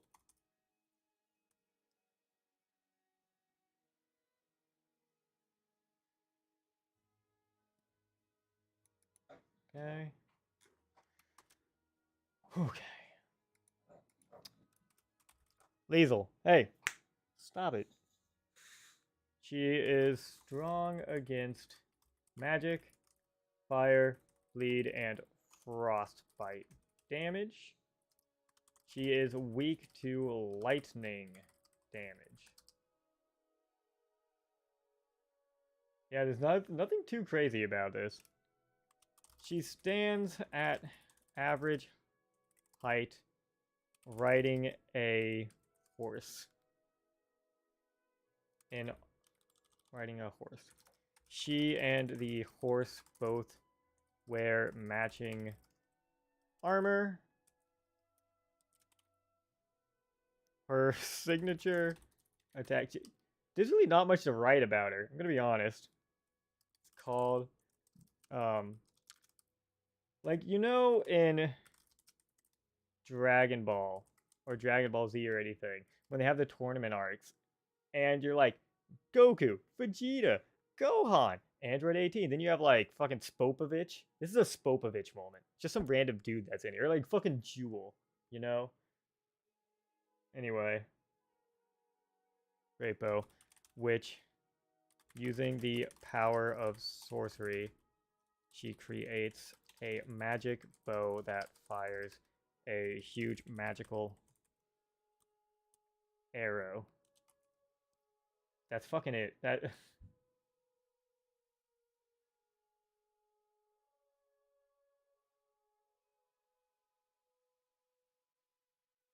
it. That's all there is to say about Loretta. There's really not much. Okay, Renala.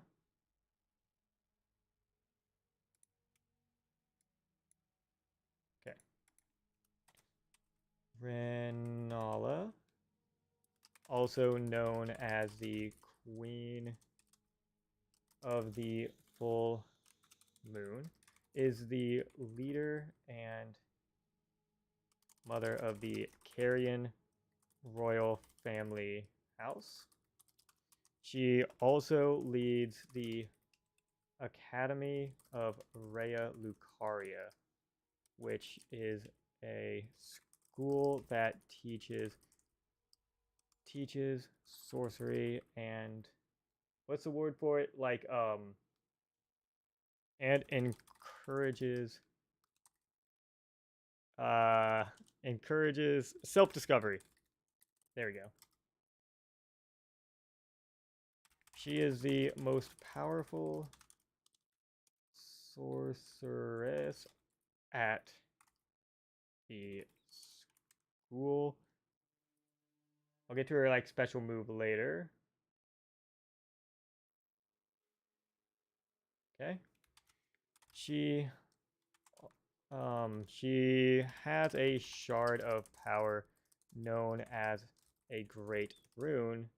However, her rune is a non-combative rune, only granting her the power to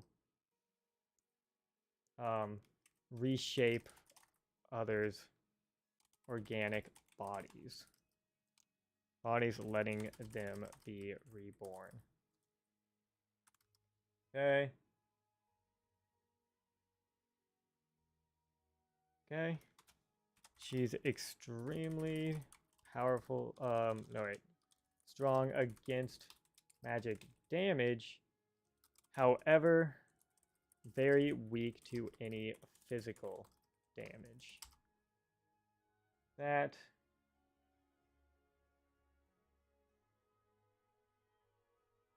Okay. Okay. Her signature moves are Comet Azure, which lets out an extremely powerful beam of pure celestial energy. It's Renala's full moon, which summons a copy of the full moon as a projectile that homes in and chases her opponent until colliding, dealing massive and serious damage. And her ability to summon others to fight for her. She can summon wolves, knights, dragons, or trolls from the celestial aether in order to fight, protect, and die for her. There we go. That's it. This is a much less thrilling battle than the others. Alright. Okay, the 6th battle.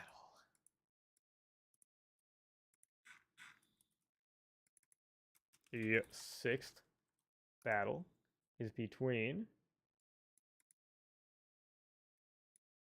Loretta of the... wait, hold on. Loretta, Knight of the Halig Tree, and Renala, the Renala, Queen of the Full Moon.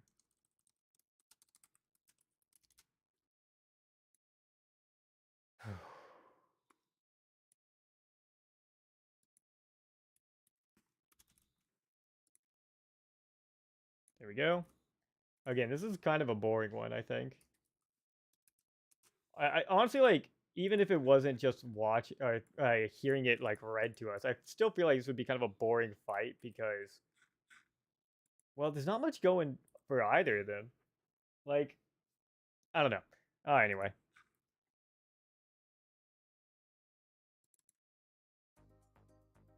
Okay. I want to wait till we actually get the battle started.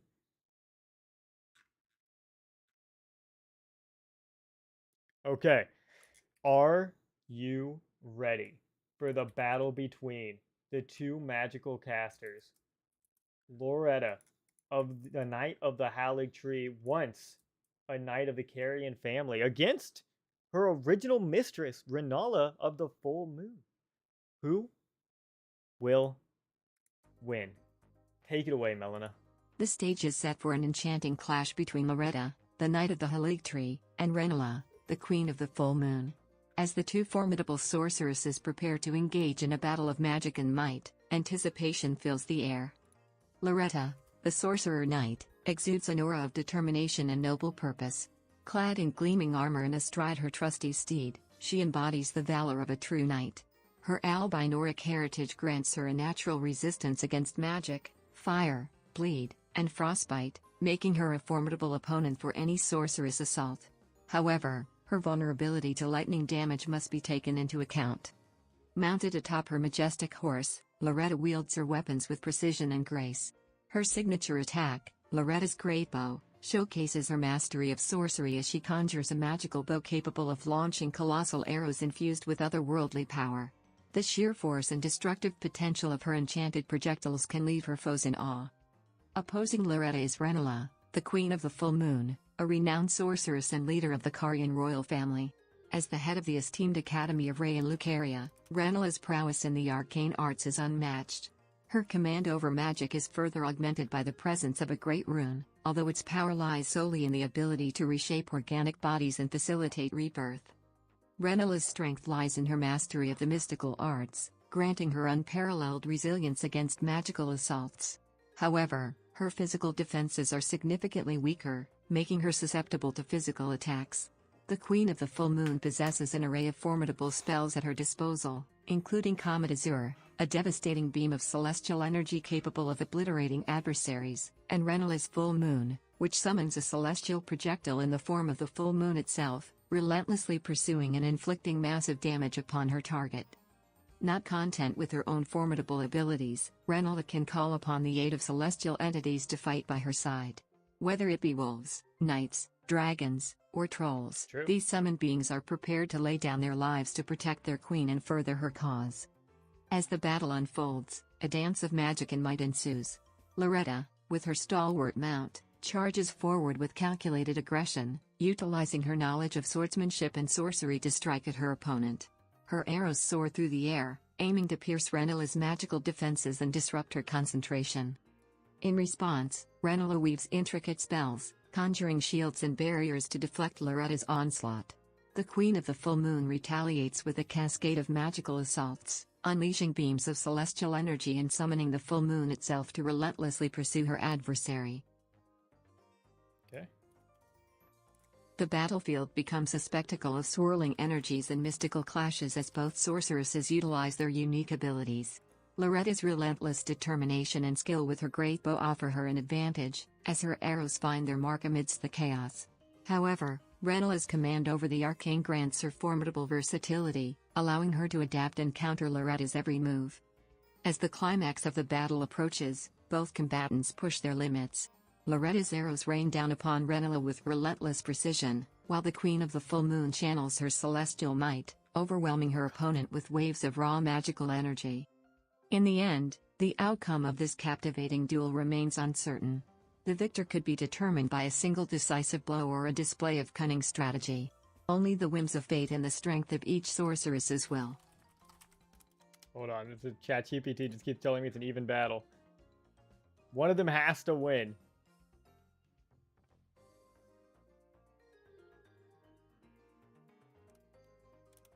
Okay, try it again. Okay. Please choose either Renala or Loretta to win. Because one of them has to win. That's how this works.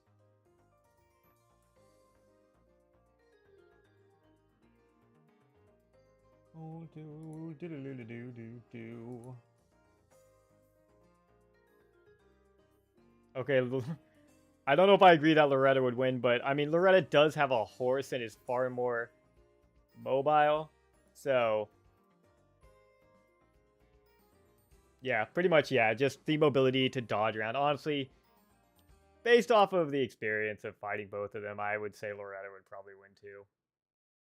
Because it's not like Ronaldo's fighting an immobile opponent. Loretta literally has a horse. So, yeah, no, that makes sense, yeah. Alright. Now we have the Elden Beast and Moog the Lord of Blood.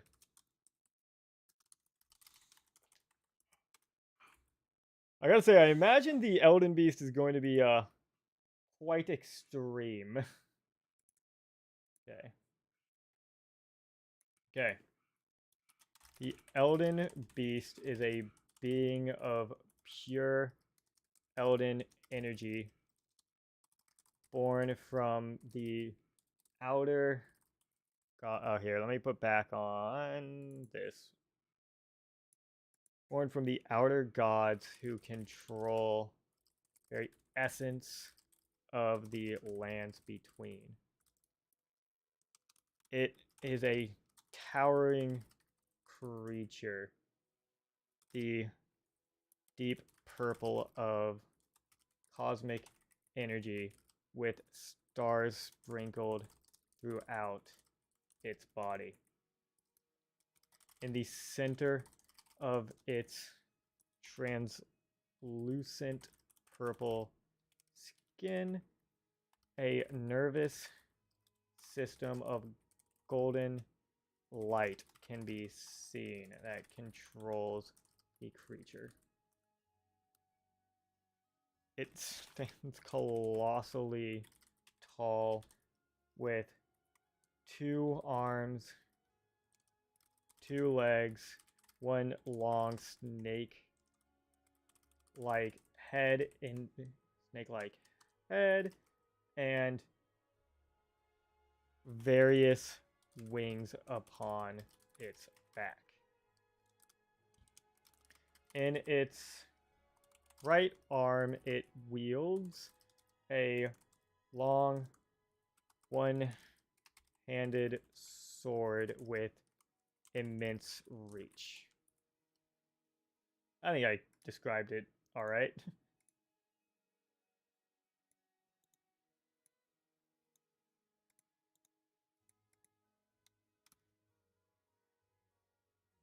The Elden Beast is a creature that one must defeat and triumph over to become the Elden Lord, and it's their last what? Their last challenge.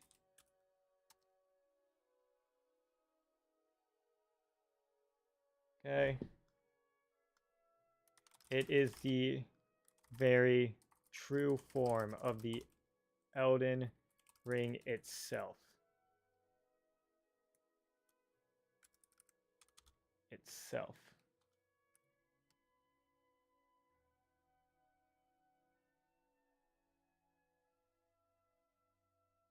Okay. They are extremely mobile, even if not very fast.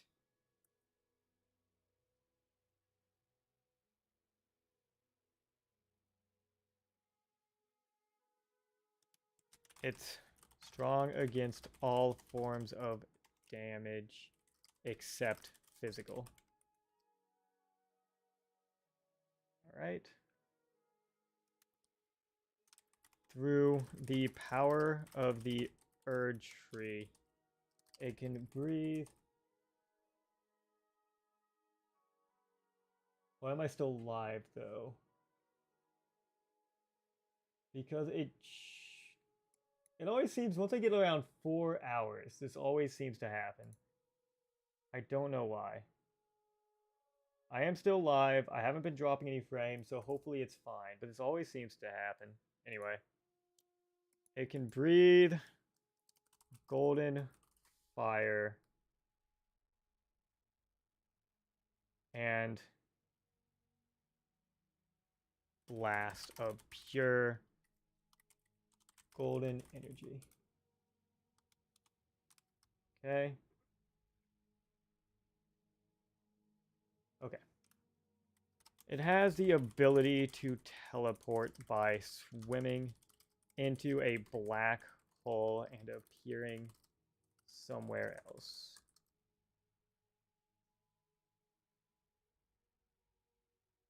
Okay, Odin stars. Okay, cool. Okay. The beast also has the ability to fly. Its signature attack is Elden Stars. Is called Elden Stars, where beast becomes immobile in the air, launching a deluge of golden projectiles homing towards their opponent.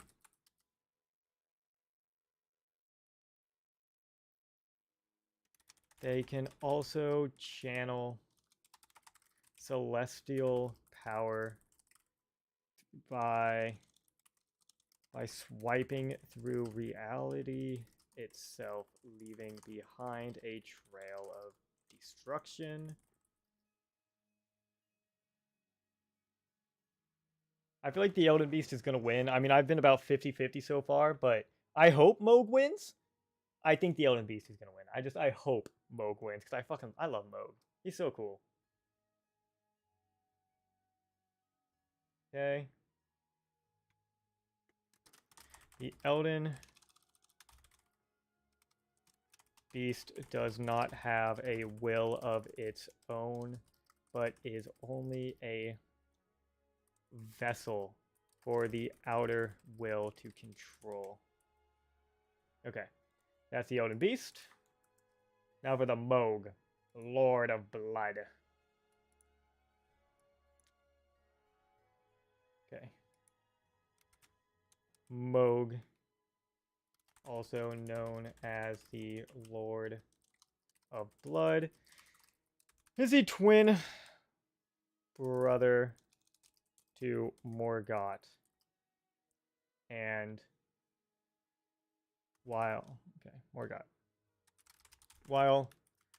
Morgott detests his cursed blood, Moog revels in it. He has fully embraced his cursed heritage and became one with the formless mother, who is an outer god of blood. Using the formless mother, he reaches into her and uses her blood as magical spells to destroy his opponents.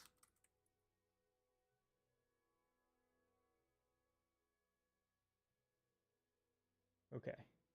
So he is not an Empyrean. However, one day hopes to become one. All right.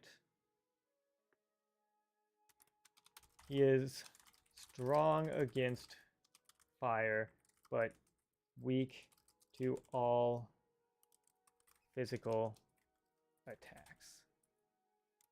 He stands 7 feet tall, cloaked in like red religious garb. He wields a large trident.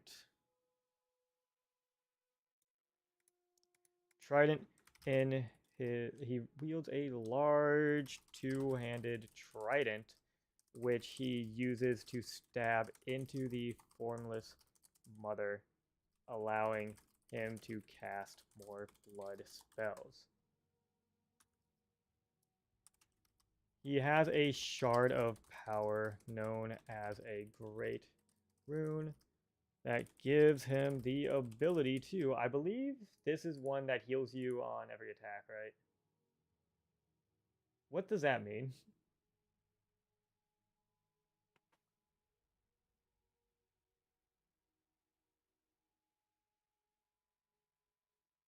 Oh, okay.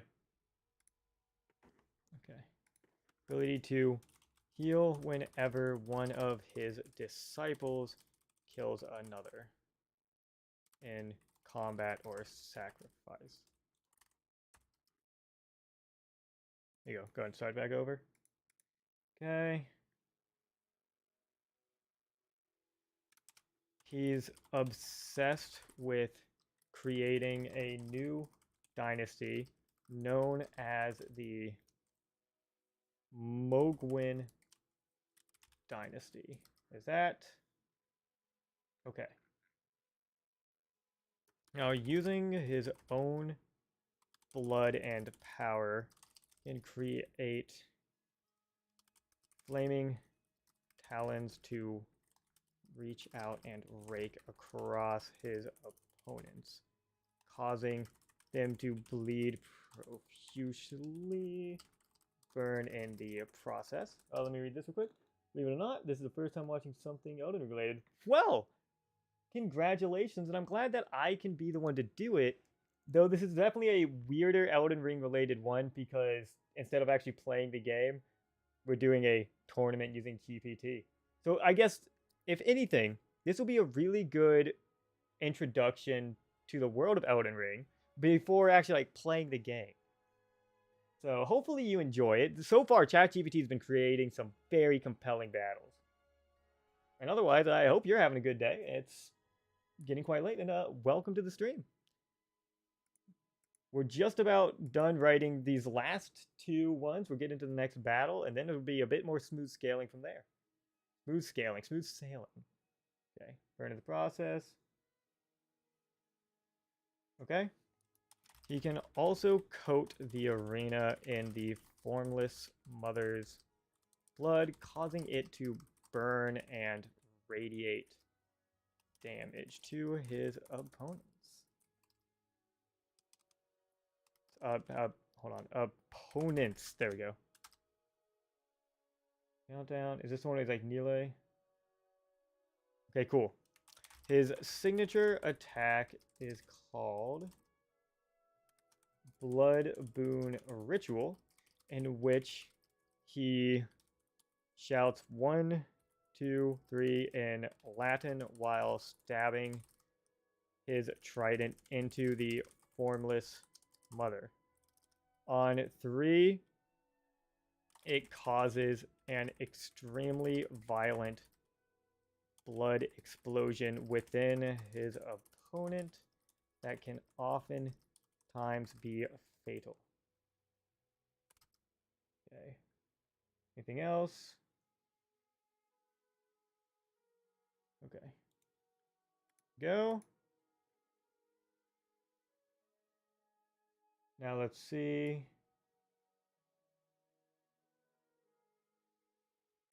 Okay. His true wish and want is to raise Mikola to godhood and become their consort or partner. Already have that.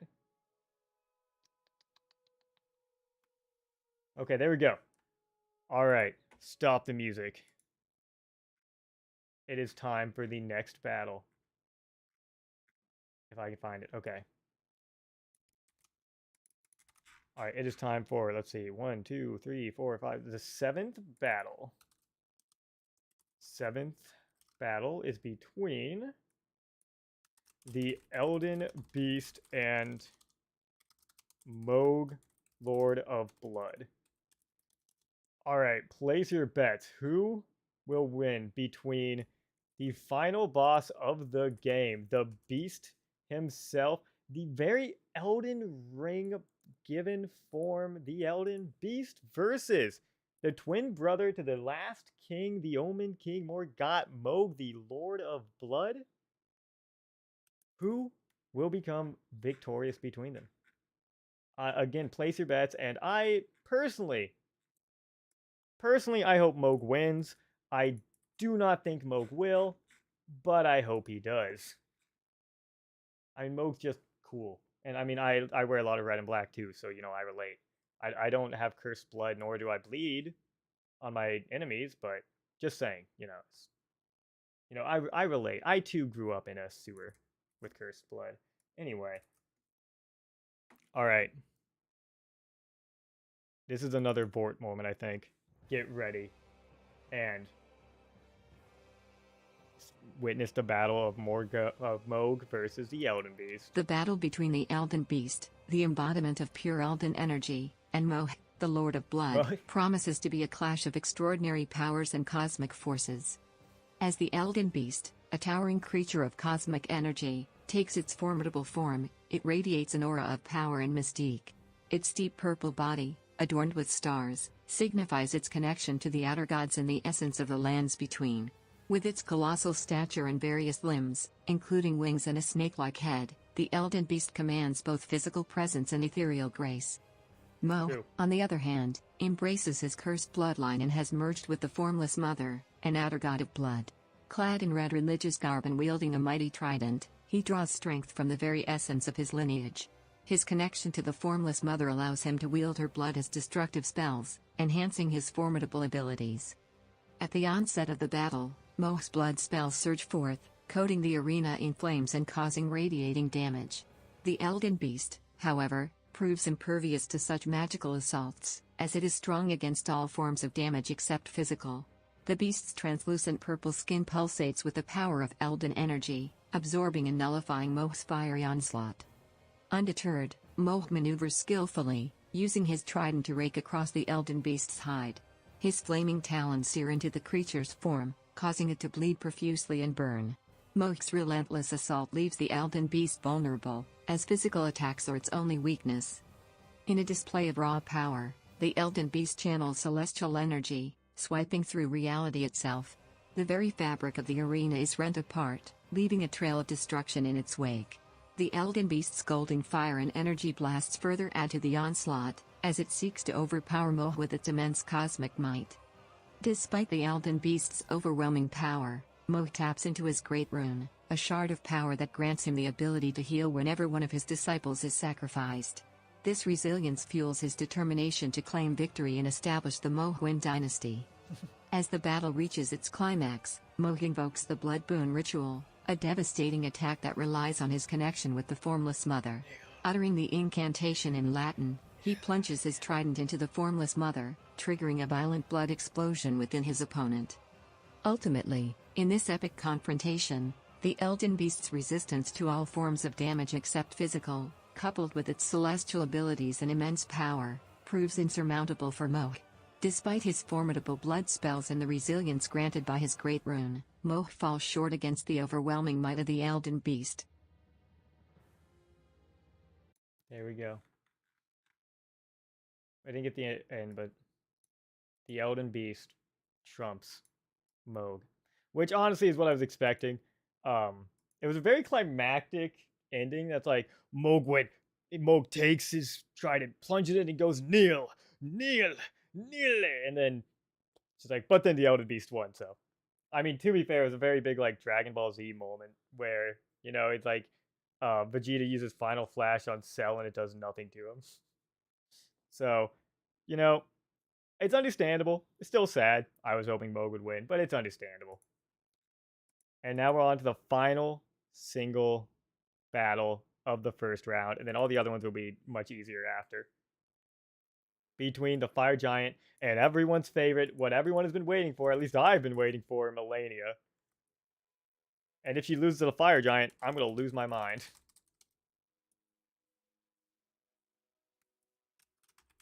Because I'm really hoping, like, it would be so cool if Radahn makes it all the way up to the final two, and then Malenia does. That would be cool to have that as a final showdown. Malenia, the Blade of Miquella. Okay. Alright, Fire Giant. And where's Malenia? Malenia. And I don't need these open anymore. Okay, so first off, we have the Fire Giant. The Fire Giant is the last living giant from the war with the Golden Order. After being trounced and left alive, he was forced to guard the way to the kiln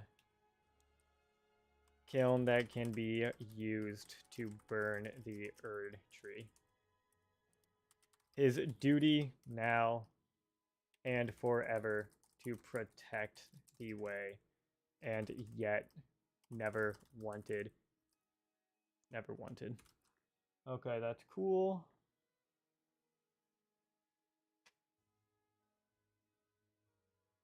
Okay.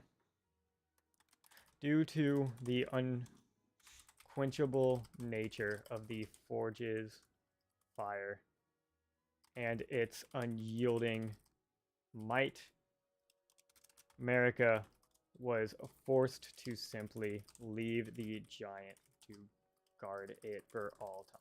There we go. How tall is the giant? I don't know. The giant stands taller than any other enemy in all of the lands between. He is taller than the, I think, Elden Beast and any / all of the dragons. There we go. Oh, please. There's that. Okay. He is a shirtless behemoth with gray skin and long braided red hair. His chest has a face with a single eye on it, and when communing with his fell fire god, it opens up its eye. The giant is unable to heal its wounds due to its previous losses. So, one of its legs is broken, being kept up by a makeshift splint. If the splint breaks, the leg cannot support its weight any longer. Here, I'll type it the AY way, but I've always done it EY, and I always will, except for like this moment because the red squiggly line was bugging me. Okay, makeshift splint. There we go. Okay, anything else? He is strong against fire and frostbite damage. He is weak against slashing attacks. Go. He also wields a giant, what is it, like a shield? A door? A handle? A lid. Okay. With a giant lid that would cover the forge, yet with the forge's fire put out, the lid is simply a form of weapon. Okay. The lid is as astronomically large as the giant is himself. Okay. Using the lid, the giant can cause devastation in the ring, launching rocks and debris at his opponent.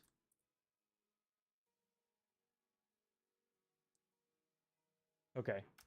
His signature attack is the Flame of the Fell God, where he communes his fire god, launching out a giant fireball that explodes on contact.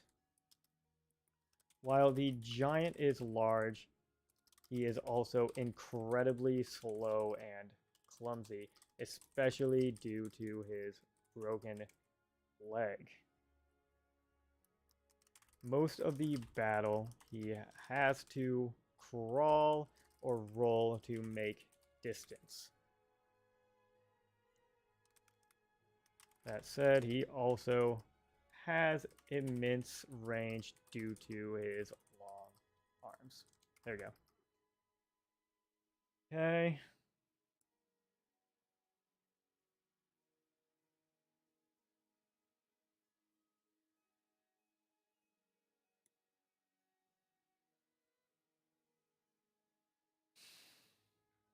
Okay, that's everything for the fire giant. Now for Melania. Melania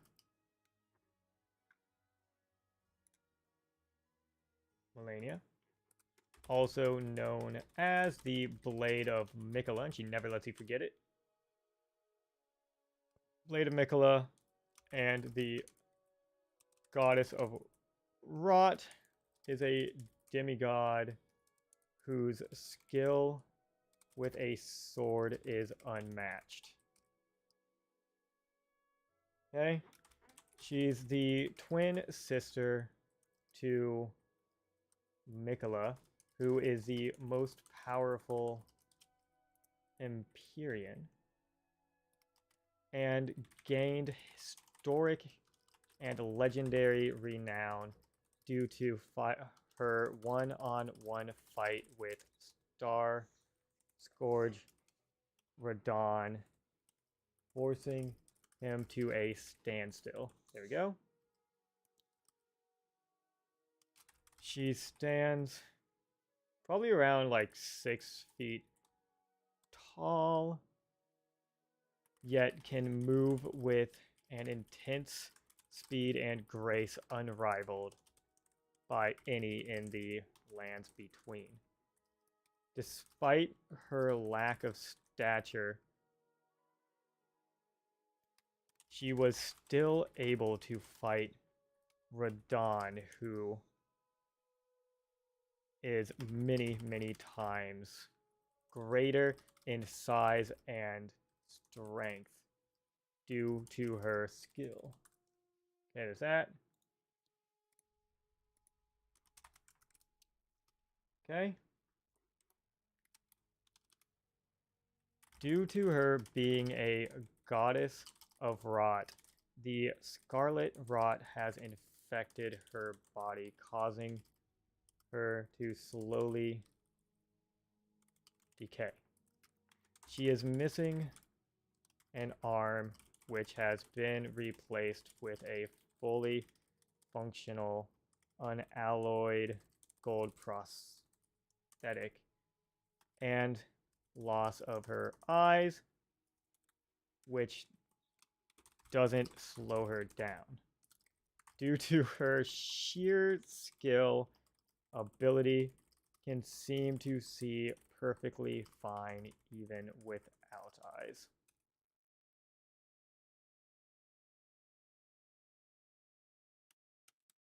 Her catchphrase is, "I am Melania, Blade of Mikola, and I have never known defeat."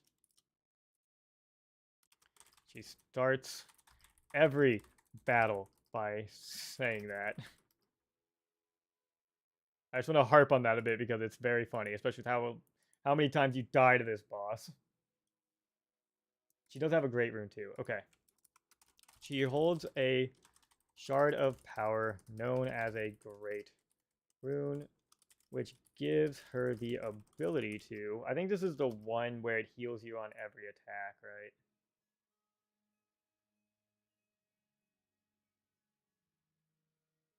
Yeah, okay.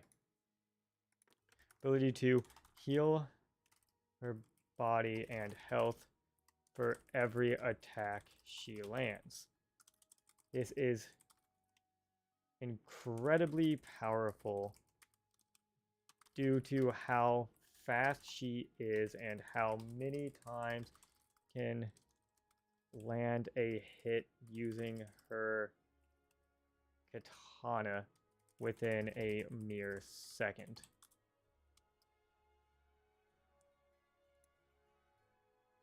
And I'll say within mere seconds, actually. There we go. She stands waiting to rot away at the base of the halig tree, yet never turns down a fight. Even when rotting, she is as skillful, if not more skillful, than any other combatant. There we go. She is strong against poison, scarlet rot, and holy damage. She is weak to fire, frostbite, and bleeding damage. Okay. Her katana also applies bleed damage with every hit that can result in massive damage when reached. Okay. Melania's signature attack is the Melania's dance, where she jumps to the air and flows like water, landing mini standing, and extreme number of strikes with her sword in all directions around herself. Okay. Oh, that's wrong. It's not Melania's dance. It's the waterfowl dance. My bad.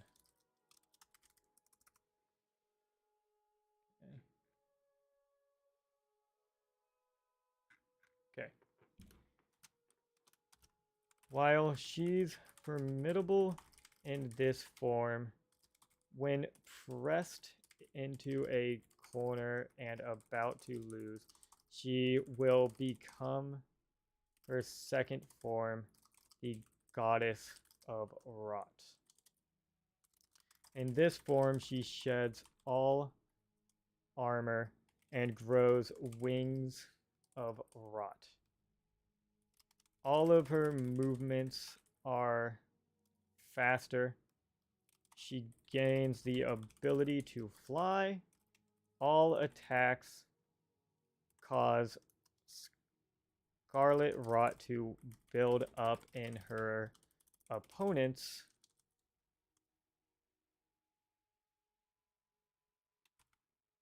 And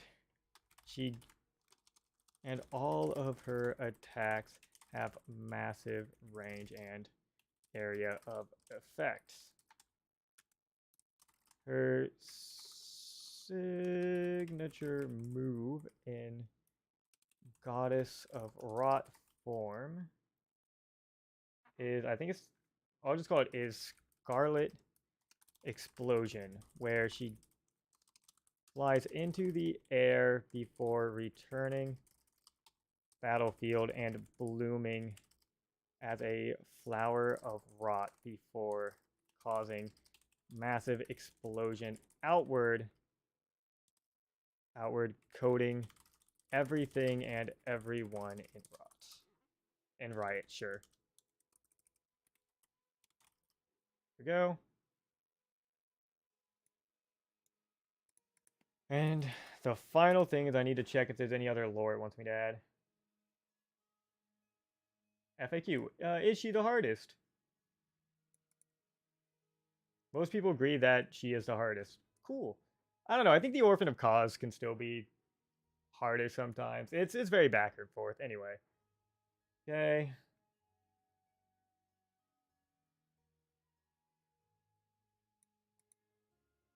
Oh my god, Melania has killed players 329 million times. She has killed 329 million people in single combat. Jeez, alrighty.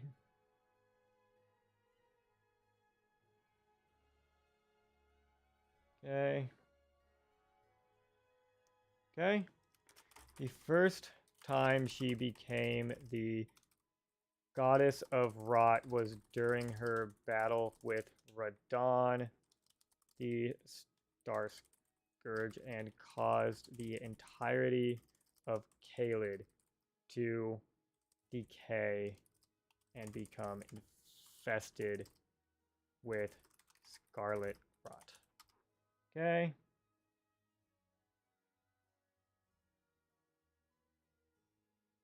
All right, and that is everything.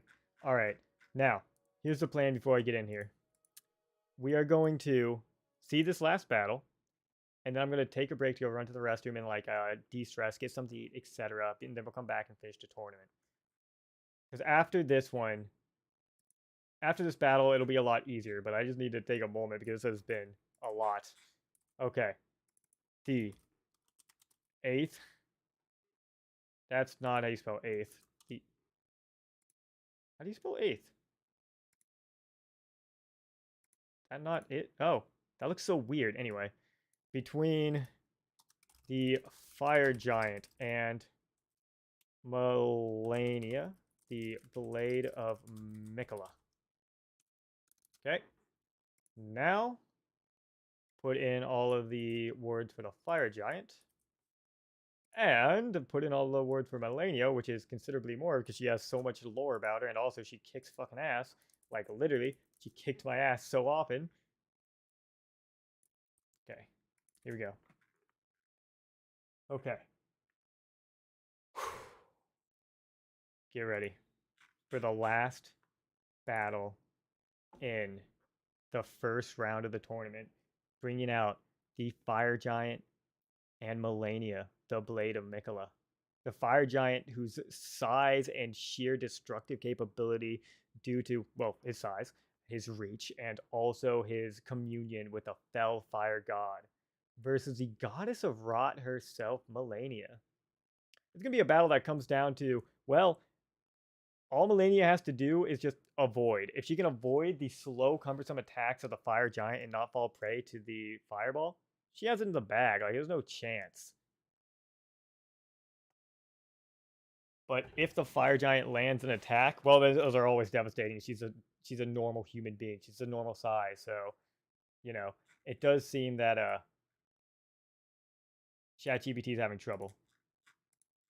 Okay, well then instead I'm gonna go to the bathroom right now. Waiting for.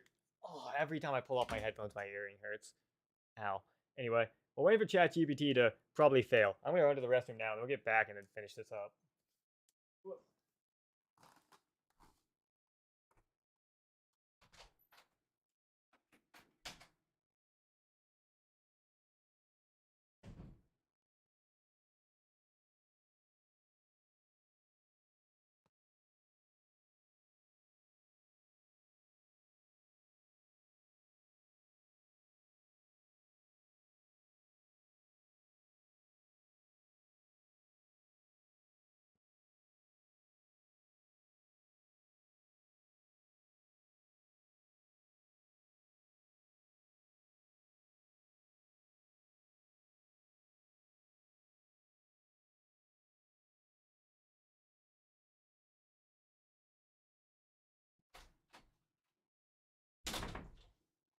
Okay, has he failed yet?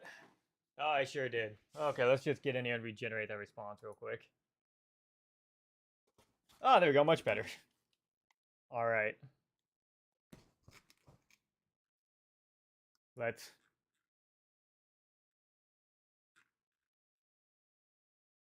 All right.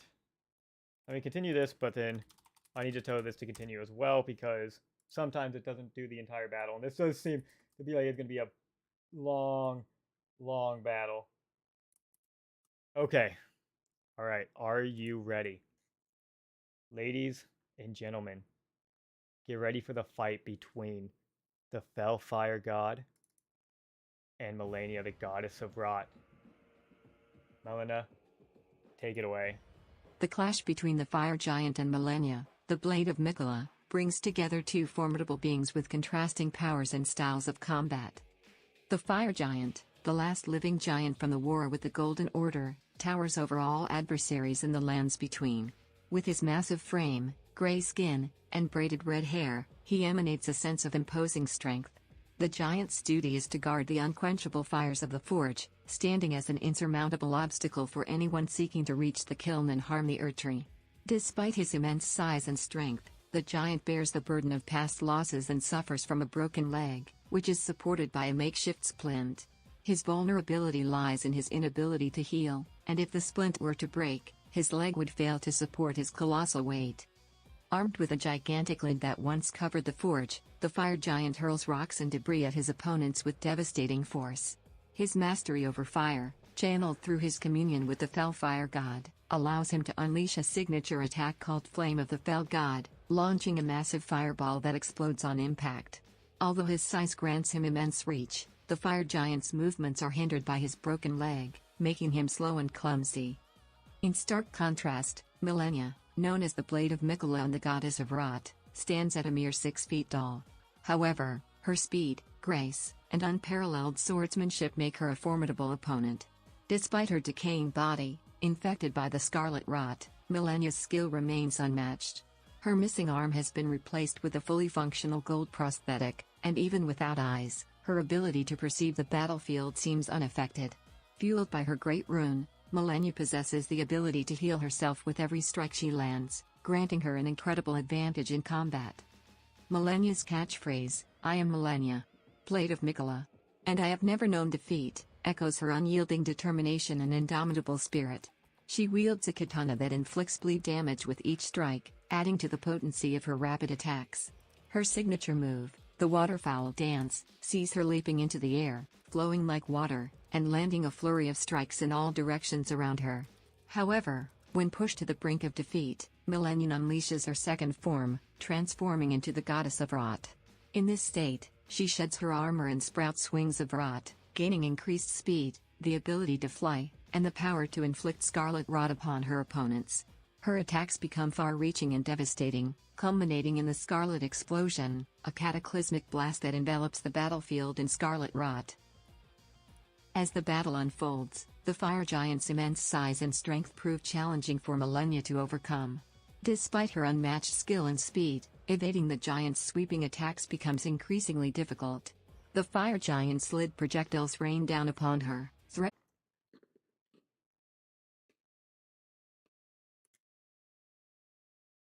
It's such a climactic time, too.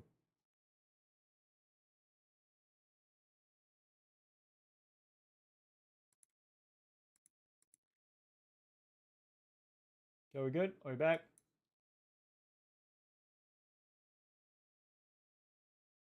Maybe just a second to see if it catches back up. Because we're just going to have to redo the Malenia fight. I'm very upset about it. Okay, I think we're back and I think we're good. Alright, well that sure is unfortunate. Well, time to start back over. Okay.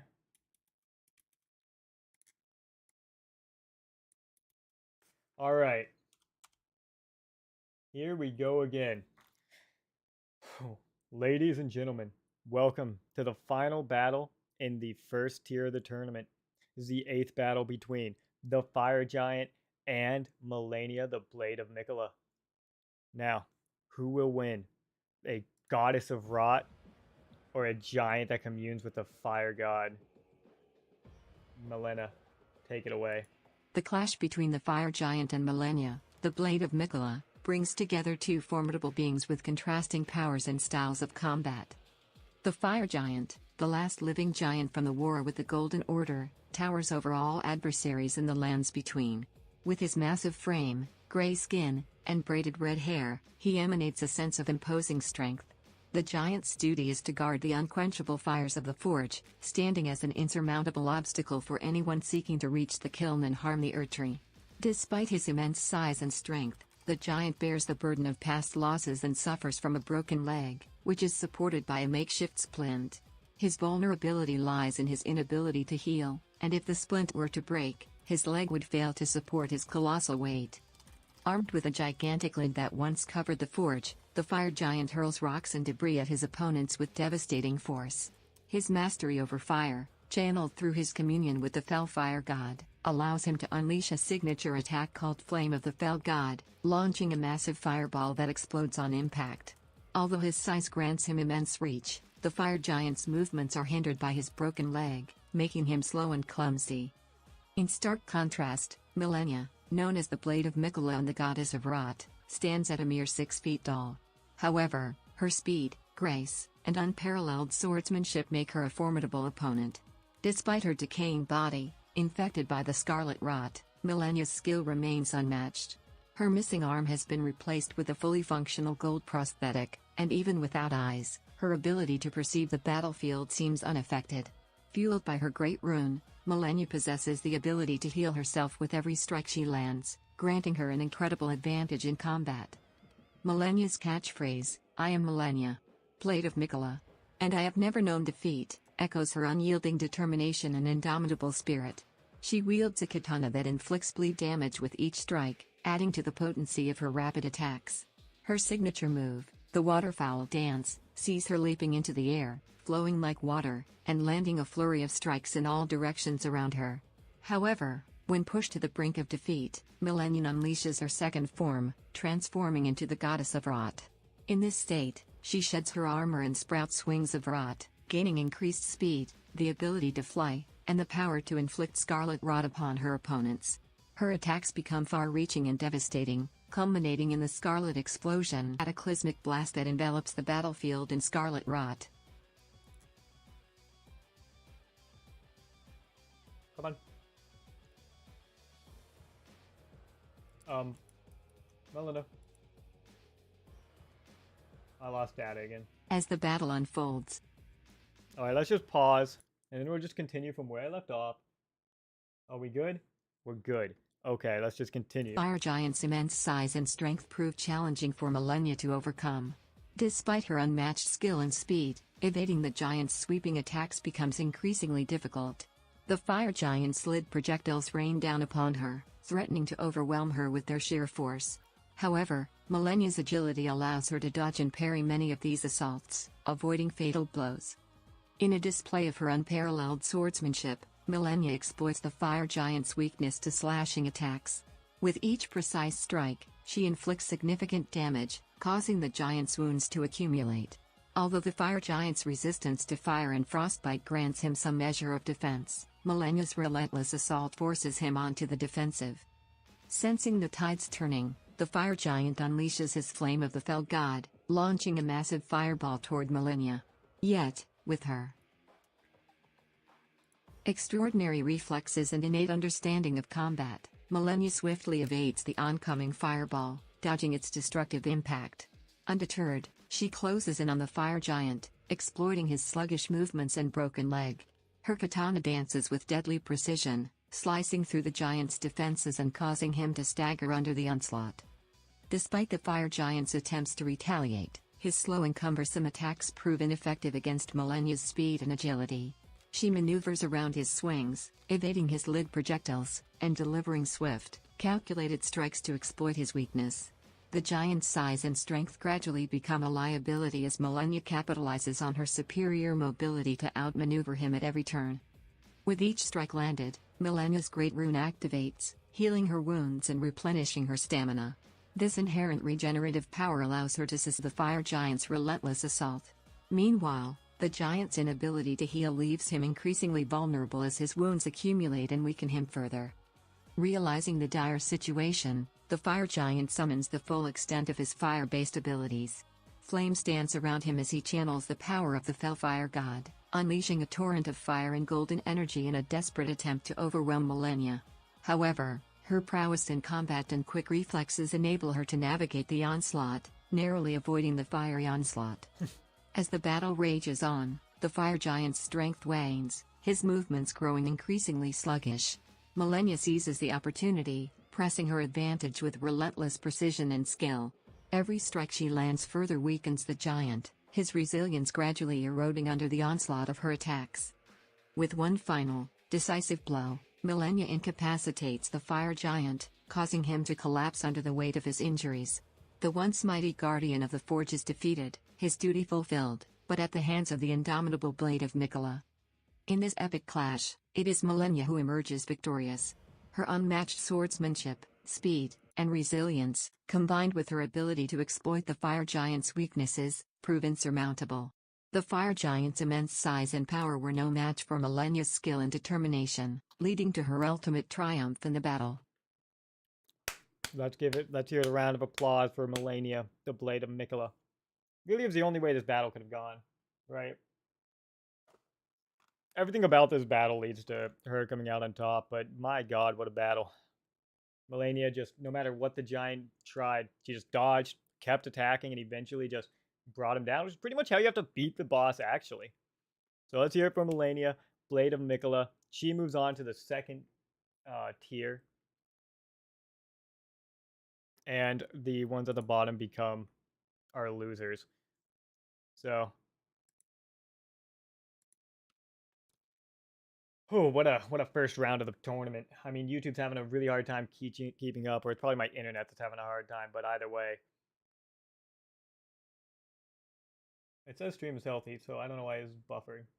Come on now. Let me just refresh just in case. Because I want to make sure I'm not just talking to myself. That would be crazy. There we go. Okay, I think it's good now. All right. Anyway. Or so it says. Is Steam trying to like download something? No. I forgot I had Elden Ring open in the background. Whoops. Anyway. Well, we're going to be pausing for a bit now anyway, so hopefully my internet can figure out what's going on during the break. I'm not quite sure myself. But anyway, I'll ignore that for now, since we're about to take a break. Let's see, where's my... This is a bit too hype, actually. Here we go. Now, the final... In Tier 2, from left to right, we have Radon, the Star Scourge who beat his opponent Rykard. We have Estelle, the Natural Born, who destroyed Lich Dragon Fortisax. We have Margit the Omen King, who trounced Godric the Grafted. Then we have Radon, who defeated the other Elden Lord Placidusix. Godfrey, who took down the Black Blade handily. Loretta, who somehow beat Renala, but probably just through mobility and nothing else. The Elden Beast, who took down Mohg simply because you can't really make a god like that bleed. I don't even think he has blood, so Mohg was kind of horribly underpowered in this fight. And Melania, who just defeated the Fire Giant. So the next 4 bouts are going to be Radon versus Estelle, which is a battle of gargantuan proportions and galactic magic. Morgott and Radon, who I don't even know how that's going to turn out. Godfrey and Loretta, which if Godfrey loses, I'm going to lose my mind. And the Elden Beast versus Melania, which once again is going to be quite a fight. Can Melania do it again? Well, you have to, stay around and find out, really. Can she trounce 2 giant foes back to back? Because if she can beat the Elden Beast, it's kind of all uphill from there, really. Like, she has to beat Godfrey, which is much faster, and then she'd have to beat either Radon, which he fought to a standstill before, or Radagon, which might be a bit harder, Morgott, which she should handle easily, and Estelle, which I don't know if Estelle can bleed either. But either way, it's going to be interesting from here on. We got all the easy fights out of the way, and we had some good bangers. Now, I'm going to put us on the bonfire for a bit while I go see if I can find something to eat. Hopefully let my internet kind of stabilize, and then we'll get back and finish up this tournament. So I'll catch you all shortly as soon as I find... Here we go.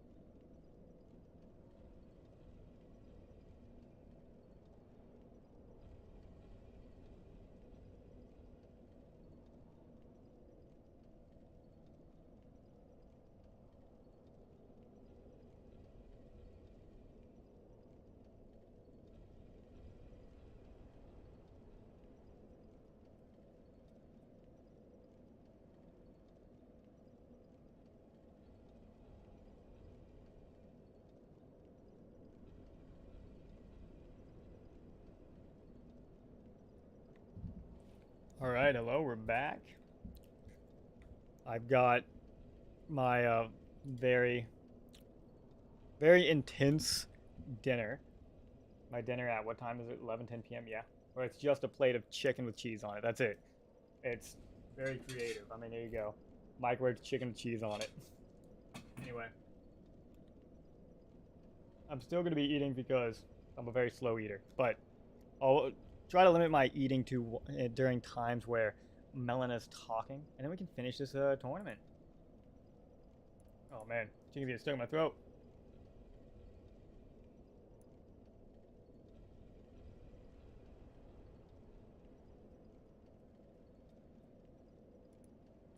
Alright. Live for 16 minutes. What? Oh, whatever. I don't worry about that. Okay, so let's get back over here. Come over here. There we go.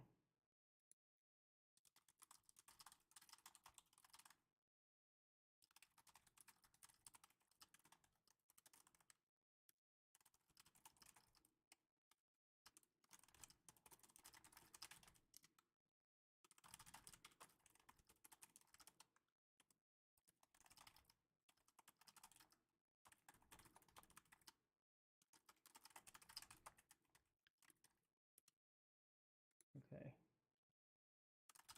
Is that all right? So we have okay.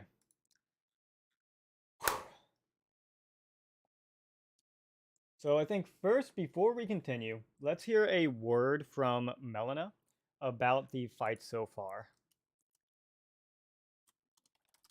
Oh, excuse me. That was the last fight of the first tier of Battens. Please write a few words in words as Melina. Here, let me actually, before I do anything else, I want to remind Melina here who she is. Okay. I think this always seems to help. After you get super far away from it, it gets a little congested and confused. There. Now, Melina, that was the last battle of the first round of the tournament. We're up to tier 2, so all of the weak combatants are gone. Please write a bit about the tournament thus far and give us some insight into the amazing battles so far and the ones to come. The next 4 battles will be Radon versus Estelle, Morgott, which I can't tell what Morgott is at all, Radagon, Godfrey vs Loretta, and Elden Beast vs Melania Blade of Mikola. Okay. And then we'll get a word from Melina, and then we'll continue our glorious romp. If I can figure out what this is stuck on. There we go. I'll try to not weirdly put pressure on my earrings. All right. Now let's hear a word from Melina. A few, well, specifically like 500 words. Greetings, fellow Elden Ring enthusiasts. It's Melina, your local fight analyst and Elden Ring lord enthusiast. Oh, what a thrilling first round we've had in this epic tournament. The weak have been weeded out, leaving only the fiercest and most skilled combatants to face off in Tier 2. The battles thus far have been nothing short of awe-inspiring, filled with heart-pounding moments and breathtaking displays of strength and strategy. In the opening rounds, we witnessed Radon, the formidable Star Scourge, take on Astel, a valiant warrior known for his lightning-fast strikes and deadly precision. The clash of these two titans was a sight to behold. Radon's otherworldly power and cosmic abilities were pitted against Astel's lightning-infused martial prowess. In the end, it was a battle of wits and resourcefulness, with Astel managing to outmaneuver Radon and land a decisive blow, sending shockwaves through the crowd. Next up, we have Margit, the embodiment of darkness and eternal shadow, facing know off about that, against but Radagon, the sure. fearsome dragon lord. This battle promises to be a clash of raw power and ancient forces. Will Margit's mastery of dark arts be enough to overcome the sheer might of Radagon's draconic form? Only time will tell, my friends, but I can assure you that this battle will shake the very foundations of the lands between. But that's not all. The tournament continues to deliver excitement as Godfrey, the righteous paladin wielding his blessed sword and shield, goes head-to-head with Loretta, That's also the fun too. enigmatic sorcerer knight of the Haligtree. The clash of magic and steel will unfold before our eyes as these two formidable warriors strive to prove their mettle. Will Godfrey's unwavering faith and holy powers be enough to counter Loretta's sorcery and tactical brilliance? It's a battle that promises to ignite the battlefield with its intensity. Last but certainly not least, we have the Elden Beast, the embodiment of pure Elden energy, facing off against Melina, the Blade of Mikola. This showdown is set to be a clash of colossal proportions. The Elden Beast, a towering creature born from the outer gods, will test its immense power against Melina, a demigod with unmatched swordsmanship and speed. Brace yourselves, my friends, as these two titans collide in a battle that will surely leave the very fabric of the lands between quaking. So there you have it, a taste of the battles that lie ahead in this glorious tournament. I, Melina, your devoted fight analyst, will be here to provide you with all the thrilling details, play-by-play action, and expert analysis as these warriors face off in their quest for glory and dominance. Stay tuned, my fellow Elden Ring enthusiasts, for the battles yet to come will surely leave us breathless and longing for more. Alright, there we go.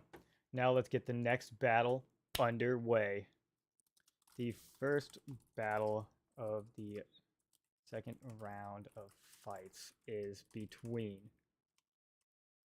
Star Scourge Radon. It's kind of funny as well because if you have Star Scourge Radon against a creature that's like made out of stars, you know, versus Astel, the natural born of the void.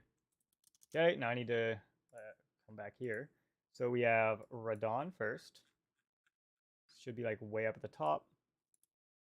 Radon. And then we have Estelle.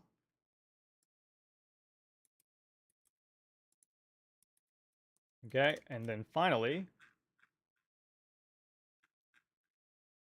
this. Okay, copy, paste, send it. This would be a wild battle too. Like, you have laser beams coming from the scorpion, like a giant bow shooting him out of the sky and teleportate. This would be wild. A real like anime level battle going on, or like a Monster Hunter battle.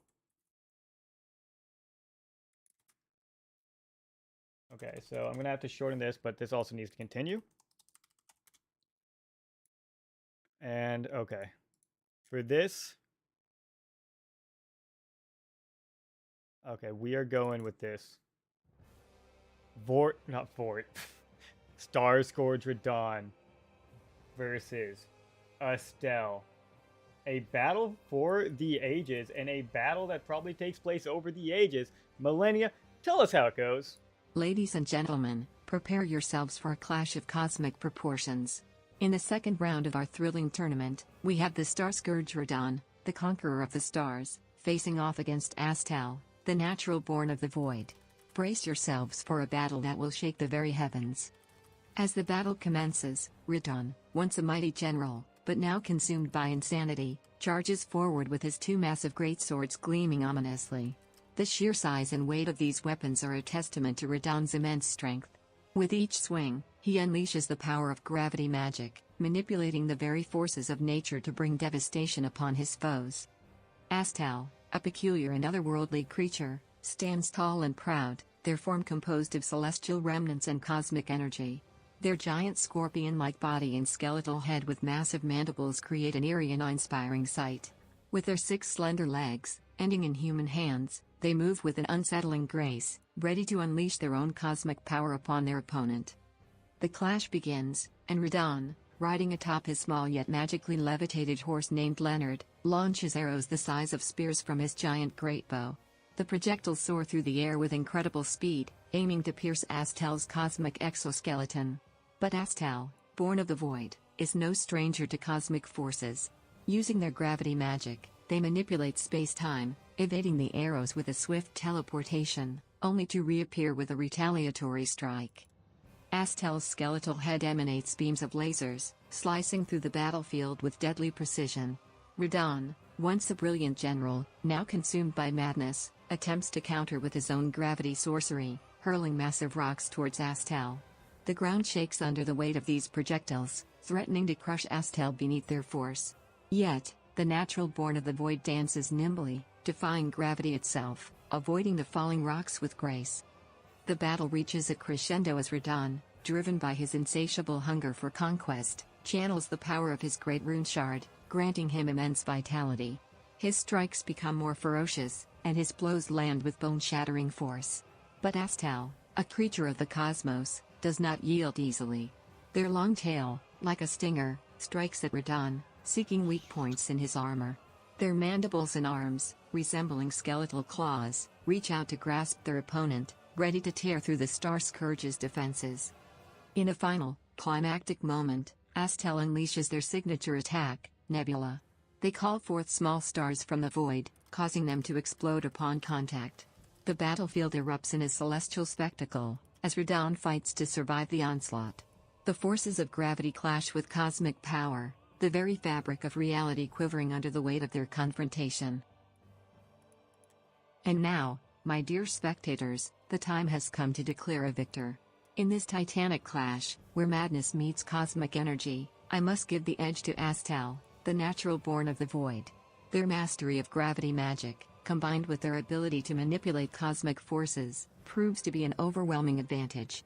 While Radon's power and prowess are undeniable, his descent into insanity has left him vulnerable, unable to fully harness his true potential. Astel's resistance to Radon's gravity sorcery, along with their deadly lasers and nebula attack, provide them with the means to dismantle their opponent's defenses and secure a hard-fought victory. With a mix of elegance and raw cosmic power, Astel emerges triumphant, leaving Radon's once mighty empire shattered. True. True. Well, there you have it. Radon falls to Astel, the natural born of the void. He didn't have any real way to triumph over the Scorpion Lion King.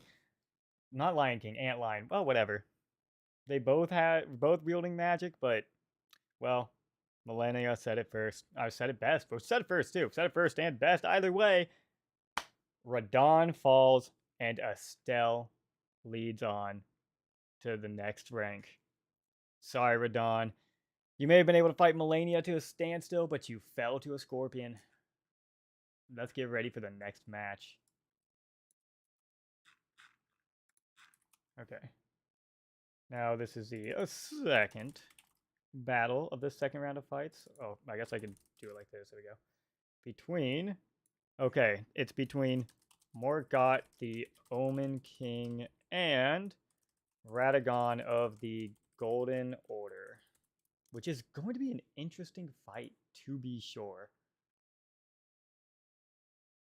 Because they both got some interesting things going for them. Like, Margot's really fast, but one, Radagon's a god. Also, he has a lot of, like, AoE. And you can't make Radagon bleed. He's a god that his body's like crumbling. Like there's nothing to bleed. So this is gonna be an interesting fight, I think.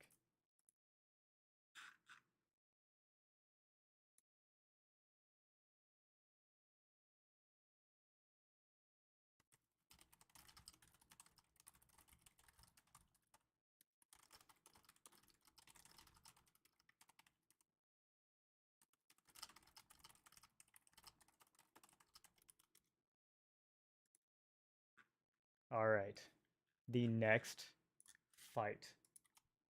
That's still too long, so let's come up here, get rid of that. Okay. Get ready for the next fight between the tragic king and the tragic god. And well, I think it's better to just let Millennia say it best.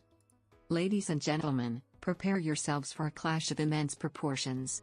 In the second battle of the second round, We witness the meeting of two formidable adversaries, Margit, the Omen King, and Radagon of the Golden Order.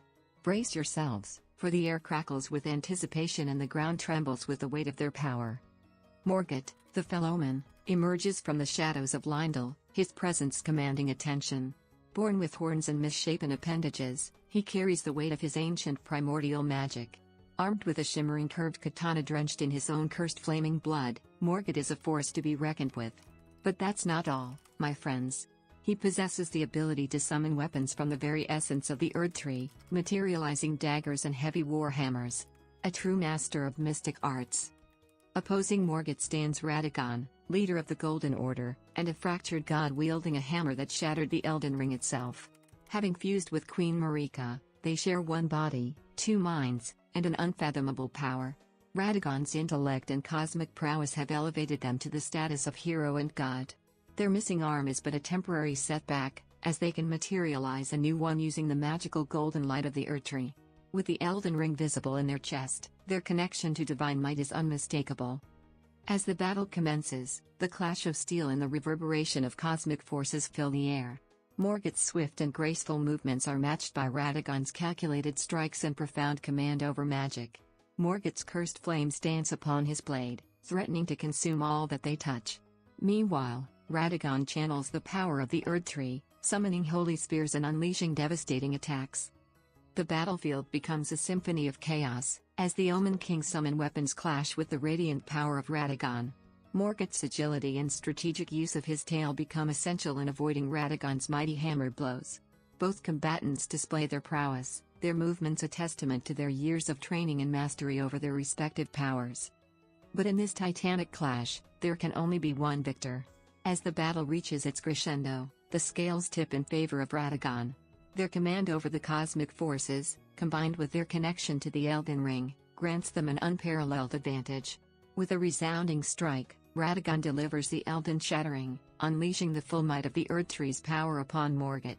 The force of the impact reverberates through the battlefield, leaving a trail of destruction in its wake. Margit, the Omen King, falls, his once mighty form crumpling under the weight of defeat. The cheers of the crowd mix with a somber silence, for they have witnessed the end of an era.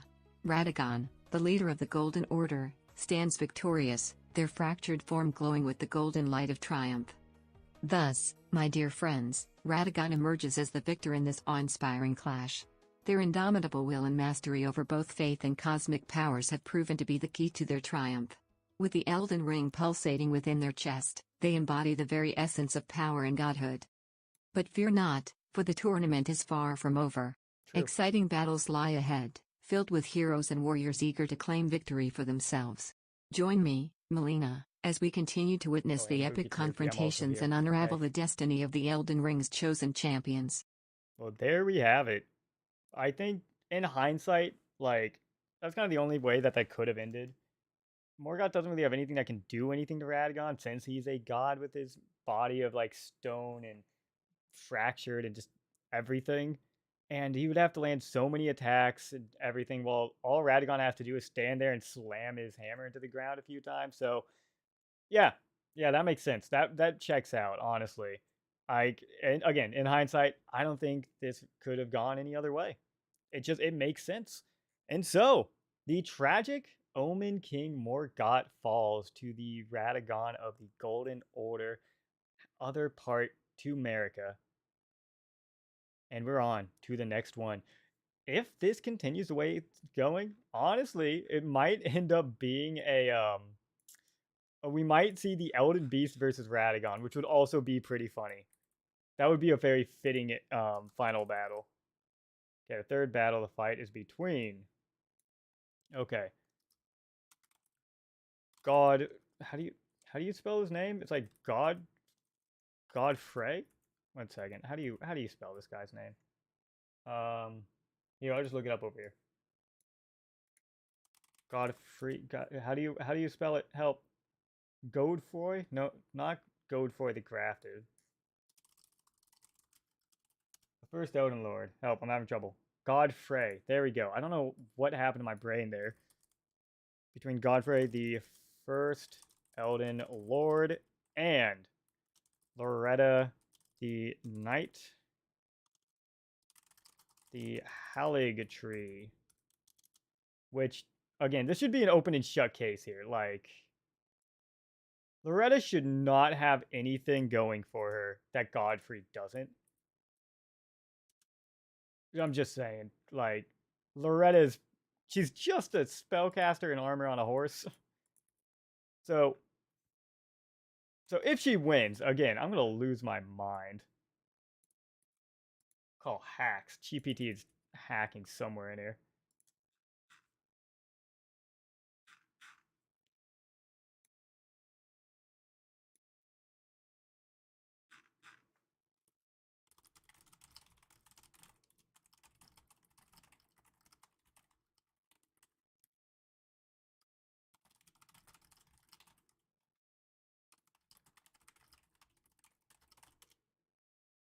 All right, here we go. Wow, this is a long one.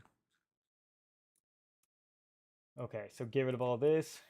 I got to get rid of about 500 calories. That was close. Okay. Are you ready? Hold on, where's music? Let me see if I could find something else real quick, because we've been playing these to death. I'd like to find something else to throw in here. I have other Dark Souls music, actually, so I should be able to... Oh, I have it saved under From Software. Here.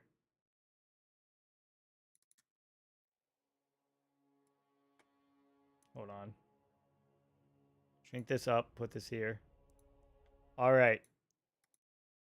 Are you ready for the next clash? The first Elden Lord versus some fucking schmuck on a horse that can cast spells.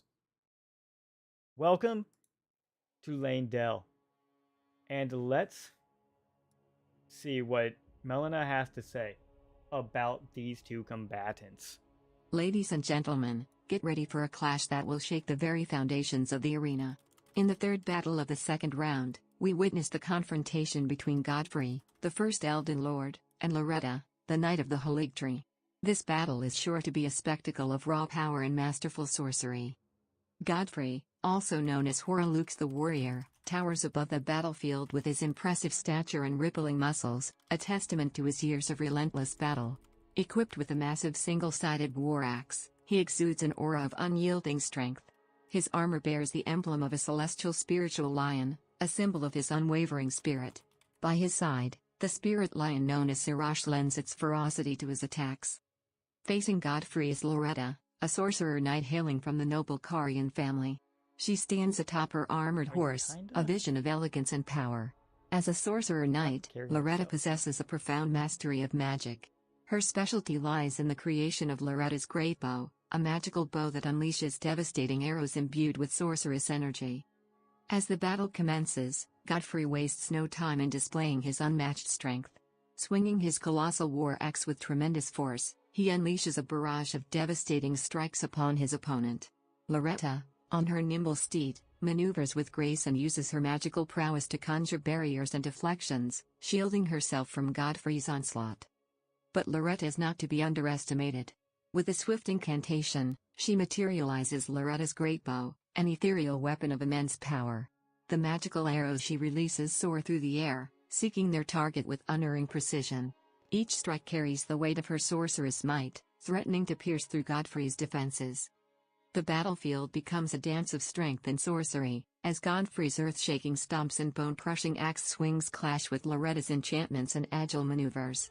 The ground trembles beneath their feet, and the air crackles with magical energy. As the battle intensifies, it becomes apparent that this clash is not one-sided. Godfrey's raw power and unrivaled strength enable him to withstand Loretta's magical assaults, while Loretta's magical barriers and swift movements keep her a step ahead of Godfrey's mighty strikes. The ebb and flow of the battle keeps the spectators on the edge of their seats, uncertain of the outcome. But in the end, victory is claimed by Godfrey, the first Elden Lord. With a mighty swing of his war axe, he lands a devastating blow that shatters Loretta's defenses, leaving her vulnerable. The sheer force of his assault proves overwhelming, and Loretta's valiant efforts cannot withstand the relentless onslaught. Godfrey, bathed in the glory of triumph, stands tall amidst the battlefield, his spirit lion roaring in triumph. Loretta, though defeated, showcases the tenacity and skill of a true knight, her courage and magical prowess forever etched in the annals of this legendary clash. Thus, my dear friends, it is Godfrey who emerges as the victor in this epic encounter. His unyielding strength and relentless battle prowess prove insurmountable. However, let us not forget the bravery and skill of Loretta, the Knight of the Haligtree, who fought valiantly until the very end. She tried her best. Stay tuned, for there are still battles to be fought and champions to be crowned. Join me, Melina, as we witness the unfolding drama and explore the destiny of... The destiny of what there, Melina? Well, anyway, probably of Elden Ring. Well, who would have thought that Godfrey, the first Elden Lord, would beat some random schmuck on a horse in armor? I mean, granted, Loretta's kind of cool. There was no chance she could beat Godfrey, though. Like, all it would take for Godfrey would just get close once, and then that's it. And that's what happened, pretty much. She was just running around, dodging, putting up barriers until Godfrey was just like bonk, and then it was over. So let's give it a round of applause to Godfrey. And now, the battle we've all been waiting for. Possibly. I don't know. I don't know if anyone expected this battle to be here. I mean, Melania versus the Elden Beast is kind of a cool idea. But anyway, the next battle. The fourth and final battle of the second fight. Second round of fights is between the Elden Beast and Melania Blade of Miquella. The final battle of this round, two fucking titans. The final boss of the game, and then the real final boss of the game. Who will win? I feel like, personally, I think that this is going to go to the Elden Beast. Just because, well, it's the Elden Beast. Like, Melania is fucking Melania. But it's the Elden Beast, right? Like, this isn't talking purely Elden Ring. Like, you have to think in the lore of Elden Ring 2. So, like, what could she do to the Elden Beast, you know? I don't know what she could really do, so I think this is going to go to the Elden Beast. Okay, I don't know. That's just what I personally think.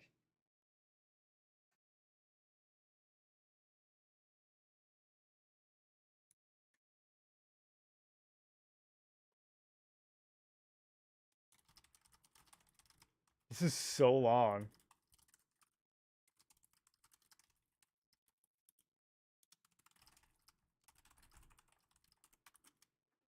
All right, here we go.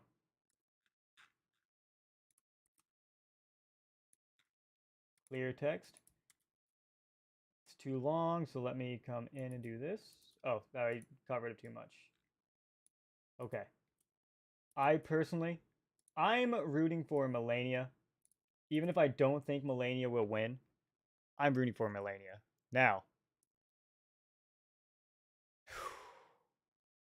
let's enter the arena to watch Melania, Blade of Miquella, square off against the Elden Beast, the being of pure Elden might, Melina, take it away. Ladies and gentlemen, prepare yourselves for the grand finale of the second round of fights. In this ultimate clash, we witness the epic confrontation between the Elden Beast and Melania, the Blade of Miquella. Brace yourselves for a battle of cosmic proportions. The Elden Beast, a manifestation of pure Elden energy and the true form of the Elden Ring, looms over the arena in all its majestic and awe-inspiring glory. Its colossal presence, adorned with deep purple skin adorned with scattered stars, speaks of the ancient cosmic forces it embodies. With its snake-like head, massive wings, and imposing stature, it exudes an aura of otherworldly power. In its right arm, the Elden Beast wields a long one-handed sword, a weapon of immense reach capable of delivering devastating blows. As a vessel for the outer world to control, it possesses an unparalleled connection to the Elden energy, granting it the ability to unleash golden fire and blasts of pure energy. Its celestial power is further exemplified by its signature attack, Elden Stars, which unleashes a deluge of homing golden projectiles upon deluge. its opponent. However, standing fearlessly in defiance of this formidable cosmic entity is Malenia, the Blade of Mikola and the Goddess of Rot. Despite her diminutive stature, her skill with a sword is unmatched, making her a force to be reckoned with. Her unmatched speed and grace allow her to move with unrivaled agility, surpassing the limitations of her size.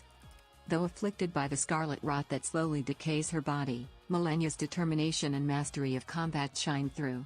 With her katana in hand, she becomes a whirlwind of lethal precision, landing an extraordinary number of strikes within mere seconds. Every attack she lands heals her body and restores her health, courtesy of the power bestowed upon her by the great rune she possesses. As the battle commences, the Elden Beast's cosmic energy clashes with Malenia's unmatched swordsmanship. The arena becomes a stage for their titanic struggle, as the Elden Beast's immense reach and devastating attacks clash with Malenia's blinding speed and deadly precision. Each strike and parry sends shockwaves reverberating throughout the battlefield, shaking the very foundation of the lands between. Malenia's waterfowl dance unleashes a flurry of strikes in all directions, the sheer speed and ferocity of her assault pushing the Elden Beast to its limits. However, this cosmic entity is not to be underestimated. The Elden Beast channels celestial power, swiping through reality itself, leaving trails of destruction in its wake. As the battle reaches its climax, the fight takes a dramatic turn. Pressed to her limit, Malenia sheds all armor and embraces her second form, the Goddess of Rot. Wings of decay sprout from her back as she ascends to the skies, her movements becoming even faster and her attacks permeating the battlefield with scarlet rot. In her Goddess of Rot form, Malenia's attacks inflict scarlet rot upon her opponents, causing their strength to wane and their demise to draw near. The very air becomes tainted with decay, and her attacks cover a vast range, leaving little escape for the Elden Beast. With her signature move, Scarlet Explosion, she unleashes a cataclysmic burst of rot, engulfing everything and everyone in its path. While the Elden Beast stands as a formidable entity, its lack of a will of its own hampers its ability to adapt and strategize. On the other hand, Malenia, with her unparalleled skill and relentless determination, stands as a force to be reckoned with. Her experience and adaptability, combined with the devastating effects of scarlet rot, present a significant challenge to the Elden. Oh, well, good fucking amazing. Simply amazing. Malenia. Is that an upset? I mean, again, it's Malenia and this is the Elden Beast, but come on, I gotta think that's an upset. I wasn't expecting Malenia to beat the Elden Beast, honestly, but that's two colossal opponents she beat back to back out of just being able to outmaneuver them and heal up a lot of the damage dealt. So, fucking round of applause to Malenia. And that's the final battle of the second round. We had Astel defeat Radon simply because he just outranged him, just outmaneuvered him. He outmagicked Radon. Then we had Morgott versus Radagon, and Morgott just couldn't do anything to Radagon. He'd run all over the place, and well, Radagon just needed to land a few strikes, and that was it. Then we had Godfrey and Loretta, and there's nothing to fucking say there. Godfrey just smashed Loretta into paste. Or as I would say, in her paste. And finally, the last battle we just watched, it was Malenia versus the Elden Beast. What a fight. What a fight. The maneuverability and just outmaneuvered the Elden Beast and was just more creative because she's human.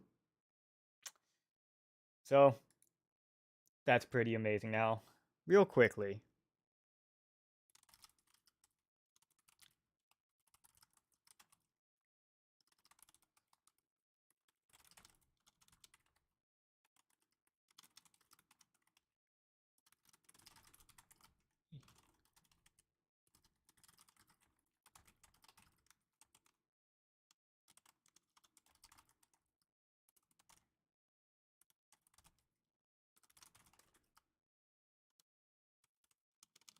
right, a quick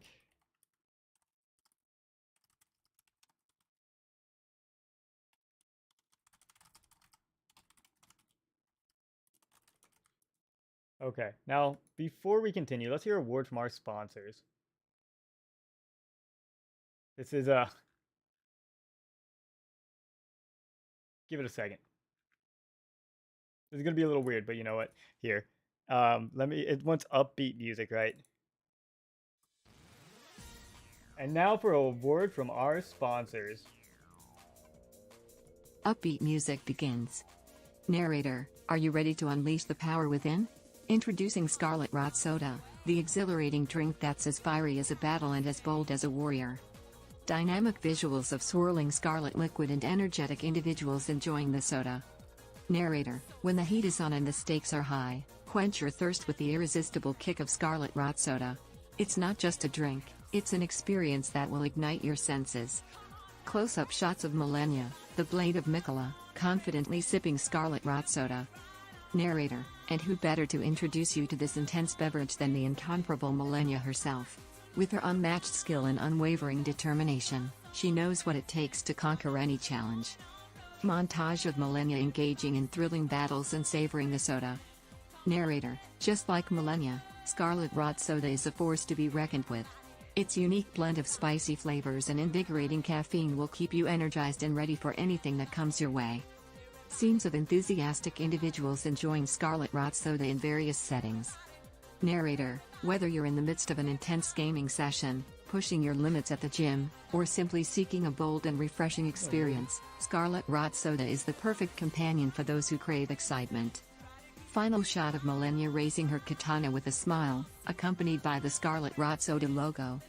Narrator, so, embrace the power within, seize the moment, and grab a can of Scarlet Rot Soda today. Unleash your inner warrior. Music fades out. Narrator, Scarlet Rot Soda. Fuel your fire. Screen fades to black with the Scarlet Rot Soda logo. That was pretty amazing. I gotta say, I'm impressed with that. That's pretty amazing. I'm happy with that. I don't know if this song really matches it, but that was the first upbeat one that I went to, so I'm pretty happy with that. I also just noticed something I do. Sometimes I just gotta go, I kind of like rub my chin, smile, and go like, then I say something. Apparently I do that quite often. That was weird seeing that. It was like deja vu. Anyway. Oh, actually, here, let me remind her. I should do it every round, so that's what I started doing. Okay, let's see. Where was it? Okay. That was the first battle. Here we go. So I want to copy this again. Okay. The advert just played during halftime for our sponsor, Scarlet Rot Soda. We're now on the semifinals. The last two fights before the final. The last fights we just witnessed were Radon vs Estelle, Radagon vs Morgott, Godfrey vs Loretta, and Malenia vs Elden Beast. The next two fights will be Estelle vs Radagon, which is going to be quite the fight, I think, and Godfrey. Whoops, not Godfrey. Godfrey vs Malenia. There. Please write a bit welcoming chat and everyone back from halftime and get us pumped for the semifinals and the final fight. Everybody was supersonic racing. You gotta get your feet up off the ground. I don't know why it's saying it was like Malenia here. I gotta be careful about that. Or Melina, not Malenia. My bad. Alright. Now, I wish I had a Scarlet Rot Soda, but quite frankly, it sounds really bad. But, now that we're back from our sponsored segment, I love Scarlet Rot Soda. Truly. Let's hear a word from Melina to get us back into the spirit of things. Welcome back, fellow warriors of the Elden Ring. I hope you enjoyed that thrilling Scarlet Rot Soda halftime extravaganza. I'm Melina, your guide through the heart-pounding battles of the semi-finals and the upcoming final clash. Oh, what a spectacle we've witnessed so far. Radahn and Astel clashed in an epic display of celestial power versus the might of the Empyreans. Radahn's stars illuminated the battlefield, but it was Astel who emerged victorious, defying the very fabric of reality with his manipulations. What a breathtaking display of mastery over the cosmic forces of the lands between. Then, we witnessed a clash of ancient kings. Margit, the Omen King, and Radagon, leader of the Golden Order, engaged in a fierce duel that shook the very foundations of Lindell. The clash of their weapons echoed through the night, but it was Radagon's shattered Elden Ring hammer that shattered Margit's hopes of victory. A testament to the Golden Order's resilience and the indomitable spirit of Radagon. And how about that clash between Godfrey, the first Elden Lord, and Loretta, the Knight of the Haligtree? Godfrey's raw power and battle prowess were unmatched, but it was Loretta's grace and unwavering determination that kept her standing. In a jaw-dropping turn of events, Loretta's strategic brilliance allowed her to outmaneuver the mighty Godfrey and secure her place in the semi-finals. That is not true. But the surprises didn't end there. The battle between the enigmatic Elden Beast and the goddess of Rot herself, Malenia Blade of Miquella, was a sight to behold. The Elden Beast's cosmic power threatened to overwhelm Malenia, but her unyielding swordsmanship and the unstoppable might of the goddess of Rot pushed her beyond her limits. In a cataclysmic explosion of scarlet rot, Malenia emerged victorious, leaving destruction in her wake. And now, my friends, we stand at the precipice of the semifinals, where Astel, the cosmic manipulator, will face off against Radagon, the fractured god and leader of the Golden Order. Can Astel bend the very stars to his will once more, or will Radagon's hammer shatter his celestial dreams? Get ready for a clash that will make the heavens tremble. And in the other corner, we have Godfrey, the first Elden Lord, a true titan of battle, facing off against the indomitable Malenia Blade of Miquella. Will Godfrey's unrivaled strength and unrelenting spirit be enough to overpower Malenia's skill and the power of the goddess of Rot? Or will Malenia's relentless pursuit of victory claim another victim? Oh, my dear warriors, the anticipation is reaching its peak. The semifinals are upon us, and the final fight awaits. Prepare yourselves for an unparalleled display of courage, strategy, and raw power. Join me, Melina, your faithful commentator, as we witness the clash of legends and the crowning of the ultimate Elden Lord in the Elden Ring. Let the battles begin. What was that? Hold on. Where's the Clash of Legends, the crowning of the ultimate Elden Lord in the Elden Ring? Okay, so it just sounded really weird when she said it. Anyway, I couldn't have said it better myself, Melina. Thank you. Now, let us prepare for the ultimate battle.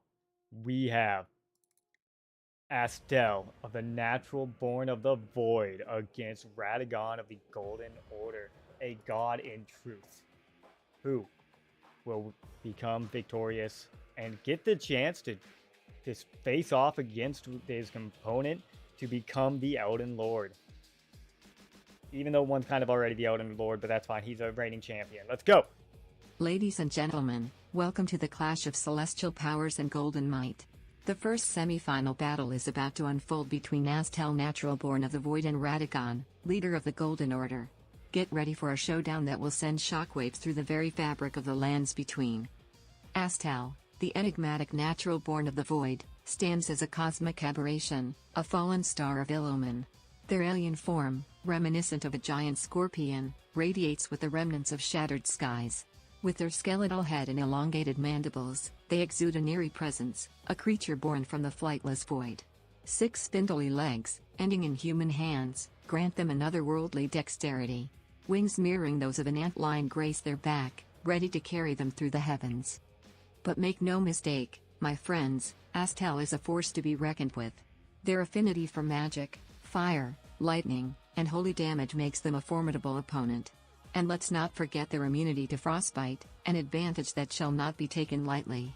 Astel harnesses the power of gravity, bending reality with their cosmic might. Lasers emit from their skeletal head, while their hands slice through the very fabric of existence. Nebula, their signature attack, calls forth exploding stars, unleashing devastation upon their foes. Standing in opposition is Radagon, leader of the Golden Order. This tall and fractured god, wielding the hammer that shattered the Elden Ring itself, bears the weight of his lineage in the Erdtree's power. Once married to Renala, he joined forces with Queen Marika, their bodies and minds intertwined as one. Through unwavering dedication, Radagon mastered both faith-based incantations and intellectual spellcasting, ascending to become a hero and ultimately a god. Radiating strength against frostbite, scarlet rot, poison, and holy damage, Radagon exemplifies the resilience of the Golden Order. His missing arm is no obstacle, for the power of the Erdtree allows him to manifest a temporary golden arm of pure magical light. Holy spears materialize at his command, reinforcing his offensive arsenal. With his signature attack, the Elden Shattering, Radagon channels the Erdtree's luminous power into his hammer, shattering the ground and unleashing waves of golden energy with increasing intensity. Oh, my dear spectators, the clash between Astel and Radagon promises to be a battle of cosmic proportions. Astel's ability to manipulate space-time, coupled with their laser beams and explosive stars, pose a genuine threat to Radagon's resilience. Radagon, with his mastery of the Golden Order's faith and the Erdtree's blessings, wields a hammer capable of shattering the very essence of the Elden Ring. In this clash of celestial forces and shattered destiny, the outcome hangs in the balance. The cosmic manipulator against the fractured god, each prepared to unleash their formidable powers upon the other. Only through their resilience, skill, and strategic maneuvering will the victor be determined. Who shall emerge triumphant, securing their place in the Elden Ring's final battle? Prepare yourselves, my friends, for a clash that will reverberate through the ages. The battlefield trembles with anticipation as Astel, natural-born of the Void, and Radagon, leader of the Golden Order, face off in a clash of cosmic proportions. The air crackles with energy, and the very essence of the lands between seems to hold its breath. As the battle commences, Astel, their starry form shimmering with cosmic debris, takes to the skies, wings beating with grace and purpose. They unleash beams of laser-like energy from their skeletal head, carving through space itself. Radagon, his fractured godly form radiating golden light, stands his ground, hammer in hand, ready to defend the honor of the Golden Order. Astel's gravity manipulation comes into play, warping the battlefield and confounding Radagon's movements. The fractured god, undeterred, calls upon the power of the Erdtree, manifesting a temporary golden arm to enhance his strikes. Holy spears materialize, launching towards Astel with blinding speed, as Radagon seeks to pierce the cosmic creature's defenses. But Astel, nimble and elusive, maneuvers through the onslaught, their 6 legs and hands working in perfect harmony. They retaliate with their signature attack, Nebula, summoning exploding stars that burst upon impact, creating pockets of chaotic destruction. Radagon's resilience is tested as he weathers the cosmic onslaught, his golden form showing cracks and fractures. With the battle reaching its crescendo, the tide begins to shift. Astel's alien prowess and mastery of gravity give them a distinct advantage, as they outmaneuver Radagon, attacking from unexpected angles and unleashing devastating cosmic barrages.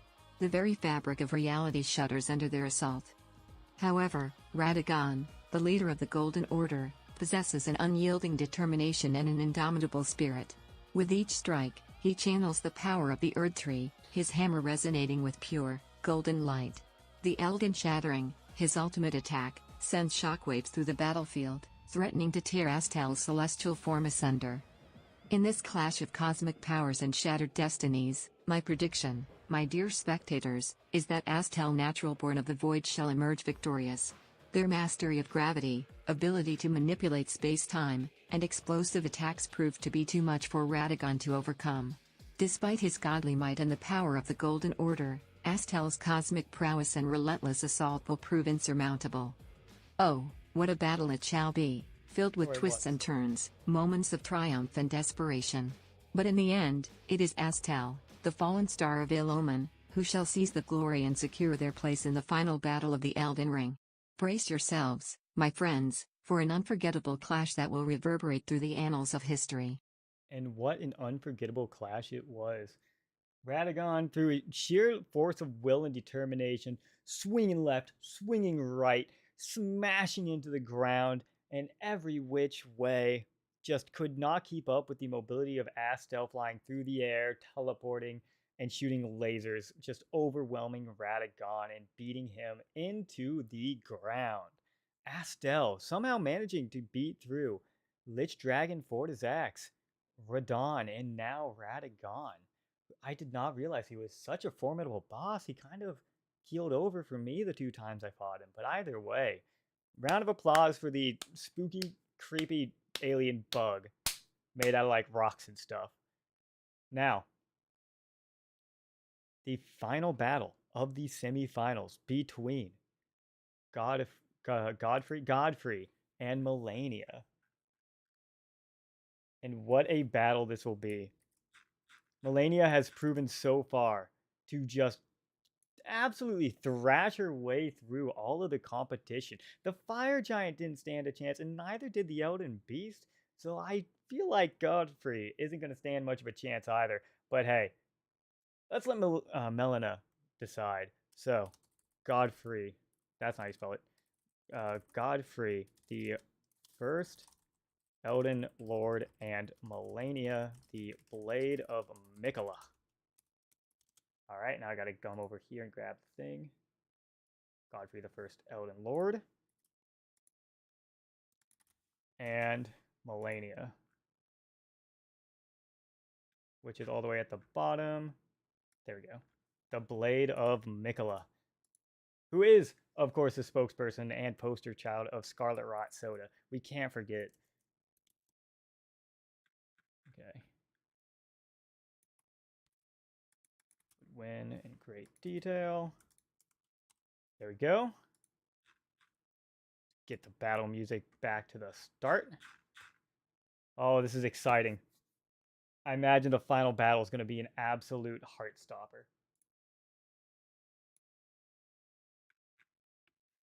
Okay. Oh, this is a long one too.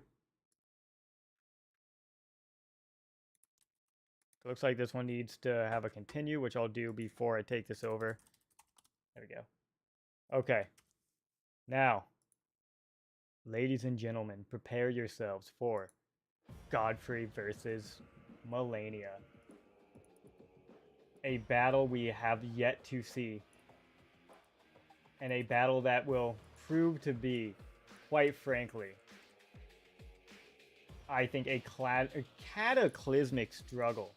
Well, Melina, let's hear it. Ladies and gentlemen, hold on to your seats as we witness a clash of epic proportions between Godfrey the First Elden Lord and Melania, the Blade of Mikola. The atmosphere is electric, and the tension is palpable as these two formidable warriors step onto the battlefield. Godfrey, towering at a majestic 7 feet tall, exudes strength and battle-hardened determination. His muscles ripple with the scars of countless conflicts, a testament to his warrior spirit. Adorned in impressive armor, he wields a single-sided war axe with unmatched skill. Accompanying him is the majestic spirit lion, Siraj, a fearsome ally that strikes in harmony with Godfrey. On the opposing side stands Melania, the Blade of Mikola, a demigod whose reputation as a master swordswoman precedes her. Despite her petite stature, her speed and grace are unparalleled. With her golden prosthetic arm and unyielding resolve, she demonstrates her prowess with each swing of her katana. As the battle begins, Godfrey unleashes his primal ferocity, utilizing his axe to devastating effect. With each strike, he throws his weapon as a projectile, returning to his grasp with uncanny precision. The battlefield trembles as he rends the very earth, sending shockwaves through the air. His signature move, the regal roar, epitomizes his power as he shatters the arena with a thunderous stomp, unleashing a cataclysmic explosion of force. But Melania, with her unparalleled swordsmanship and the great rune shard that grants her regenerative abilities, is not one to be underestimated. She dances through the battlefield, her movements fluid and precise, landing an astounding number of strikes in rapid succession. The waterfowl dance, her signature attack, sees her become a blur of steel, striking her opponents from all angles with incredible speed and precision. The clash intensifies as both combatants push themselves to their limits. Godfrey, his bloodlust coursing through his veins, removes his armor and unleashes the unleashed might of Horalux, tearing the celestial lion from his back. His hand-to-hand combat skills become the focal point, as he utilizes open palm strikes and his sheer strength to overpower his opponents. However, As the battle rages on, Malenia's resilience and adaptability come to the forefront. The decay caused by the scarlet rot that plagues her body only serves to fuel her determination. With each strike, she heals herself, relentlessly pressing the attack with her katana. Her movements become more fluid, more precise, as if guided by an unseen force. And then, in a desperate move, when pushed to the brink, Malenia undergoes her transformation into the goddess of rot. Shedding her armor, she sprouts wings of decay, and her attacks become even more devastating. The battlefield becomes a canvas of scarlet rot as her powers infect her opponents, sapping their strength and resolve. Her ultimate move, the Scarlet Explosion, engulfs the surroundings in a deadly wave of decay, leaving nothing but desolation in its wake. Now, my dear spectators, it is time for my prediction. In this battle of unmatched strength and unrivaled skill, the victor shall be Malenia, the Blade of Miquella. Her exceptional swordsmanship, combined with her regenerative abilities and the overwhelming power of the Goddess of Rot, will prove too much for even the mighty Godfrey to overcome. While Godfrey's might and tenacity are formidable, Malenia's skill, versatility, and her deadly transformation will secure her victory. Prepare yourselves for a battle that will etch itself into the annals of Elden Ring history, where the clash of blades and... There you have it. Malenia has once again trounced another opponent. And well, I think it's very fitting. Godfrey has immense power, but you have to be able to land a hit to apply that power. And well, Malenia, with her waterfowl dance, oh, she just dances around all those hits. So yeah, I gave it to Malenia as well. What a fight that would be. Oh, excuse me. What an absolute nail biter of a fight. Malenia dancing around Godfrey. The first time in this entire tournament that Godfrey actually ripped. Let's see. That is Melina. She is our spectator and speaker. Here, I'll say.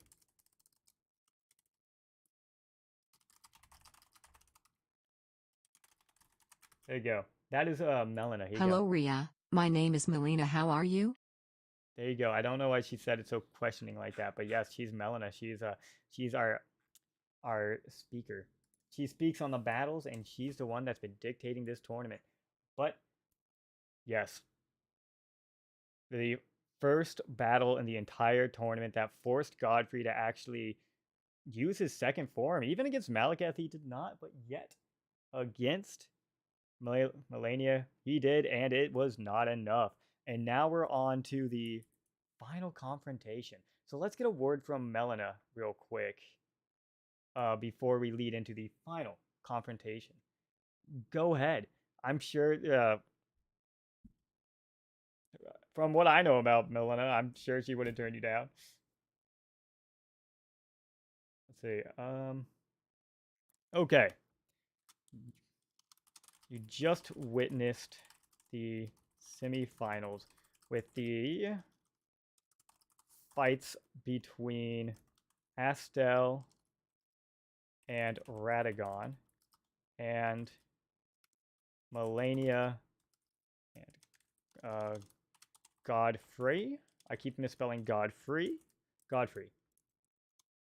Astel beat Radagon and Malenia beat Godfrey. There. Now the final fight of the tournament and the penultimate what climax of the entire tournament and the biggest fight yet will reign between Astel, the natural born of the void, and Malenia, the Blade of Miquella. Please write a few words hyping everyone up for the final climactic fight. Getting the chat watching on a stream extra hyped. And ready. Okay. And we hear a few words from Melina and get into the final battle. And I'm excited to see it. This has been crazy. Like every single Melina fight, Melania, not Melina, sorry Melina, you're not fighting. Every single Melania fight has been absolutely insane. So, let's get another Supersonic Racing, I think. Maybe. Okay. So now, Melina, please hype us up for the final fight of this tournament to crown the next Elden Ring of the Lord. The Elden Lord of the Ring, I mean, that one. Ladies and gentlemen, warriors and wanderers, brace yourselves for the moment we've all been waiting for. The Elden Ring tournament has reached its zenith, and the final battle is about to unfold before our very eyes. I can feel the electricity in the air, the anticipation building, as Astel and Malenia, two extraordinary beings, prepare to clash in an epic showdown. Astel, the natural born of the void, a cosmic entity born from the depths of the flightless void, brings with them another worldly presence. Their scorpion-like form, adorned with wings and skeletal appendages, embodies the power of gravity and the infinite expanse of the cosmos. With each movement, they wield the forces of the universe, conjuring lasers and summoning stars to rain down upon their foes. Astel has decimated entire cities and absorbed their very essence, their power unmatched and their resolve unwavering. On the other side of the battlefield stands Malenia, the Blade of Miquella, a demigod with a skill unmatched by any in the lands between. Her speed and grace are unparalleled, as she dances across the battlefield, her katana slashing through the air with deadly precision. The scarlet rot coursing through her veins only fuels her determination, granting her the ability to heal with each strike. She has faced legendary foes and emerged victorious, a testament to her unwavering spirit. This clash of titans is not just a battle of strength and skill, it is a clash of ideologies. Astel, the embodiment of the cosmic void, seeks to bring about the inevitable collapse of all things, while Malenia, the goddess of rot, embraces the decay and finds strength within it. These opposing forces will collide in a spectacle that will leave us breathless and in awe. So, my fellow spectators, gather close and prepare to witness history in the making. The final battle between Astel and Malenia will push the boundaries of what we thought possible. It will be a battle of celestial proportions, where gravity itself trembles beneath their feet and the clash of their blades resonates through the very fabric of reality. Get ready to unleash your cheers, your excitement, and your unwavering support. The grand finale of the Elden Ring tournament is upon us, and only one will emerge victorious. Will it be the natural born of the void or the Blade of Miquella? The answer lies in the heart of this climactic clash. Let the battle commence, and may the lands between witness an epic showdown that will be spoken of for generations to come. Thank you, Melina. What an epic introduction to our final fight between Astel, the natural born of the void, and Malenia, the Blade of Miquella. I can't add anything. She explained it perfectly. All we can do is just get right into the final fight after I shorten it a little bit. All right. Malenia versus Astel. Take it away, Melina. Ladies and gentlemen, it's time to witness the grand finale of the Elden Ring tournament. The stage is set, and the atmosphere crackles with anticipation as Astel and Malenia step into the arena, their fates intertwined in a battle of cosmic proportions. Astel, the natural born of the void, looms over the battlefield like a fallen star, radiating an aura of ethereal power. Their scorpion-like form, composed of star debris, glimmers with hues of distant galaxies. With each step, the very fabric of reality trembles beneath their feet. Astel's skeletal head, adorned with giant mandibles, signifies the ferocity of their cosmic origins. They stand tall and mighty, ready to unleash the forces of the void upon their opponent. But Malenia, the Blade of Miquella, stands undeterred. Her slender figure belies her immense prowess as she wields her katana with unmatched precision. The scarlet rot coursing through her body only serves to fuel her determination, a testament to her resilience and unyielding spirit. Despite her decaying form, her eyes, even without sight, shimmer with a resolute focus.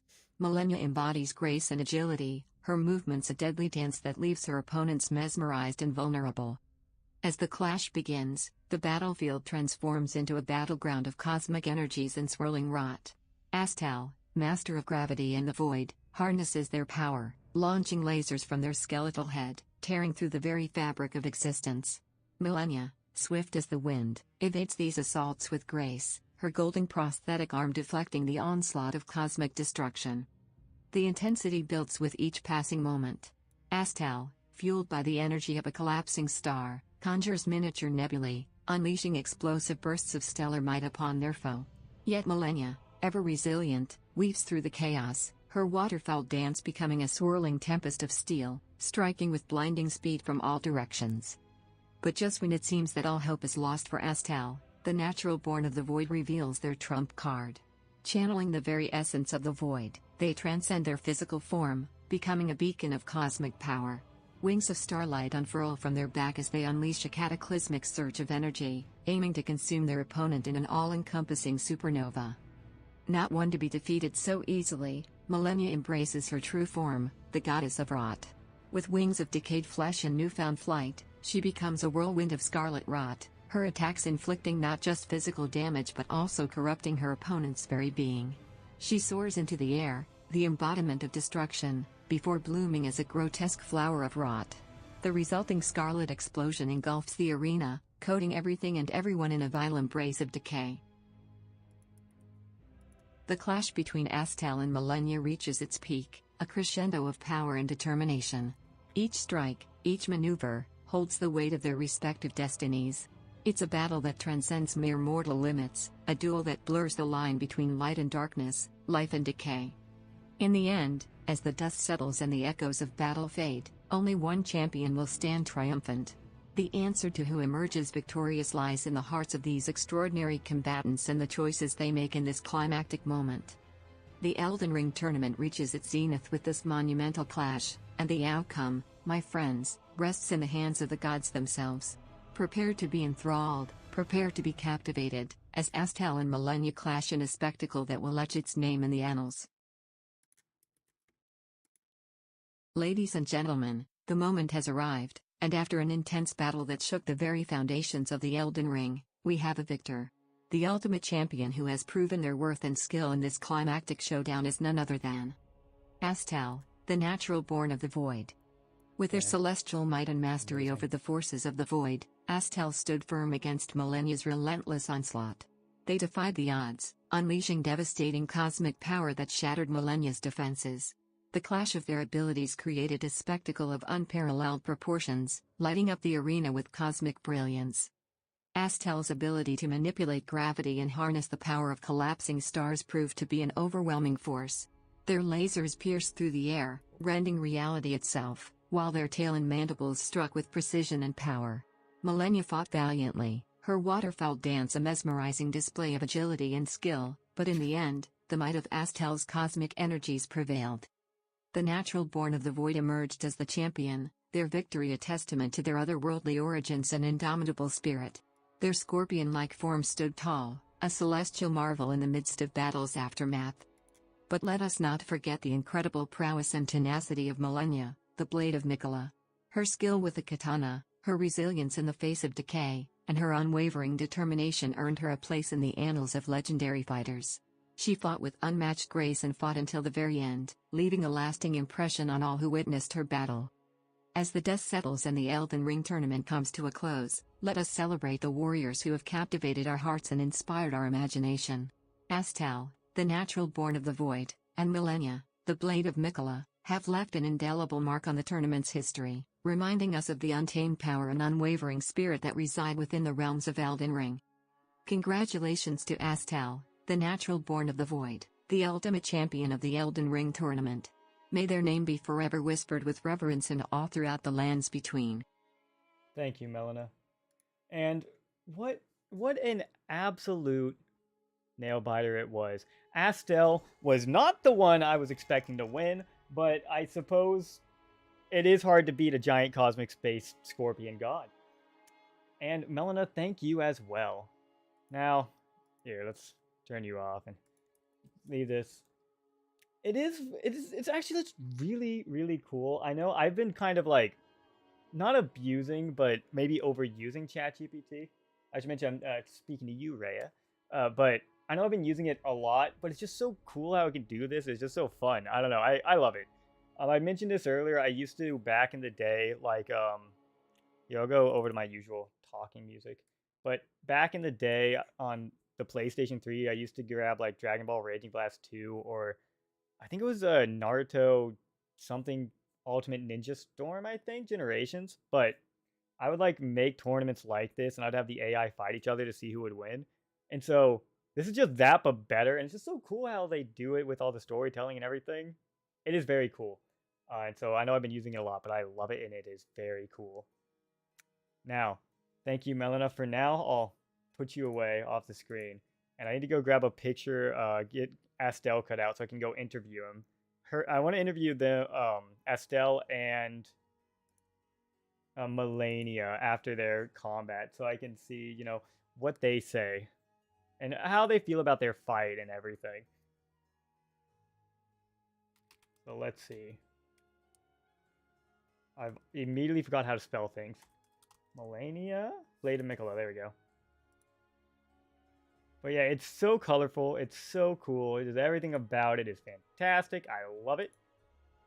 I don't know how Chat GPT does it so well, but I'm not upset about it. In fact, it makes me very happy because I can do shit like this that makes my nerd brain go wild. Now I just have to try to cut this out. Actually, I don't really need to go that way. I can go here. Whoops. Yeah, you can probably go down this way. No, that won't work at all. That's probably fine. There, let me just rasterize this. Delete that real quick. Whoops. Okay, come over here to this. Gotta use my very unsteady hand at the best of my ability. There we go.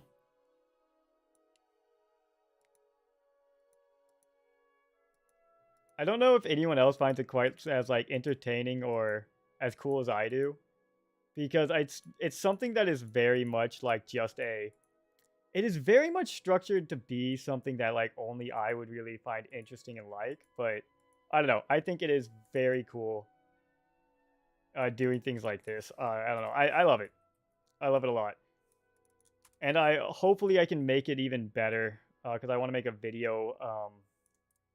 Whoopsie daisy, a video about it as well. So hopefully I can make the fights like even more interesting. With like I can't do like full animation because I have a zero budget, but yeah, I have ideas I think would make the fights even better. So hopefully I can do that. Well, whoops, I didn't mean to do that. Probably leave all that here. Let me see. What's the best way to handle this? There it is. Shrink this to probably about 10. See if I can just like do something like that. Ooh, that's not great. I could probably do something like this. Nope. Deselect. Probably do something like that. This is going to be a bit of a bitch because of her long flowing red hair. Whoops. I don't spend too much time on it. If I wasn't live, I would spend a lot more. In fact, I can probably just take that entire piece off. Come back over here. And just cut like this entire piece off. And then let me cut like that piece off and then cut that piece off. There we go. All right, that'll do for Melania. Melania cut out. And I gotta figure out Estelle, natural born of the void. It's definitely very Parker. That doesn't mean other people can enjoy it too. True. It's a very unique to me thing that many people can probably enjoy, but I feel like no one else is going to be quite as into it as I am because I'm like, like you just said, it is a very me thing. It is incredibly nerdy. Here, I can probably use this. Out of anything, it is probably the most nerdy thing I could possibly probably do. Okay, custom ratio of 1:1, please.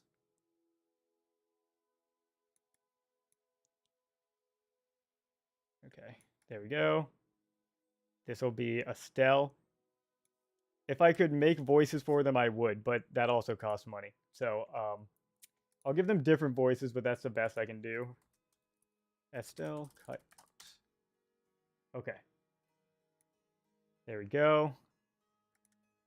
Well, there's my background. Okay. Now, let's see. I need to come over here too. Here we go. And I would like to put on my background. Cool people wouldn't enjoy this. Like me, I'm way too busy chain smoking, skating around. Hey, I mean, you can chain smoke and skate around while also watching the stream. You know? Put it up on your phone. Like, you know, strap it to your wrist. Although I feel the biggest issue with that is, do you have the coordination and balance to skate while chain smoking? In fact, I don't even know if I have the coordination to skate, and I used to be a gymnast. Emphasis on used to be. That's whiteboard. Where is it? Oh wait, it's right here. Okay. There we go. Now, before I interview them, I need to go use the restroom. So I'm going to go use the restroom, and then we'll get the interview ready. And there we go. I'm a bit brighter now. Okay. Look, you can yell at me all you want while I'm in the bathroom. I'll come back and read it all. Oh, also, before I run, look at my new earrings. Aren't those cool? Dangly and, you know, they match. Anyway, I'll be back shortly.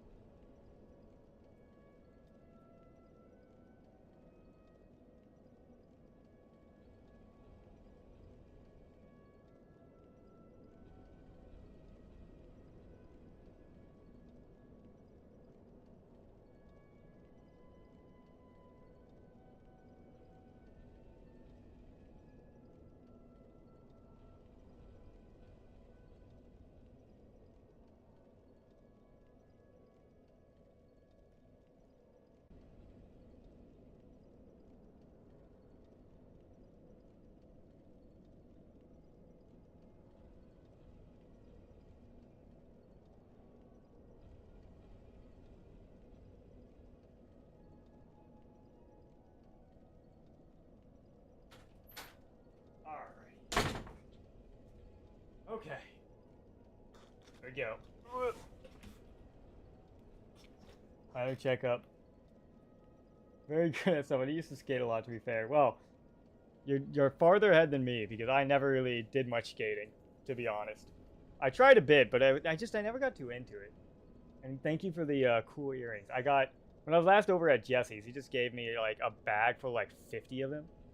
So this is one of the pairs. So now I'm wearing it more. I'm also planning on getting my industrial soon, once I can afford it. Let's see. I put septum julienne right here because they keep getting infected. Septum julienne. That's unfortunate. I'm sorry to hear that. I've never once had my earrings actually get infected. And I hope I never do, because that sounds awful. Or I might have once, actually. I'm not 100% sure. Anyway. Let me double check real quick to make sure this is still working. Test. It is. Fantastic. Okay, now I forgot one thing. Okay. Now, go over there. And then there. There we go. This will be Estelle 2. Estelle 2. I need to do that for Melania as well, wherever I put her. There we go.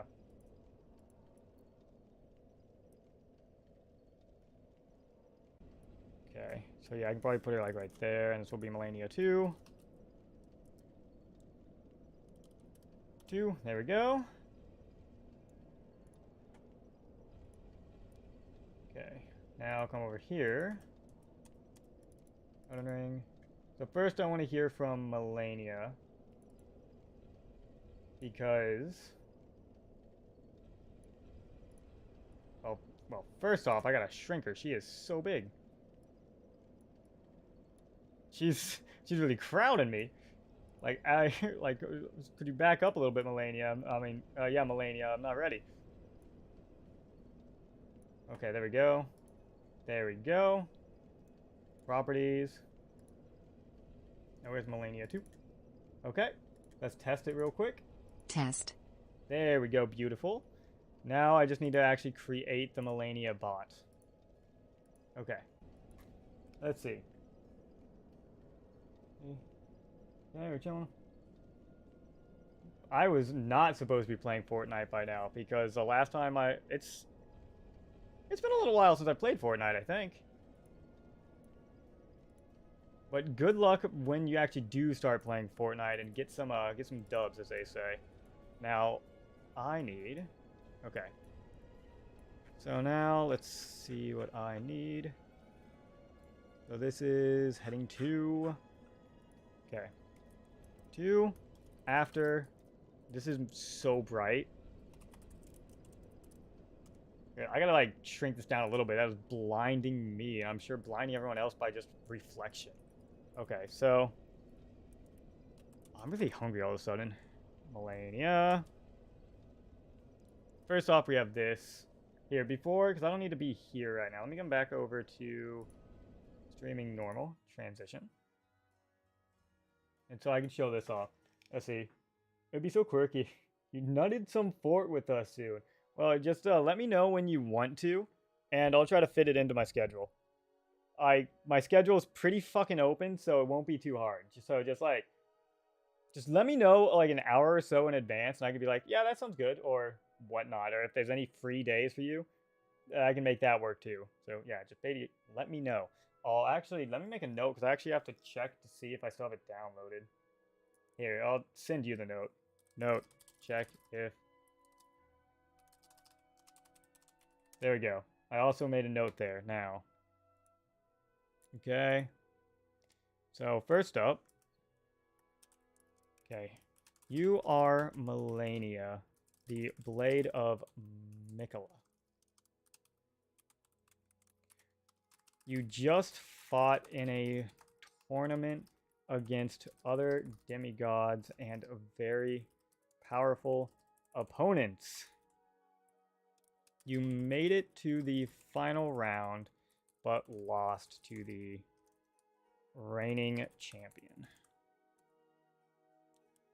Hold on, where did I put that? Bring this up. So who was their first battle? Their first battle was against the fire giant. Okay. Your first battle was against the massive fire giant, which you beat through sheer speed and grace. Your second battle was against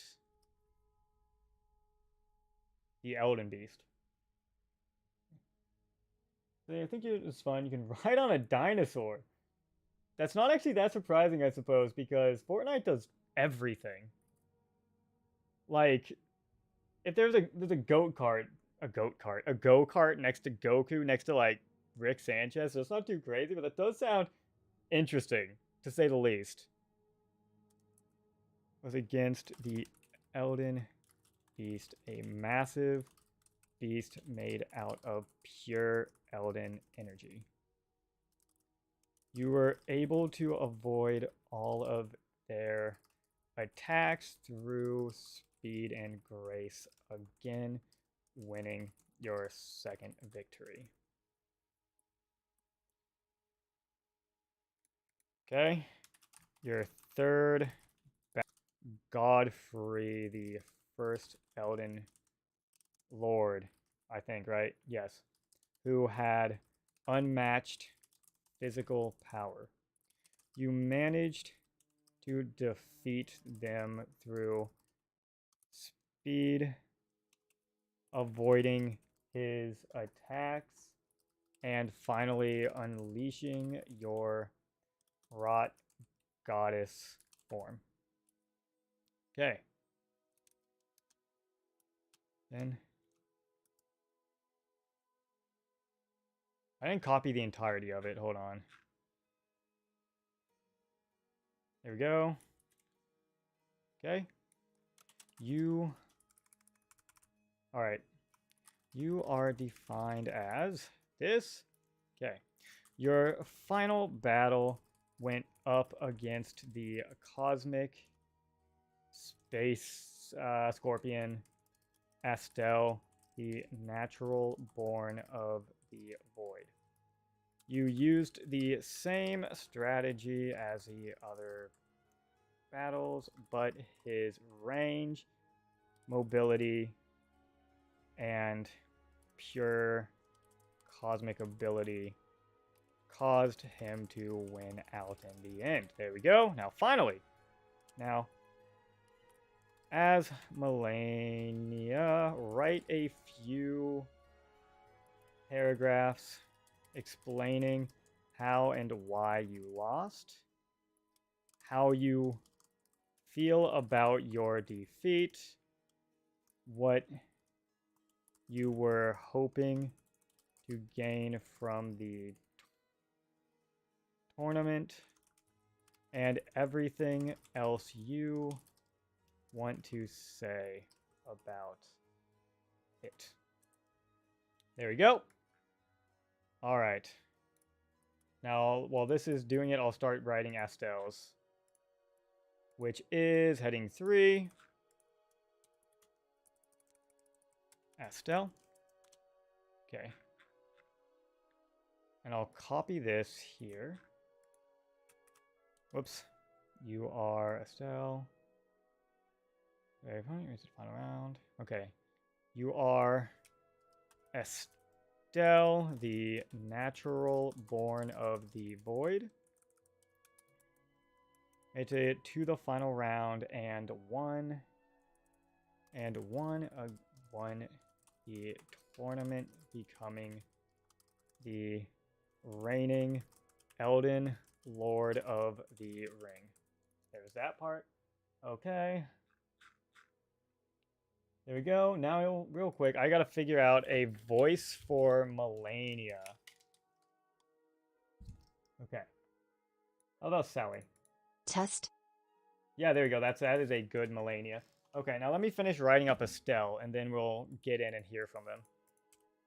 Okay, so next up, let's see. Your first battle was against... Who was it against? It was against Lich Dragon, right? Yeah. Okay. Was against the Lich Dragon Fortisax, who used lightning to dominate their foes. You turned the lightning against him and used his Death Blight to become victorious. Your second battle, okay, was against Star Scourge Radon. Whoops, I didn't mean to close that. Was against Star Scourge Radon, a master of gravity magic. You managed to outmaneuver Radon due to his insanity and lack of mental acuity from his Scarlet Rot infestation. Okay. You proved to be more adaptable and intelligent than Radon's sheer force. There we go. Not Radiant's. It's Radon's. Thank you. Your third battle was against Radagon. Radagon of the Golden Order, the Shattered God. Due to your insane mobility and ability to teleport, you were able to stay away from Radagon Mace, eventually winning through, what's that called? Attrition. Actually winning through attrition. Winning through attrition.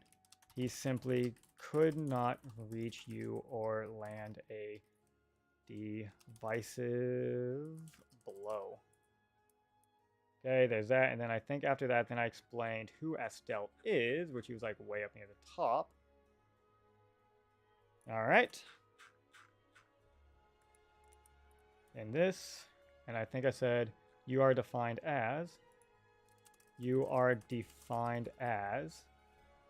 this, and then finally,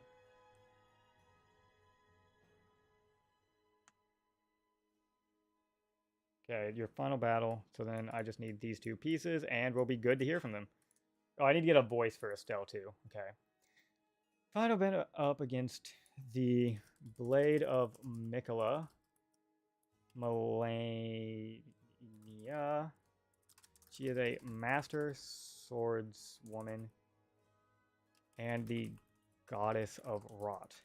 It was an intense back and forth battle that you came out on top due to your abilities and powers, even drawing out Melania's goddess of rot form. Now, as Estelle, explain how and why you won, how you feel about your victory, how you feel about being crowned Elden Lord of the Ring. Okay, there we go. Now let me copy this, get this in for Estelle real quick.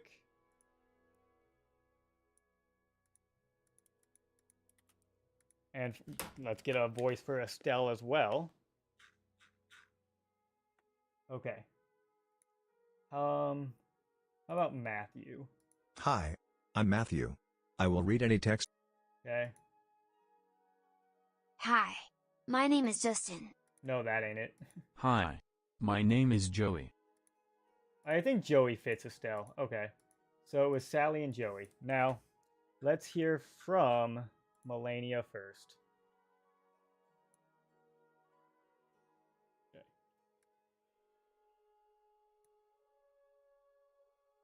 Hold on, where is it? Where?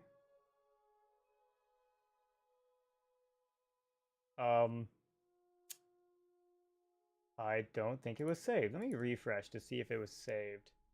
This should have been saved. There we go. Okay. All right, now let's get this over here. Perfect. Okay. There we go. Now let me minimize this so I'm not so fucking blown up. All right.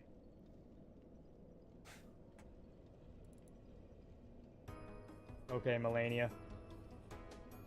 You made it all the way to the final round. You beat enemies that were far stronger than Estelle.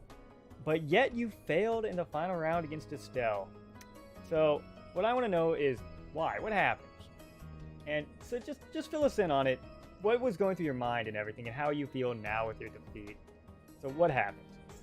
As the Blade of Mikola, I entered the tournament with unwavering determination, fueled by my unparalleled skill with a sword and the belief that I had never known defeat. The path to the final round was arduous, marked by victories against formidable opponents who tested my speed, grace, and strategic prowess. I triumphed over the massive fire giant, the Elden beast fueled by pure Elden energy, and even the mighty Godfrey, the first Elden Lord. However, in the final battle against Astel, the natural born of the void, I encountered a foe whose cosmic abilities and range surpassed any opponent I had faced before. Astel's mobility and cosmic prowess made it difficult for me to close in and unleash my devastating sword strikes. No matter how swift and graceful my movements were, his cosmic abilities allowed him to maintain distance and strike from afar.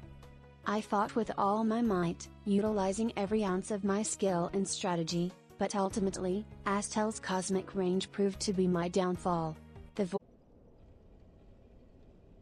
Now I just need to wait for everything to catch back up, and we'll do it again. Actually, you know what? Since I've had this minor setback, let me actually go get Google.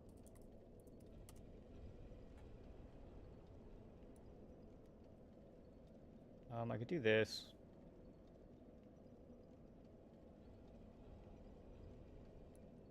Am I back? I think I'm back. Okay, cool. Sometimes OBS just decides to crash. And I guess since that happened, I'm actually going to get a mic for our good friend here. I'm just trying to see one that, like, makes sense. Yeah, this works. Since I had a bit of a minor setback anyway, I might as well. Okay, I'll put this in photos.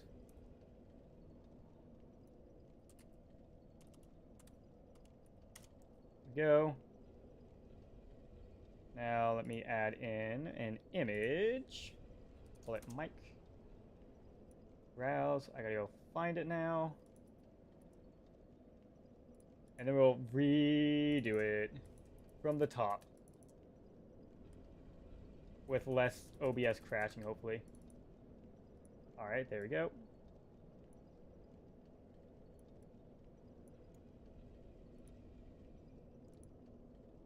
Oh, that's going to be a bit of a problem. Okay, here, let me see if I can try to, like, turn it. Because if I can do it so it, like, at least looks like it's from the side, I might be able to make this work.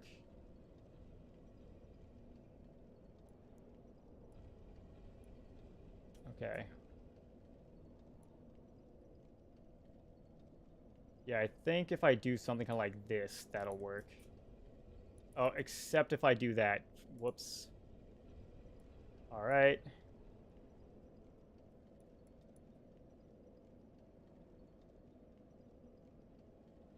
Okay, there's that. Now I just need to make sure it doesn't look too weird.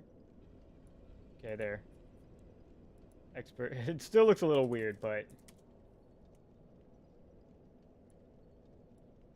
Oh, that looks very weird. Okay, yeah, just remove that. I'm gonna see if I can find a different image of a mic then. Just, the problem is there's none, like, facing away is the issue. I guess this might work. No, don't save it. File new from clipboard. Yeah, I think this might work. There we go. Now let's re-add it.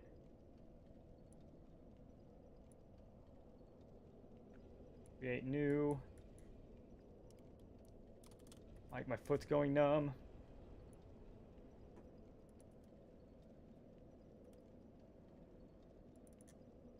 There we go.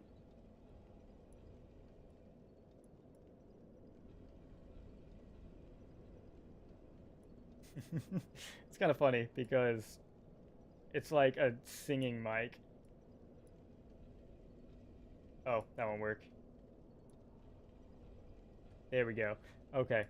There, now she has a mic. Now, anyway, one other thing I noticed, I want to, like, put her down a bit. Here, let me do a bit of a test. Renowned. Fantastic. Okay. Alright, take two. Now, nothing seems to have crashed, so everything seems good. We're streaming. She has her mic. Let me get my mic, too. Okay. That's as good as I can get my mic. Alright. I didn't mean to do that. Minimize this. Minimize that. Okay.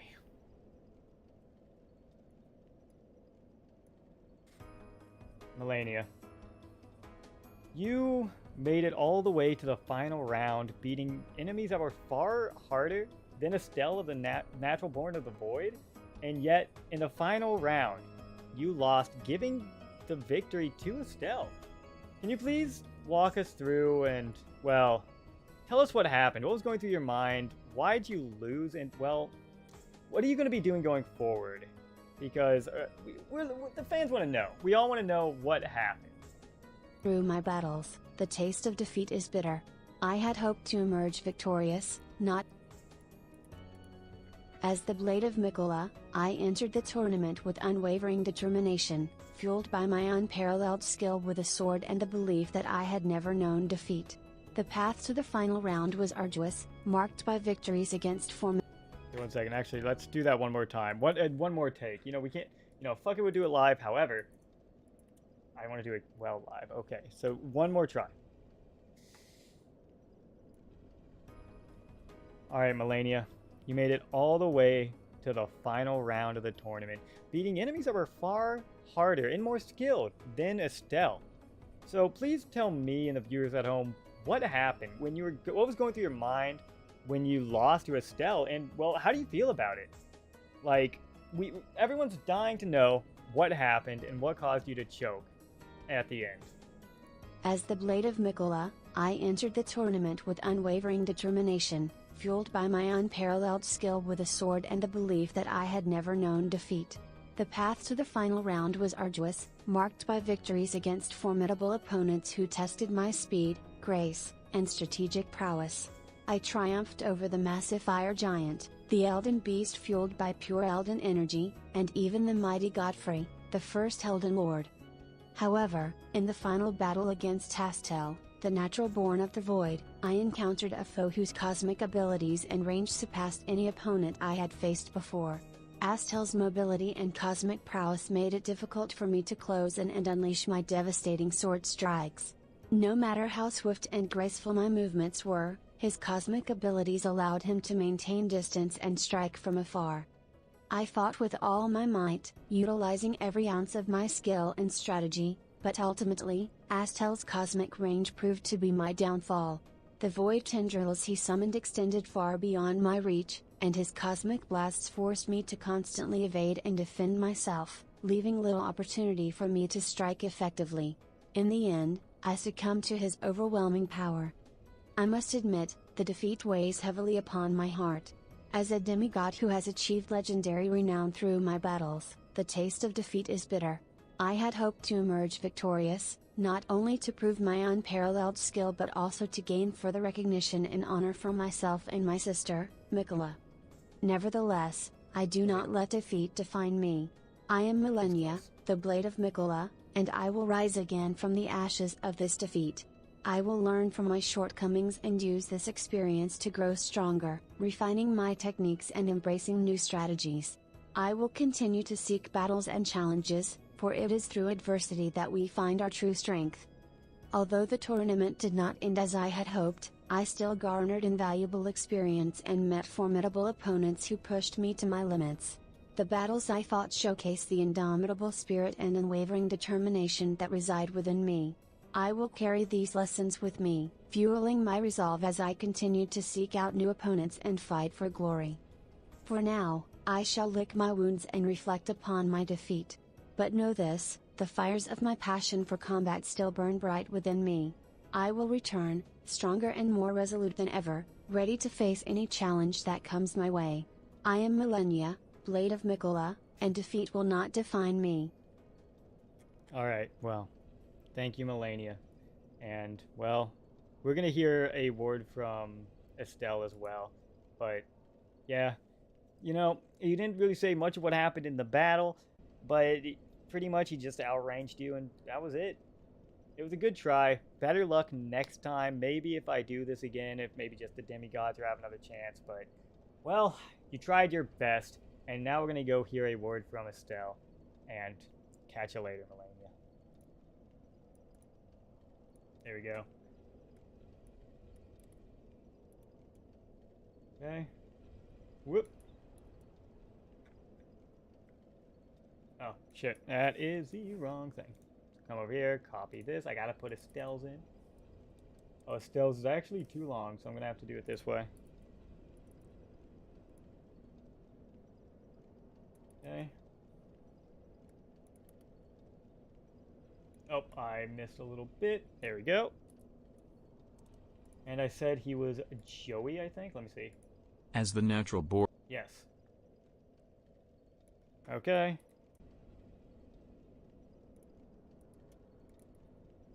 Alrighty.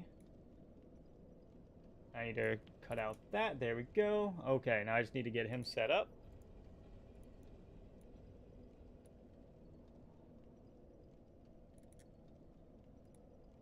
And Estelle too. Okay. Now let me double check real quick. As the Okay. natural born of the Okay, cool. Put this back down because I need to reset. Go.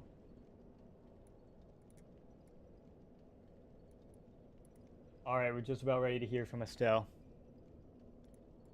Okay. Now let me see real quick. No, that's not really victory tournament music. That's not gonna do it. Well, I guess out of everything, this is the best I got, I think. Well, let me open up my music folder. See what I've got kicking around. Because I think I have some things that I can use, like... Yeah, this is pretty good victory music, so we'll use this. Okay. Let me get the sound test. Yeah, that should be good. Okay. Alright, now let's bring him in. Hello, Estelle. How you doing? Alright. Well, Estelle, you managed to win the tournament. Against all the odds, I don't think anyone was expecting you to be the strongest boss from Elden Ring. And, well, everyone at home, everyone in the chat, me especially, wants to know what's going through your head as the first and only Elden Lord of the Elden Ring. So tell us, how do you feel about your victory in your new title? As the natural born of the void, I faced formidable opponents in the tournament, each with their unique strengths and abilities. In my first battle against the lightning-wielding Lich Dragon Fortisax, I utilized my connection to the void to turn his own lightning against him, using his own power to seal his defeat. By tapping into the death blight he possessed, I absorbed its energy, strengthening myself and securing victory. The second battle proved to be a test of wit and adaptability against Starscourge Radon, the master of gravity magic. His scarlet rot infestation had affected his mental acuity, giving me an advantage. I maneuvered swiftly, exploiting his lack of focus and utilizing my own intelligence to outmaneuver him. While Radon possessed sheer force, it was my ability to adapt and think strategically that emerged triumphant. Against the mighty Radagon of the Golden Order, known as the Shattered God, my mobility and teleportation skills proved invaluable. I danced around him, evading his powerful strikes and preventing him from landing a decisive blow. Through attrition and my elusive nature, I wore him down, ultimately emerging victorious. My ability to manipulate space-time and teleportation played a crucial role in this battle.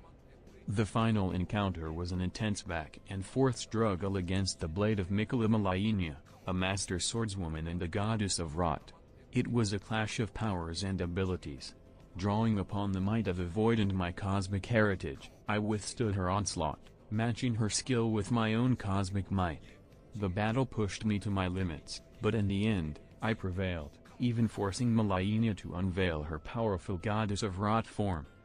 The victory I achieved in the tournament fills me with a mix of exhilaration and satisfaction. Being crowned the Elden Lord of the Ring is a testament to my strength, adaptability, and unyielding resolve.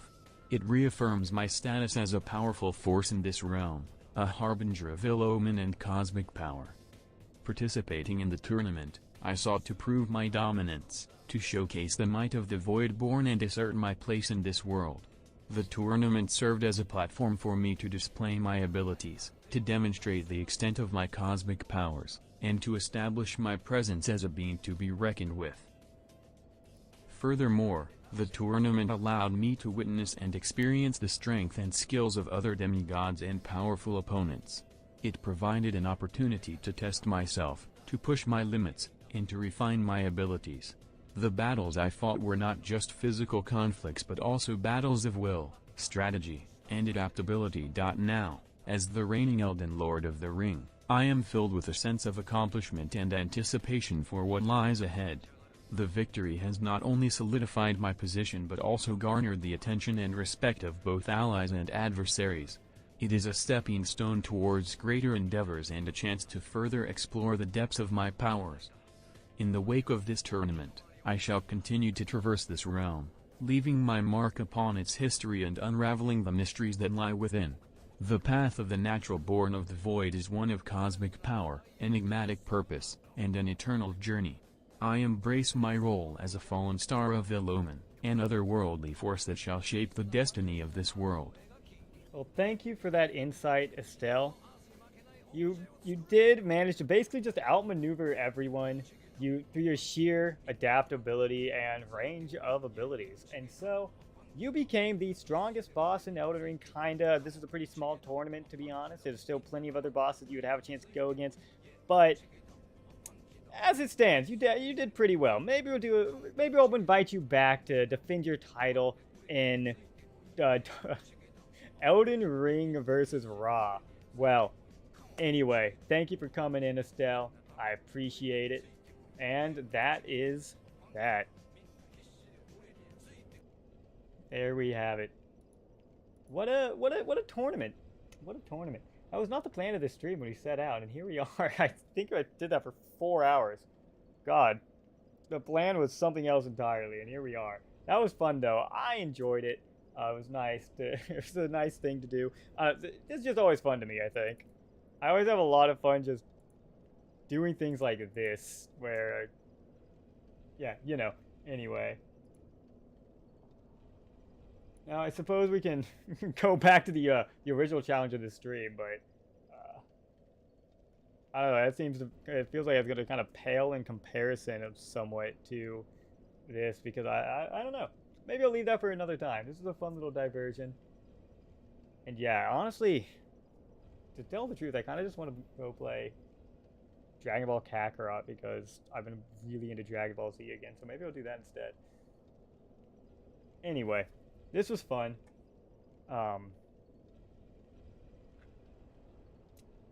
Let's see, I think what I'll do, yeah. So, it was just a fun little time. I want to stream more, but I also really want to play Dragon Ball Z Kakarot, or is it Dragon Ball Kakarot? 1 second, let me check. It's Dragon Ball Z Kakarot. So, what I'm gonna do is, I think I'm gonna stop this stream, make a new stream for that, and just start it back up. Because, well, like I said, I want to stream more. I really want to play that. I've been lacking ideas for streams, so I think doing something like that, just having a nice playthrough, is something that I would enjoy. Just kind of do both, even though I don't think it's too fitting, whatever, you know? That's what I'll do, I think. So, I'll put this on the BRB while I'm setting this up, and yeah, we'll get to that. But this was a fun little time. This is a fun little diversion from the original plan, and maybe we'll come back to that at another time, but